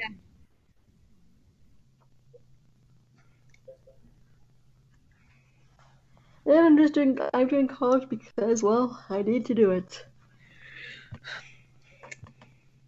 But I'm enjoying what I have. I'm working on creative writing degree because I like creative writing, and this school's the only one that has it within this district or system, whatever you want to call it.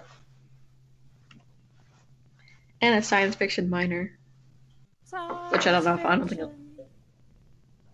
Yeah, it's been fun so far. I feel a little. I don't know if I should feel better for picking it because I don't know if it will do me much good, but I'm doing it because I might as well. If I'm going to be doing something, I might as well do something I love for the rest of my life. At least I know I'll be here. I'll be able to stay at. I'll be at home and not like on my own once I'm done with college. That's a good sentiment for me. Now I feel like I've gone to a depressing mode now.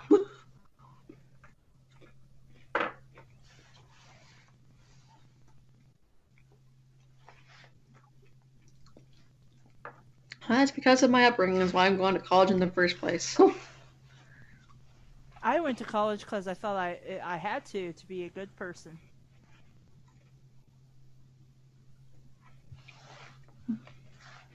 Well, I'm doing it because I have to. Well, at least I have like a system of support, to do it.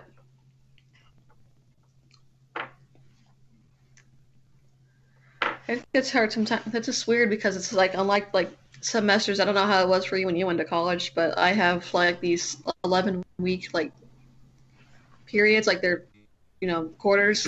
Mm-hmm. I was like, how do you learn things in 10 weeks and keep that in your head? At least with semesters, you might keep something in there.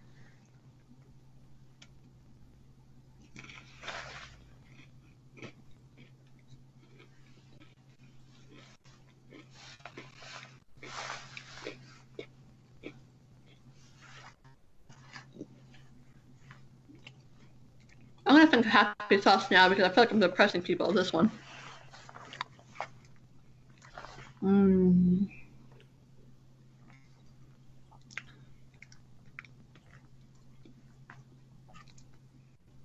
Let's see. What can I share with you guys that's actually worth sharing? I just mentioned being hit by a car lot because that's like probably like the most not interesting yet interesting thing about me, and that I had to go through that twice on different occasions.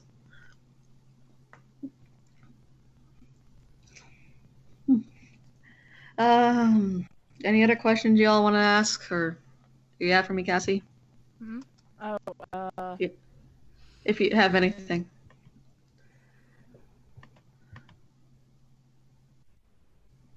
Besides writing, what is your, I guess your next favorite thing to do? I don't think that's probably been either making like these animated music videos on YouTube for the longest time, and also drawing. Drawing was probably the escape. I think that like during like my fifth, probably for a while I probably just kind of stopped writing until I met my one friend who I'm not friends with anymore. But for during the time I was bullied, I think my outlet was probably drawing, so I started drawing like Kirby from Nintendo, and then like other stuff that I liked, and then I just progressed from drawing. I know I'm not the best, but it's just something I enjoy doing. But probably next was after that, it's making the animated music videos.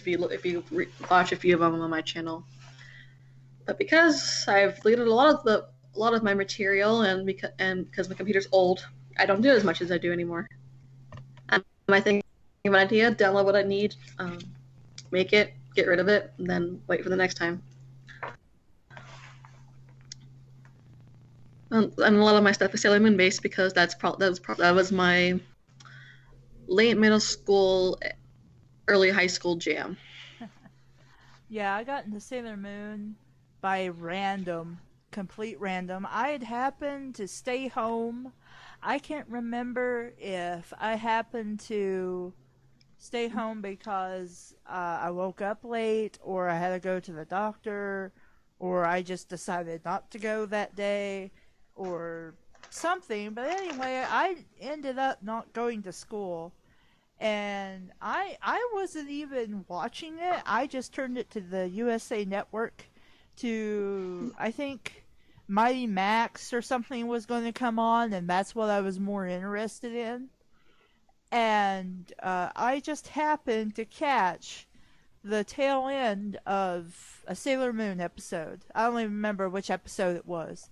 And I'd left to make myself a sandwich, and then I walked back in to the living room, and it was just, school was probably going to be out in a few weeks, because I remember having the air conditioner on, and I was standing in front of the air conditioner because it was hot in there. And I just happened to be like, well, I guess since it's on, I'll watch some of it, but I don't even know really what this is, and I don't really care about it. And then I actually started to watch it, and I was like, oh my god, this is like, look at the animation, look how pretty everything is. Like, I was just, and then somehow, I don't even know where I heard the term, but somehow it's like I knew that this was what they called anime. And from then on, I was into it, but I didn't really get to watch it because the 2-hour animation block that USA Network would show would always be when I, had to be at school. So I never did get to see it again until Toonami happened. And that would come on pretty much right as I got home from school. And that's when I was in middle school. And from then on out, I was the world's biggest Sailor Moon and Voltron fan. I got to like it through my sister because she liked it when she was around the age I was. Well, we're like 8 years apart. An older sister, and I think she still has stuff from somewhere around her where she lives. But she had like a whole bunch of Sailor Moon based stuff, and I was like, I want to watch this or something. I watched Sailor Moon Abridged back then because I was on YouTube and I just like watched stupid stuff. And I kind of fell up with it through there, and then the rest was history. And I have like over 400 videos of Sailor Moon stuff. No, not like 400, but that's like a close number to probably what I have. And then I have stuff from like cartoons. I watched the Kirby anime. I watched Madoka. I watched Utena. Old cartoons I liked. A few stuff that I made that was like original or pictures. Like including one I did like near the end of high school, which was basically me drawing a bunch of drawings to a song from the play Wicked, the theater thing. But other than that, that's basically my history with Sailor Moon. I'm keeping an eye out for the new dub that they're doing now, which I really am thankful for because as much as the Geek dub is nostalgia, I'm glad it's actually getting a more faithful representation. Wait, are they doing another dub than the Funimation dub? No, that's not Funimation. It's Viz. Viz is the one dubbing it right now. Why did I think it was Funimation for? I don't know. I'm tired. That's what everyone was probably thinking that would happen eventually. I mean, I've seen people like do like ideas like who I want this like they put like a voice of a certain actress for the girls and like with clips. To show like how that would fit if they were cast, which I thought was cool at the time. And then like Viz got it, I was like, oh okay, and like I know like a bunch of the by now I knew a bunch of the actors who were playing them for the Viz dub. I don't know, I'm kind of thankful it was given to Viz instead of like Funimation. I don't know, I'm probably just thinking of the Danganronpa dubs. Oh my god, I tried watching that. And I'm just like, I can't stand it. It just sounds so stupid. And I'm like, what is with some of the things these characters are saying? And I just, like, screw this shit. And I just went back to the original Japanese. Kamakura, yes, queen. That was an actual line. They got Junko to send her Valley Girl voice to say, yes, queen.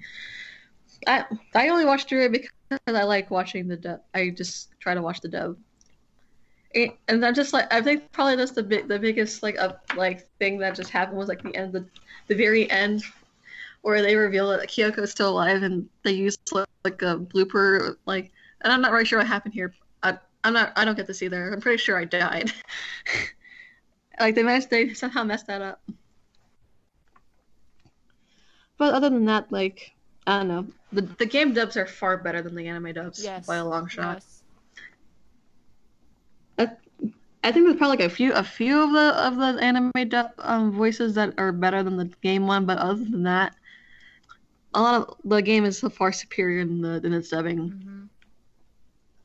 At least they put, decent emotion in there. Like, they're trying to sound like somebody's about to go get executed that I really horribly, intensely cared about.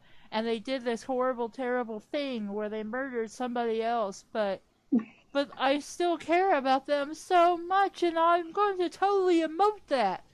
And then you're just kind of like, you watch the anime dub and you're just like, boy, I have no care or feelings for these characters at all. Because my first introduction to Danganronpa was actually from the first anime. And I remember going to my mother after having watched the first episode and complaining to this whole thing about her, how this is supposed to be a murder mystery kind of thing, but they totally skipped the investigation part. Like, you don't get the clues or anything. You get, daily life, the murder happens, like, oh yeah, they investigated, and then trial. And I'm just like, how am I supposed to figure anything out if we skip over the investigation part where I get the clues? That made me so angry. As far as the anime goes, and at least it's dubbed, the thing that probably like hits me the most is Chiaki, the Danganronpa 3, when Chiaki trying to go through that torture maze, and like her English voice actor was pretty emotive, and it just, I loved it a lot. It's probably the best performance of it. Yeah, I don't think I've watched that I did watch that in English. But I don't know if you're into like reaction videos, and I'm not really, but but sometimes if there's something I really like, sometimes I like just to experience somebody else's like, their reaction to the same thing, and I'm going like, yeah, I did that, or I thought that was like more important or something than apparently that person did. So I watched the Overlord's reaction videos for Danganronpa 3 and Nico B's reaction videos to Danganronpa 3. And poor Nico, man. Poor Nico when it comes to Chiaki. That poor guy. Nico loves Chiaki. Yes. And that scene just, you can just tell, like, when he's watching this whole thing where it just hits the breaking point for him, and that poor guy just starts crying his little eyes out. And I feel so bad, like, I was waiting for this, and now I feel terrible that I wanted to watch you break when you got to this part. Also, sorry for spoilers in case anybody was actually, like, watching Danganronpa 3. It's hard. I haven't been able to really find people I know who liked it as well as I did. I mean, like, when I saw when you mentioned it, like when in fan fiction or like on your thing, I was like, oh my gosh, she actually knows about it. Like, I want to talk with you about it. So it's like, and like other than that, like it's not really everyone's cup of tea. Yeah. Me and Hawk, I introduced Hawk to it, and I also introduced Hawk to Nico B. And so Hawk likes it, but he was apparently like everybody else who got confused by the fact that they're coming out with Danganronpa 3, and then on top of that, Danganronpa 3, the anime. And so he thought it was just a game. And then I'm like, no, there's an anime. I haven't heard of a game. And so then I went and looked it up, and I'm like, oh, they're making a game that has nothing to do with the main story. New Danganronpa V3. Yeah. Well, I actually, speaking of that, I actually saw one of the trailers where they actually have all the because they announced like the voice cast and like a lot of veteran actors. Mm-hmm. You know, like the tennis player, right? Who I thought was gonna be his voice is so deep. Oh, It's like they actually has it. They gave him the deep voice. And it's like okay, I don't think I've heard their voices yet. I gotta find. The last I checked, they just revealed what their ultimates were. Yeah. Korokio is probably still my favorite. The folklorist guy. Mm-hmm. And the etymologist probably too. I wonder who will die first. That's the question. Well, it seems to at least eventually be the most absurd character. Will at least eventually die, if not necessarily be the first. Like people. No, you go. You go. I'm sorry. Well, no, go ahead, because what I was going to say, yeah. It's people. I think people are speculating like about like you know, our main character, is it Kaede or I don't how you spell I have Kaede? to look it up, but it's probably Kaede. Kaede. I know it means like maple or something. It's probably Kaede. So basically, yeah. So basically, she's voiced by the woman the actress who plays Junko, and the stage performances that they have, which yes, they do exist. So I'm wondering, it's interesting that they bring her back of all people, because the person who plays Ryota was a stage actor for Makoto. So they're wondering, is Kaede related to Junko in some way? Well, that'd be an Like, I mean, why else is the ultimate pianist here? Mm. It's like that's interesting, but like they said no new older characters aren't going to show up, so it's like I don't really want to go through that route. Yeah, it's supposed to be have nothing to do with the first game at all. So I feel like if there's some kind of Junko relation, I feel like that would kind of just take away from that and like just keep, I don't know, stuck in like its first like arc with the Host Peak. If they make it really intriguing, I'd probably be really interested. It's like the next game I'm hyped for, even though I'll probably never play it. But I like all these new characters a lot. I say it's probably more like probably takes place within the same universe, I would at least imagine. So yeah, it's just like some more years into the future. Yeah, sort of so if not post Despair, then probably like very very into the future, where like maybe because it's supposed to take place in a prison, so maybe that's what they do to people who use their talents for bad or something now. I don't know.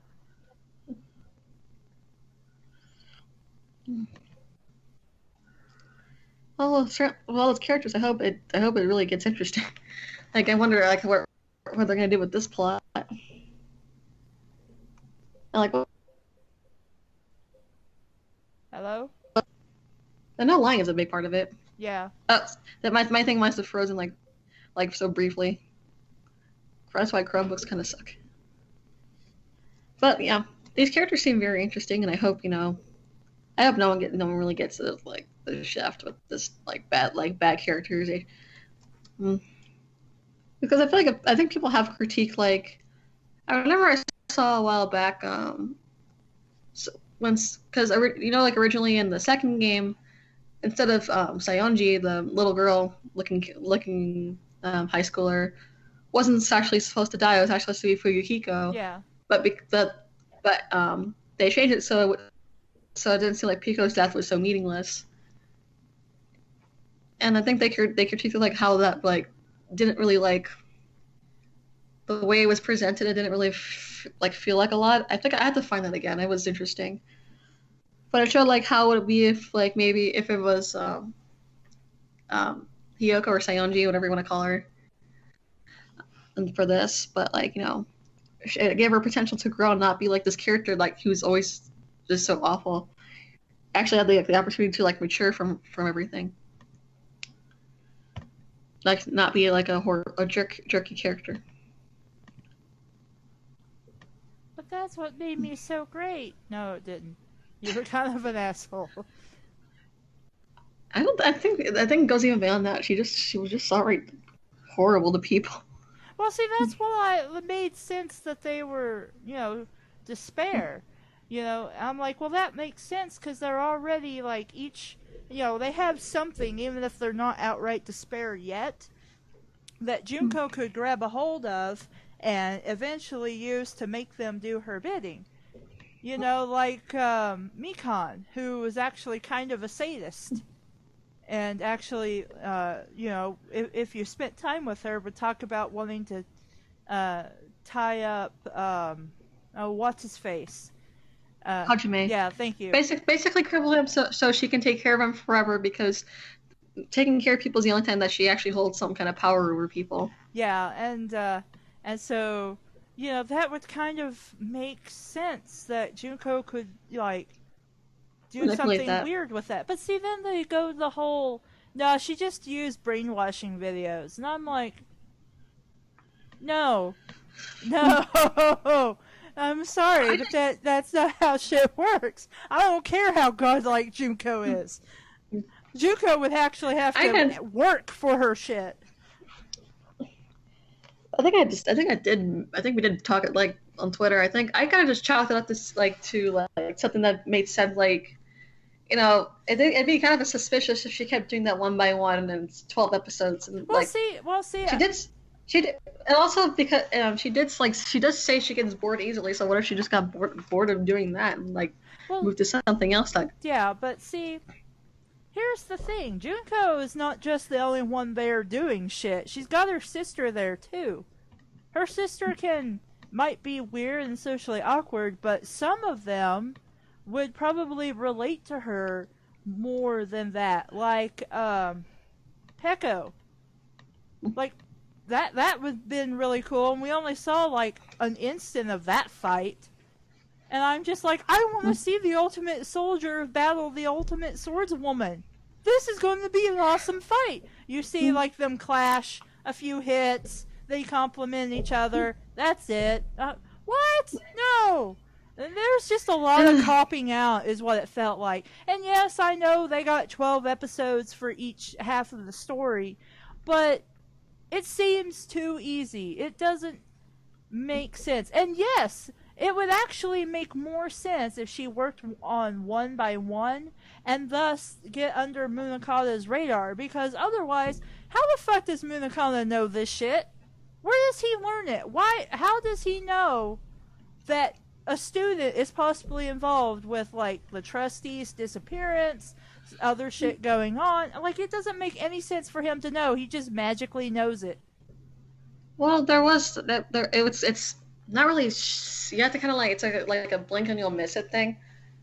But it's heavily implied that basically Junko's just under the guise of the ultimate fashion. She's there to collect her talent for the the Kamakura project, and all basically the boarding committee, the one who's doing the thing, basically wipe their hands clean of her once she's in the campus, and that's up to the headmaster to do whatever the heck he wants.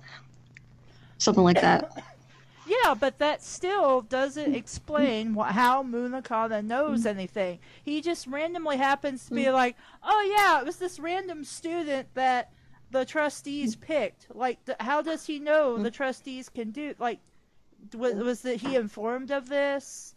Did the principal tell him? I mean, there's just a lot that they did not cover, and it left open so many things where you're just going to have to go with it and be like, okay, that's a thing now. Like, how did Junko beat Juzo? Sure, we implied that he had to go through basically a bunch of reserve corps students. But he can easily whoop their butts. Yeah. That doesn't make any sense. That's toothpicks to him. I was looking forward to Junko, I don't know, magic MacGuffing her sister there, or actually showcasing that she can, kick some ass or something. If she really needed to, she could protect herself. I don't know. I expected... use her analysis... Yeah. I expected more, honestly, and I didn't get it. And I just feel cheated. I understand it. I feel like if it still could have been 2 seasons, but they could, or at least with the side despair, they could have actually used like all 24, Yeah. 25 to fully do stuff with it. I mean, my probably biggest complaint is that like with the fact it's 12 episodes, a lot of these characters that we kind of grew to love, like we don't really learn a lot about them. It's usually it is about like Hajime and Chiaki, as much as I ship them to death. Like a lot of it was his basically in the end, Hajime's motivation, besides wanting a talent, was to impress Chiaki, and everyone else kind of just got the shaft just to be brainwashed. Yeah. I mean, because if I remember, like a lot of their home lives are all they're off. Yeah. And I feel like that I would let's see that explored a lot, a bit more. Mm-hmm. Kind of get like a better idea of it. And actually, wait, how many students? There's like what? How many students are there? Like 16. Well, that's a lot. Yeah. Give them one per each. Within like 24 episodes, you have like you have a good. Yeah, you had like 3. Well, not including the last class. You had, the entirety of Danganronpa 2, plus the teacher, plus Minakana, plus Juzo, plus establishing Junko and her sister, plus establishing some of the things with the Reserve Corps. The sudden insertion of of the student council and that whole thing. Introducing Chiaki and the whole thing going on with Hajime, and like actually showing that Chiaki is a person and not just a computer thingy. And then you have Makoto for that one bit, and then you also have to establish what's his face in the fedora drinking all the time. I don't know. I'm going to call him drunkard. The scout guy. And also kind of Tengen, because he sort of was in that half of the story. And I think that's about everybody. So that is about 23 people you have to account for in some way. I think I feel like it'd be possible somehow. I feel like if Junko could have induct a lot of the kids minus Chiaki. They basically give her up for Junko that would have been pretty interesting. Well, see, the way I thought it was going to happen was, we had that whole thing going on with the imposter and Mikan. I don't know why I called her Mikan, but.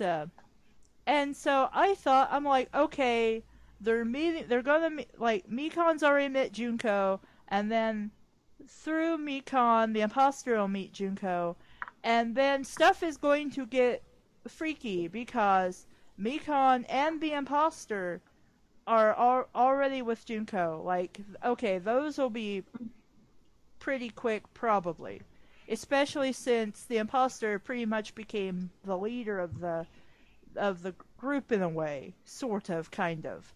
He was one of those, like, guys who really wanted to do good things and help people. Yeah. Clearly. But, and I'm like, okay, that will make sense, at least why the imposter, because they'll listen to the imposter because, he means well, and he's been trying to help the class and everything. And then, starting and through that connection, she would eventually move on to the others. And then I figured in time, like the other classmates would also start to be like, hey, we have this really new, interesting concept, and this underclassman you should meet. And basically, it would be like everybody corrupting each other thanks to Junko. And then eventually, and the last piece of the thing would be probably serving up Chiaki or something to that effect. Is how I figured it would go. So it would have been a lot more interesting that way. But a better way to show you your for despair now by crushing like the one hope they had. Mm-hmm. I mean, they could have still done the thing, Chiaki. He's basically Just think, I thought that was kind of cool, and the fact they remembered they have all those good memories of her to make her AI. Yeah.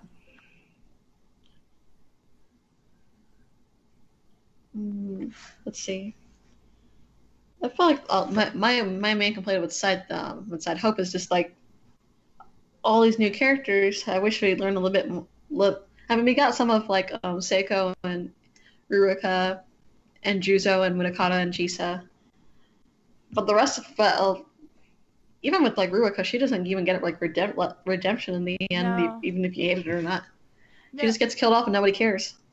Yeah, I mean, it is sad to realize that she could not function with believing that people could actually be trusted and love her and not like hurt her or betray her or turn against her. And I'm just like, imagine if you're if you're that person. Like, what an awful existence that must be. To believe that you can't love or trust anybody, or no matter how much you care for somebody, you believe that no matter what, they will turn on you the first chance they get. Even though, no matter what, you've been shown time and time again that is not the case. I don't know, like I like her or hate her. She's that kind of concept of their character was actually pretty interesting, and the whole candy thing that was kind of just fun to see. But it's the length of these episodes that don't allow really for much really fleshing it. Like I know it's like they're dealing with like having to kill each other and being knocked out, but it's like with a little bit of extra time, you could have fleshed out like the rest of them. I was disappointed but not surprised that the farmer guy, Bandai, the one with the really high voice and the cartoonish looking appearance, I actually liked it. I liked his design and stuff. I wanted to see him live a little bit longer, but he's the first to go without really much of about him. Yeah, that's what I was going to point out. It seems like no matter what, eventually, regardless of any person being possibly interested in them, that they will kill off the ridiculous character.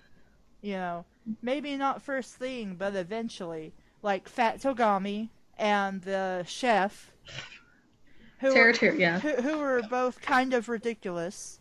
Anyone who's perverted or as I saw on TV, like Gonk, like the really like cartoonish, ugly looking people, they get the shaft like first. They get like the shaft eventually, if not first thing, as we see. And then in the first one was Sakura, which and also what's his face? The Pooh. I can't remember anybody's names. Was it Yamada? Hifumi Yamada, the one who does like yeah, the doujinshi artist. Yeah. I still don't know why they made him the fanfic author. I'm like, no, he's an otaku. I'm sorry, I'm going to be picky about this because he's an otaku, guys. Why did you change it to fanfic creator?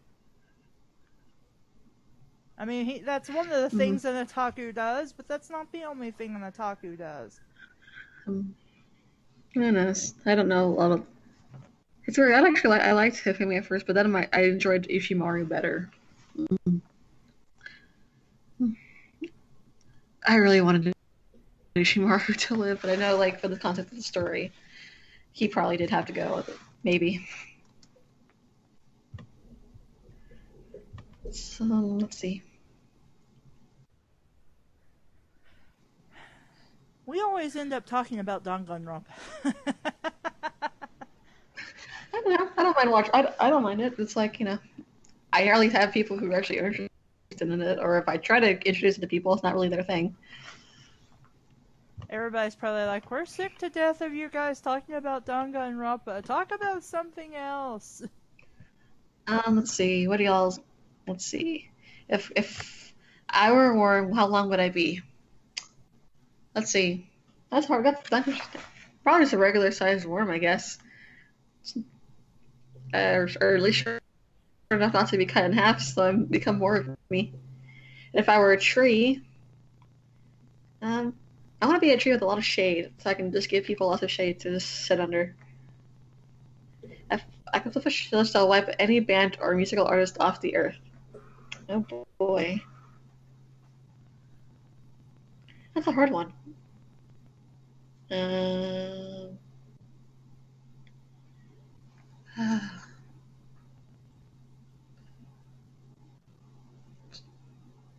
don't really have one for that one. I don't really hate a certain band as far as I know.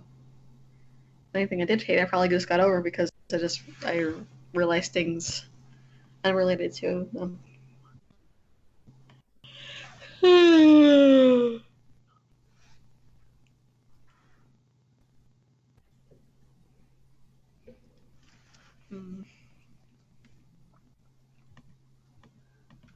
What else is there?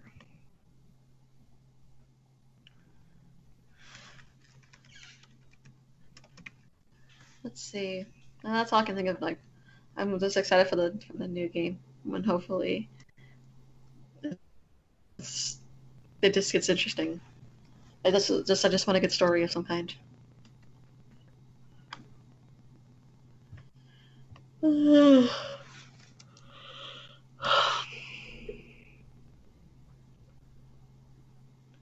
Oh, apparently I just learned something new about like a post series interview.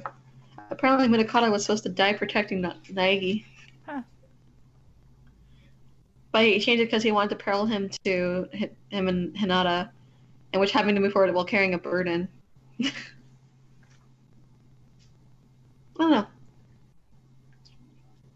His arc was very unsatisfying. Minakata's arc at the end was very unsatisfying. He just kind of just ends up disappearing, and nobody knows what happens. Yeah, he just kind of fucked off, and I'm just like, okay, whatever. You were kind of a dick. And he will not be missed. If he had died for Naegi, I think that probably would have been a lot more interesting. Well, I think it would have shown that he'd grown as a character instead of just being a complete a-hole that thought Naegi should die. Mm. But at the same time, I feel it kind of would have been... In the amount of time they really had, I don't think it would have made sense. Yeah, it would have lost its effectiveness. But if only this anime was longer. I think if maybe they, instead of trying to tell what happened, like 2 different stories. Yeah, like maybe if they just focused on future and used all the episode stuff for that, I think that would have been best. Because I don't really think we needed to know that Chiaki was really once a person, or that everybody fell They could have into slowly revealed. They could have revealed like that stuff, like little pieces, even in the future. Yeah. I mean, the thing with Juso and his feeling for Minakata getting, and Junko, learning of this stuff. That stuff could have still played out like as like a flashback of some kind. The little things.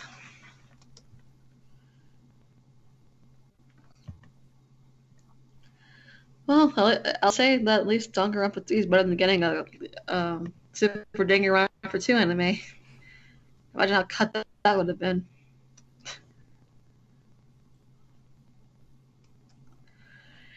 Well,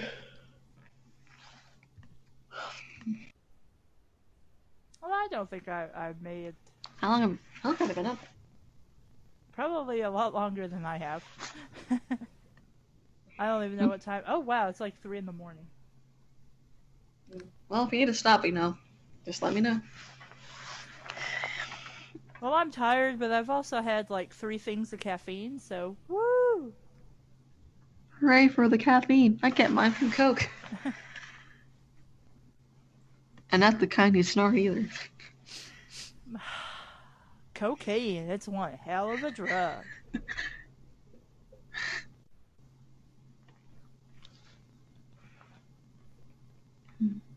I'm a kitty, look how cute I am, I'm a kitty. Is your cat lurking about you? What? Is your cat lurking about you or something that you sing about kitties? Oh no, I was just looking at the drawing I did.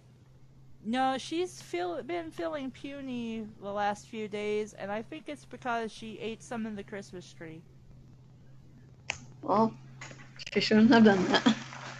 Well, I woke up around 12 or so, before, like a couple hours before work, and I just happened to sit up, and I looked down at the foot of the bed, and I'm just like, what the hell is that? Because without my glasses, I can't make heads or tails of anything unless it's right in front of my face.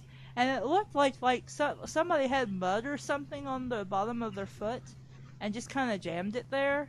And I'm just like, ew, what is that? And I'm like, I don't know. I'm like, I'm just going to get up, use the bathroom, and then I'll put my glasses on and investigate later. And after I put my glasses on and turned the light on, I realized that it was basically Jason had got sick and threw up on the bed, and it was Christmas tree plastic leaves. Oh, wow. And I'm like, Jason, that's why I tell you not to chew on the thing. It's not good for you.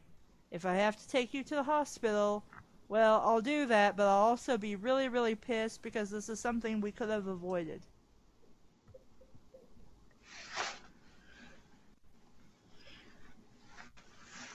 My mom closed the door because it's probably talking a lot, so she just kind of bore out the sound.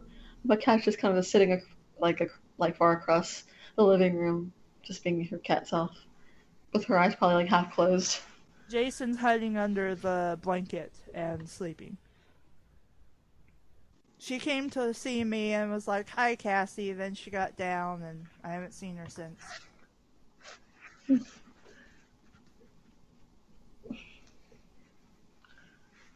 Well, aside from adjusting, like the part where the vest comes up, I think this is pretty much ready for color. Woo! And looks good. Thank you. I just have to put the neck in and fix the part with the vest. So let's see. It would also help if I had the right color. There we go. Bela. Is it Jim looking at Harley Quinn's first is it Bela? Bella? I don't know. I never heard of that name before. I don't really have much of an opinion on that name. Bella. I don't know. I'm probably gonna assume Bella Swan because it's the only Bella that comes to mind. Now keep in mind, I don't know if Myers is that intelligent or not, but I had to spell it out for my brother why the character was named Bella. And I'm just like, think about it, Ray. Vampires, Bella Lugosi, Bella, and Kelvin's just like, are you serious? I'm like, I don't know, but that's my best guess. And plus, if you go into like what Bella, like Bella Swan, beautiful swan there. Yeah. Which I like making beautiful names sound like that. Like that sounds like something I do. Speaking of Myers, I think she just came out with a new book. I believe called she The Chemist. did. Yes, I think it was my brother about that. I think it was Kelvin. I don't know if I told anybody about anything. I get easily confused. Yeah, that sounds like the thing. It seems kind of interesting. If I'd probably read it. I just can't believe that she actually wrote a gender band version of Twilight. Like that was a thing that she did. What was it's it? Like putting another. It's called Life and Death. No, I wasn't aware she wrote anything aside from the host. Twilight. Well, there's Twilight. Then The Chemist is a new thing, And remember, like earlier this year, or was it like late last year, where she wrote the retelling of Twilight, except Bella is Beau and Edward is Edith with the Y. I'm just Seven kind of I. like, why? I don't know. I'm just To cash in on Twilight's popularity. okay.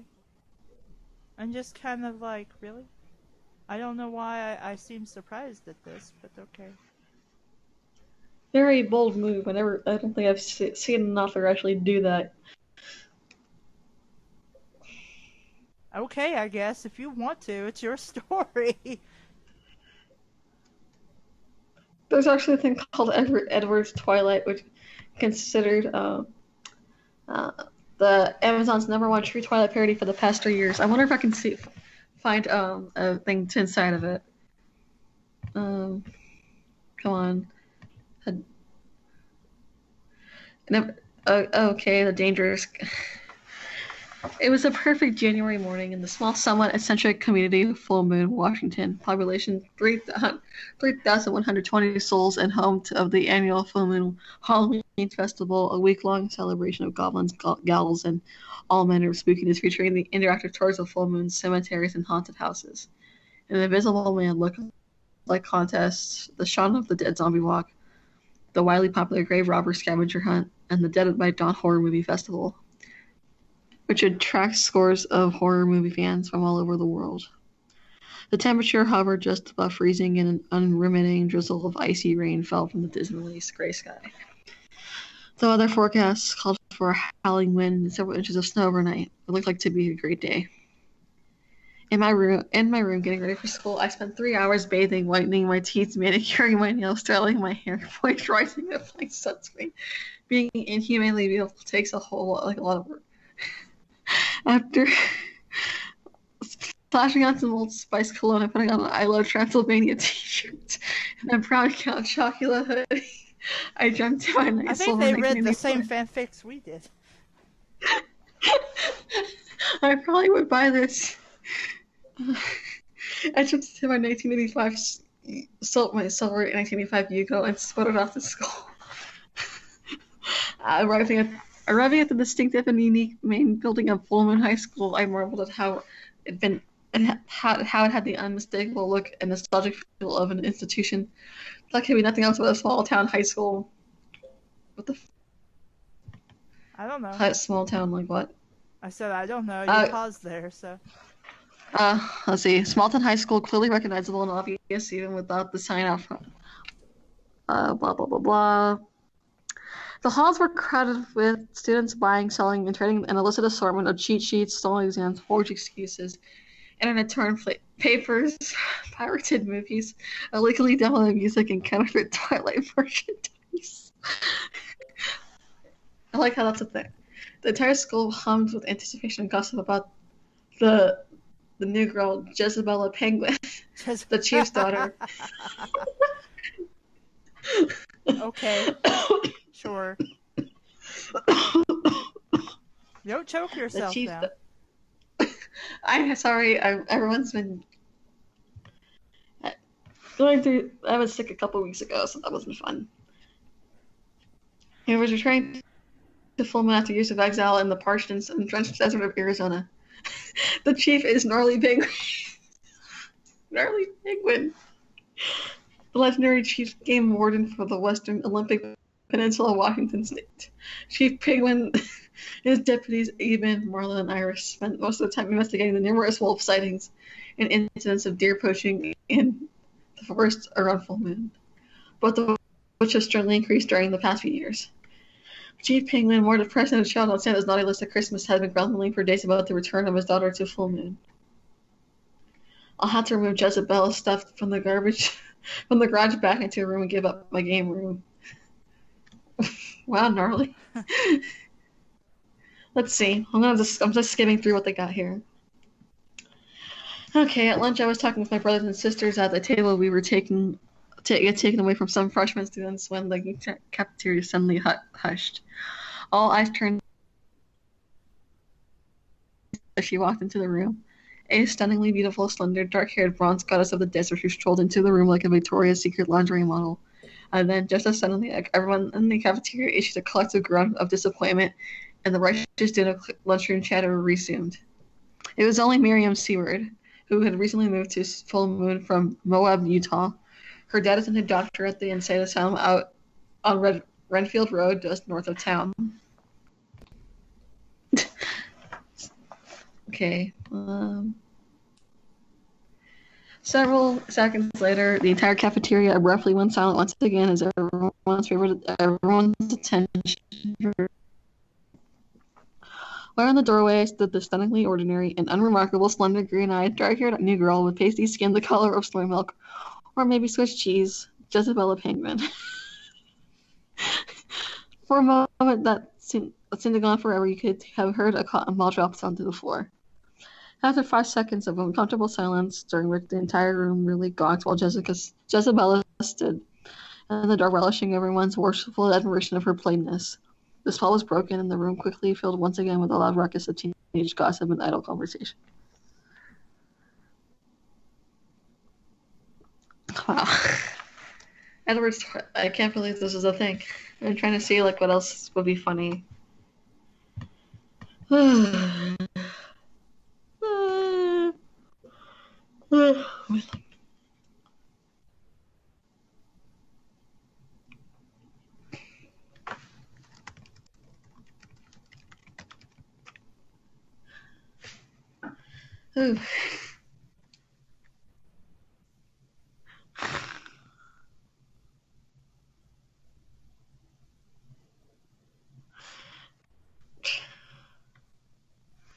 As I sat at my desk for class again, I amused myself by playing Castlevania on my laptop computer, a daydreaming about Isabella, remembering her wiggly inept fall to the floor, and superb recovery of dignity. A slight commotion interrupted my idle musing, and I was surprised to see Jezebella Penguin enter the room. Holy Transylvania, I mumbled. Holy Transylvania. Holy Transylvania! I mumbled under my breath, keeping silent thanks to Stephanie, Melissa, and Catherine, because the only empty seat in the room was right next to mine. I'm trying to see what parts sound hilarious, but I can't. I'm running out of stuff. As Jezebella sat down next to me, the air stirred in her luscious scent and swirled around me. She smelled like tomato juice, my favorite fruit or vegetable, whichever it really is. I was instantly afflicted with a lust 1,000 times more intense than my natural affinity for human blood, and my sudden desire to taste her was nearly uncontrollable. I instinctively recoiled and leaned away from her, my entire body contorting in fitful spasms in the assault of her scent. While my face morphed into a grimace of confused torment that looked like the famous painting called to scream. My body perversely twisted this way and that way in a frenzied corporeal tantrum that resembled the chaotic jumble of the thriller dance, the funky shake and the twist, the running man, and the pokey. I finally collapsed atop my desk and lay drooling like a rabid dog. I must have looked like an unhinged lunatic.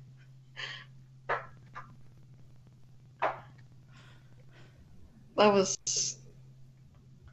Wow. This is very descriptive. I actually like it. I actually like these descriptions. Let's see.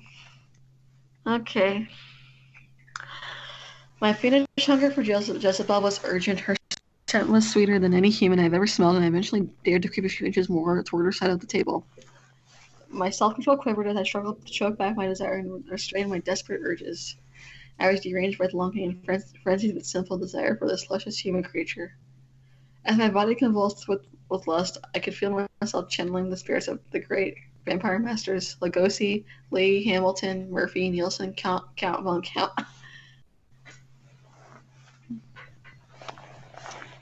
Let's see.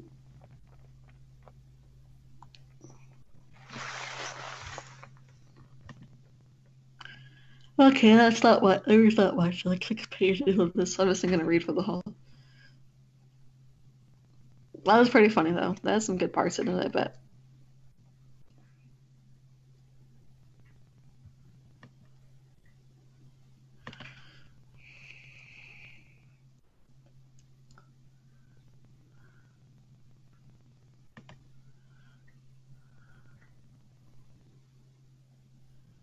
Oh yeah, I forgot there was a graphic novel of this stuff as well. Yeah, there is. It doesn't seem that cool. It's probably not. I don't know. My brain's like mushing.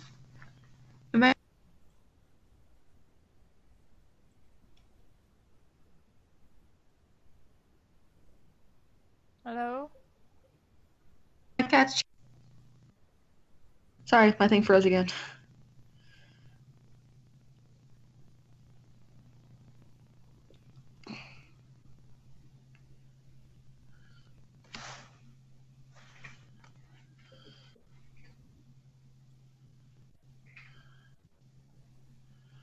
Hmm.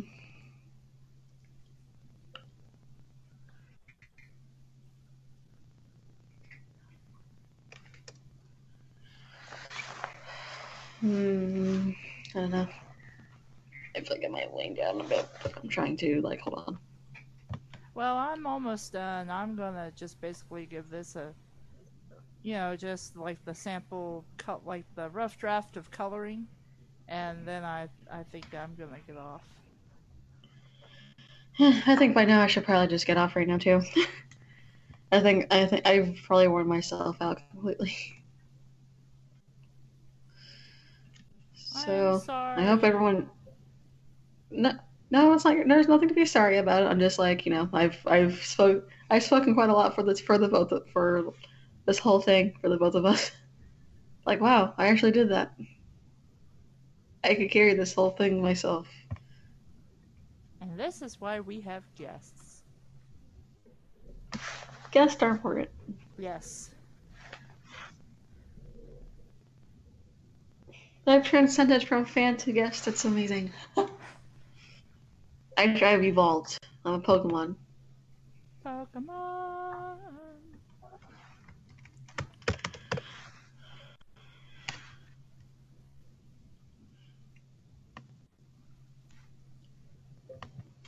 But probably I'm not even gonna go to sleep. I'm probably just gonna stay up a bit longer and then like pass out.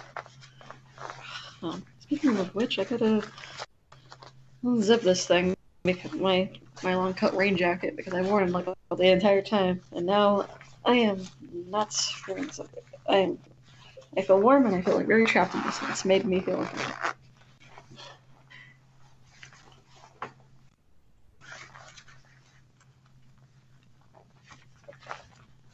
So I hope y'all enjoyed my time here. I hope it wasn't too boring for y'all, or show stealers or whatever. I'm trying not to be.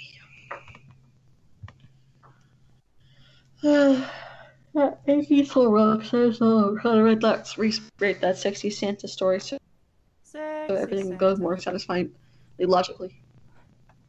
I have no idea what you said because you cut out. I think one of the Icky Soul Rock, I don't know who that is as an actual person, but hi. They said they're gonna try to rewrite Sexy Santa, that everything would go more like satisfyingly logically, and maybe they'll share it sometime. Okay. Anything to make the story make more sense. Because it makes no. After that first chapter, I was like, I'm getting bored of this. I couldn't really make out like what the heck was supposed to go on. So that's probably like the one episode. One